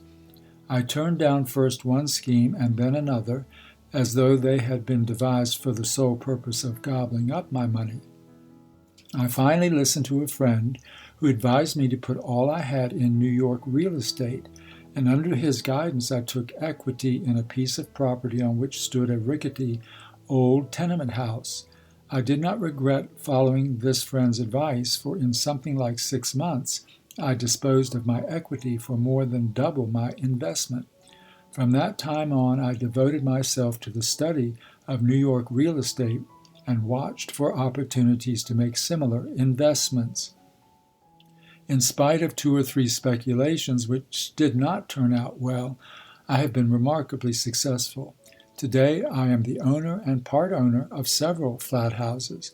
I have changed my place of employment 4 times since returning to New York, and each change has been a decided advancement. Concerning the position which I now hold, I shall say nothing except that it pays extremely well. As my outlook on the world grew brighter, I began to mingle in the social circles of the men with whom I came in contact, and gradually, by a process of elimination, I reached a grade of society of no small degree of culture. My appearance was always good, and my ability to play on the piano, especially ragtime, which was then at the height of its vogue, made me a welcome guest. The anomaly of my social position often appealed strongly to my sense of humor. I frequently smiled inwardly at some remark not altogether complimentary to people of color, and more than once I felt like declaiming, "I am a colored man. Do I not disprove the theory that 1 drop of Negro blood renders a man unfit?" Many a night when I returned to my room after an enjoyable evening, I laughed heartily over what struck me as the capital joke I was playing. Then I met her, and what I had regarded as a joke was gradually changed into the most serious question of my life. I first saw her at a musical which was given one evening at a house to which I was frequently invited. I did not notice her among the other guests before she came forward and sang 2 sad little songs. When she began, I was out in the hallway where many of the men were gathered, but with the first few notes I crowded with others into the doorway to see who the singer was. When I saw the girl, the surprise which I had felt at the first sound of her voice was heightened. She was almost tall and quite slender, with lustrous yellow hair and eyes so blue as to appear almost black. She was as white as a lily, and she was dressed in white. Indeed, she seemed to me the most dazzlingly white thing I had ever seen.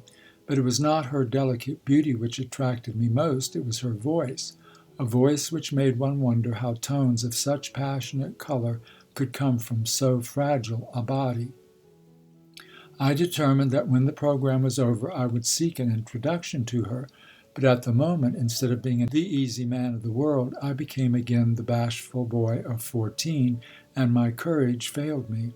I contented myself with hovering as near her as politeness would permit, near enough to hear her voice, which in conversation was low yet thrilling, like the deeper middle tones of a flute. I watched the men gather round her, talking and laughing in an easy manner, and wondered how it was possible for them to do it. But destiny, my special destiny, was at work. I was standing near, talking with affected gaiety to several young ladies, who, however, must have remarked my preoccupation, for my second sense of hearing was alert to what was being said by the group of which the girl in white was the center, when I heard her say, "I think his playing of Chopin is exquisite." And one of my friends in the group replied, "You haven't met him? Allow me, blank." Then turning to me, "Oh man, when you have a moment, I wish you to meet Miss blank."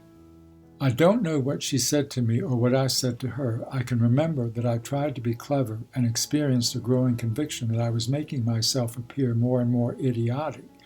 I'm certain, too, that in spite of my Italian-like complexion, I was as red as a beet. Instead of taking the car, I walked home. I needed the air and exercise as a sort of sedative. I am not sure whether my troubled condition of mind was due to the fact that I had been struck by love, or to the feeling that I had made a bad impression upon her. As the weeks went by, and when I had met her several more times, I came to know that I was seriously in love, and then began for me days of worry, for I had more than the usual doubts and fears of young men in love to contend with. Up to this time I had assumed and played my role as a white man, with a certain degree of nonchalance, a carelessness as to the outcome which made the whole thing more amusing to me than serious. But now I ceased to regard being a white man as a sort of practical joke. My acting had called for mere external effects. Now I began to doubt my ability to play the part. I watched her to see if she was scrutinizing me, to see if she was looking for anything in me which made me differ from the other men she knew. In place of an old inward feeling of superiority over many of my friends, I began to doubt myself. I began even to wonder if I really was like the men I associated with, if there was not, after all, an indefinable something which marked a difference. But in spite of my doubts and timidity, my affair progressed, and I finally felt sufficiently encouraged to decide to ask her to marry me. Then began the hardest struggle of my life, whether to ask her to marry me under false colors or to tell her the whole truth. My sense of what was exigent made me feel there was no necessity of saying anything, but my inborn sense of honor rebelled at even indirect deception in this case. But however much I moralized on the question, I found it more and more difficult to reach the point of confession. The dread that I might lose her took possession of me each time I sought to speak, and rendered it impossible for me to do so. That moral courage requires more than physical courage is no mere poetic fancy. I am sure I should have found it easier to take the place of a gladiator, no matter how fierce the Numidian lion, than to tell that slender girl that I had Negro blood in my veins. The fact which I had at times wished to cry out, I now wish to hide forever. During this time we were drawn together a great deal by the mutual bond of music. She loved to hear me play Chopin, and was herself far from being a poor performer of his compositions. I think I carried her every new song that was published, which I thought suitable to her voice, and played the accompaniment for her. Over these songs we were like two innocent children with new toys. She had never been anything but innocent, but my innocence was a transformation wrought by my love for her, love which melted away my cynicism and whitened my sullied soul and gave me back the wholesome dreams of my boyhood. My artistic temperament also underwent an awakening. I spent many hours at my piano, playing over old and new composers. I also wrote several little pieces in a more or less Chopinesque style, which I dedicated to her. And so the weeks and months went by. Often words of love trembled on my lips, but I dared not utter them, because I knew they would have to be followed by other words which I had not the courage to frame. There might have been some other woman in my set whom I could have fallen in love with and asked to marry me without a word of explanation, but the more I knew this girl, the less could I find it in my heart to deceive her. And yet, in spite of this specter that was constantly looming up before me, I could never have believed that life held such happiness as was contained in those dream days of love. One Saturday afternoon in early June, I was coming up Fifth Avenue, and at the corner of 23rd Street, I met her. She had been shopping. We stopped to chat for a moment, and I suggested that we spend half an hour at the Eden Musée. We were standing leaning on the rail in front of a group of figures, more interested in what we had to say to each other than in the group, when my attention became fixed upon a man who stood at my side studying his catalogue. It took me only an instant to recognize in him my old friend Shiny. My first impulse was to change my position at once. As quick as a flash, I considered all the risks I might run in speaking to him, and most especially the delicate question of introducing him to her. I confess that in my embarrassment and confusion I felt small and mean.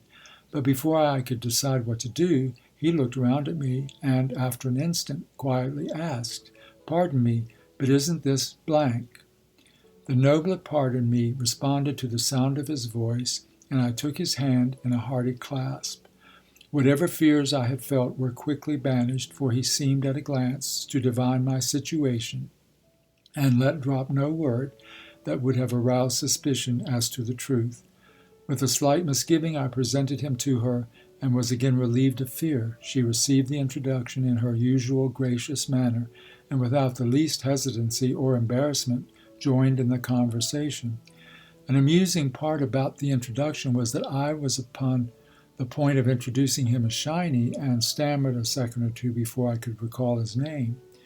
We chatted for some 15 minutes. He was spending his vacation north, with the intention of doing 4 or 6 weeks' work in one of the summer schools. He was also going to take a bride back with him in the fall. He asked me about myself, but in so diplomatic a way that I found no difficulty in answering him. The polish of his language and the unpedantic manner in which he revealed his culture greatly impressed her, and after we had left the musée, she showed it by questioning me about him. I was surprised at the amount of interest a refined black man could arouse. Even after changes in the conversation, she reverted several times to the subject of Shiny.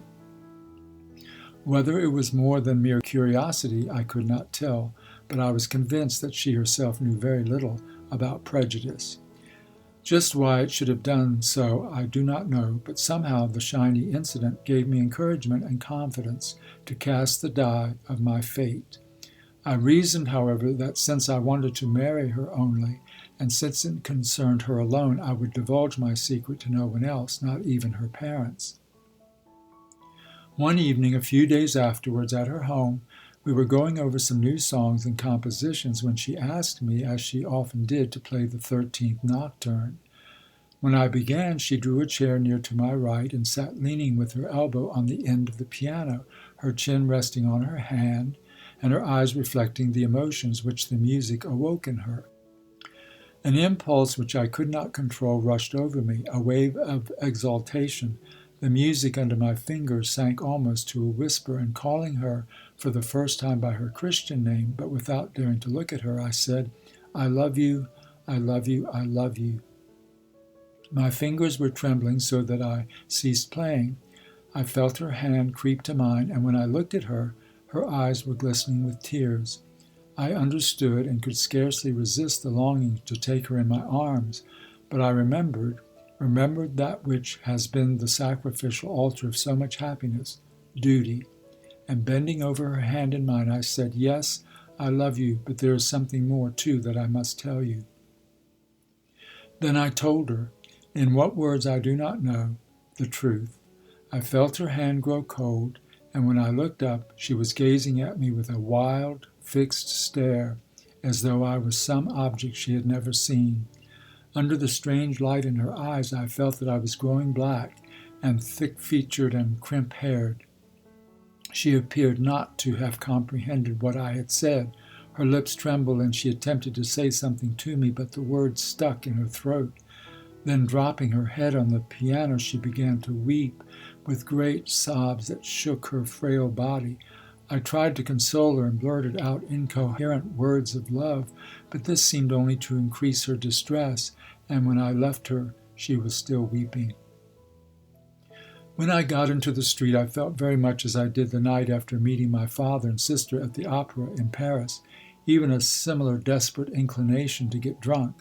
But my self-control was stronger. This was the only time in my life that I ever felt the absolute regret at being colored, that I cursed the drops of African blood in my veins and wished that I were really white. When I reached my rooms, I sat and smoked several cigars while I tried to think out the significance of what had occurred. I reviewed the whole history of our acquaintance, recalled each smile she had given me, each word she had said to me that nourished my hope. I went over the scene we had just gone through, trying to draw from it what was in my favor and what was against me. I was rewarded by feeling confident that she loved me, but I could not estimate what was the effect upon her of my confession.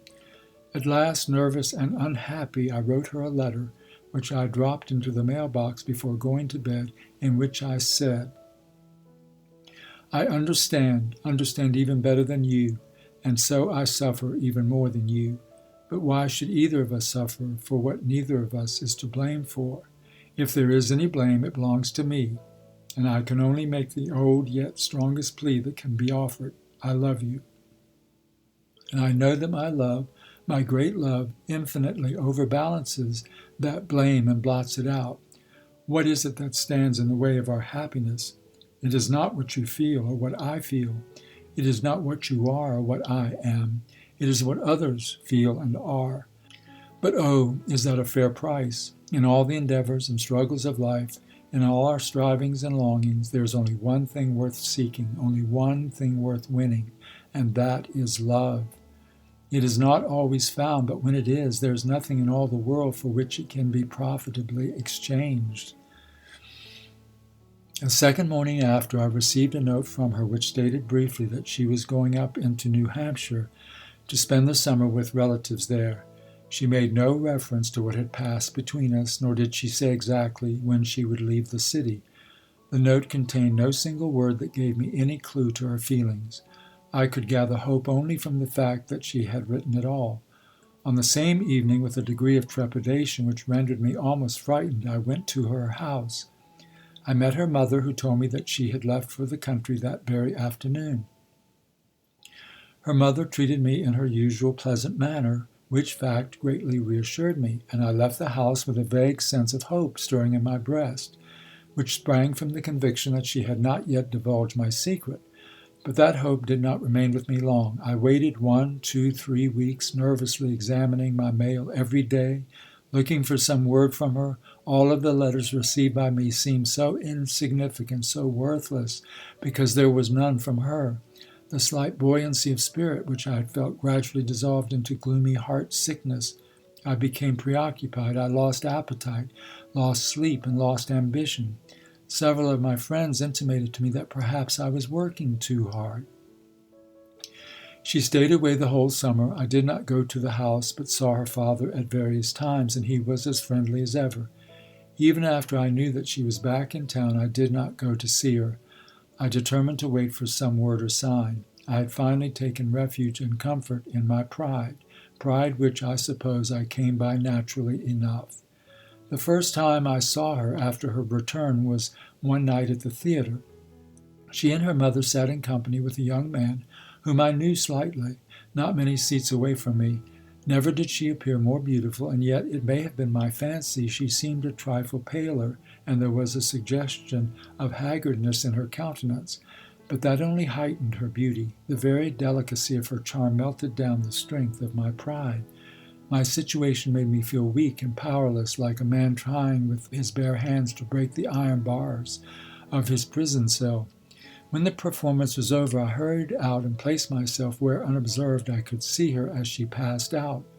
The haughtiness of spirit in which I had sought relief was all gone, and I was willing and ready to undergo any humiliation. Shortly afterward we met at a progressive card party, and during the evening we were thrown together at one of the tables as partners. This was really our first meeting since the eventful night at her house. Strangely enough, in spite of our mutual nervousness, we won every trick of the game, and one of our opponents jokingly quoted the old saw, lucky in cards, unlucky in love. Our eyes met, and I'm sure that in the momentary glance my whole soul went out to her in one great plea. She lowered her eyes and uttered a nervous little laugh. During the rest of the game I fully merited the unexpressed and expressed abuse of my various partners, for my eyes followed her wherever she was, and I played whatever card my fingers happened to touch. Later in the evening she went to the piano and began to play very softly, as to herself, the opening bars of the 13th Nocturne. I felt that the psychic moment of my life had come, a moment which, if lost, could never be called back. And in as careless a manner as I could assume, I sauntered over to the piano and stood almost bending over her. She continued playing, but in a voice that was almost a whisper. She called me by my Christian name and said, "I love you, I love you, I love you." I took her place at the piano and played the nocturne in a manner that silenced the chatter of the company, both in and out of the room, involuntarily closing it with the major triad. We were married the following spring and went to Europe for several months. It was a double joy for me to be in France again under such conditions. First there came to us a little girl with hair and eyes dark like mine, but who was growing to have ways like her mother. 2 years later there came a boy who has my temperament but is fair like his mother, a little golden-headed god, with a face and head that would have delighted the heart of an old Italian master. And this boy, with his mother's eyes and features, occupies an inner sanctuary of my heart, for it was for him that she gave all, and that is the second sacred sorrow of my life. The few years of our married life were supremely happy, and perhaps she was even happier than I, for after our marriage, in spite of all the wealth of her love which she lavished upon me, there came a new dread to haunt me, a dread which I cannot explain and which was unfounded, but one that never left me. I was in constant fear that she would discover in me some shortcoming which she would unconsciously attribute to my blood rather than to a failing of human nature. But no cloud ever came to mar our life together. Her loss to me is irreparable. My children need a mother's care, but I shall never marry again. It is to my children that I have devoted my life. I no longer have the same fear for myself of my secrets being found out, for since my wife's death I have gradually dropped out of social life. But there is nothing I would not suffer to keep the brand from being placed upon them. It is difficult for me to analyze my feelings concerning my present position in the world. Sometimes it seems to me that I have never really been a Negro, that I have been only a privileged spectator of their inner life. At other times I feel that I have been a coward, a deserter, and I am possessed by a strange longing for my mother's people. Several years ago I attended a great meeting in the interest of Hampton Institute at Carnegie Hall. The Hampton students sang the old songs and awoke memories that left me sad. Among the speakers were R.C. Ogden, ex-ambassador Choate, and Mark Twain. But the greatest interest of the audience was centered in Booker T. Washington, and not because he so much surpassed the others in eloquence, but because of what he represented with so much earnestness and faith. And it is this that all of that small but gallant band of colored men who are publicly fighting the cause of their race have behind them. Even those who oppose them know that these men have the eternal principles of right on their side, and they will be victors, even though they should go down in defeat. Beside them, I feel small and selfish. I am an ordinarily successful white man who has made a little money. They are men who are making history and a race. I, too, might have taken part in a work so glorious. My love for my children makes me glad that I am what I am, and keeps me from desiring to be otherwise. And yet when I sometimes open a little box in which I still keep my fast yellowing manuscripts, the only tangible remnants of a vanished dream, a dead ambition, a sacrificed talent, I cannot repress the thought that after all, I have chosen the lesser part, that I have sold my birthright for a mess of pottage. End of chapter 11. End of the Autobiography of an Ex-Colored Man by James Weldon Johnson.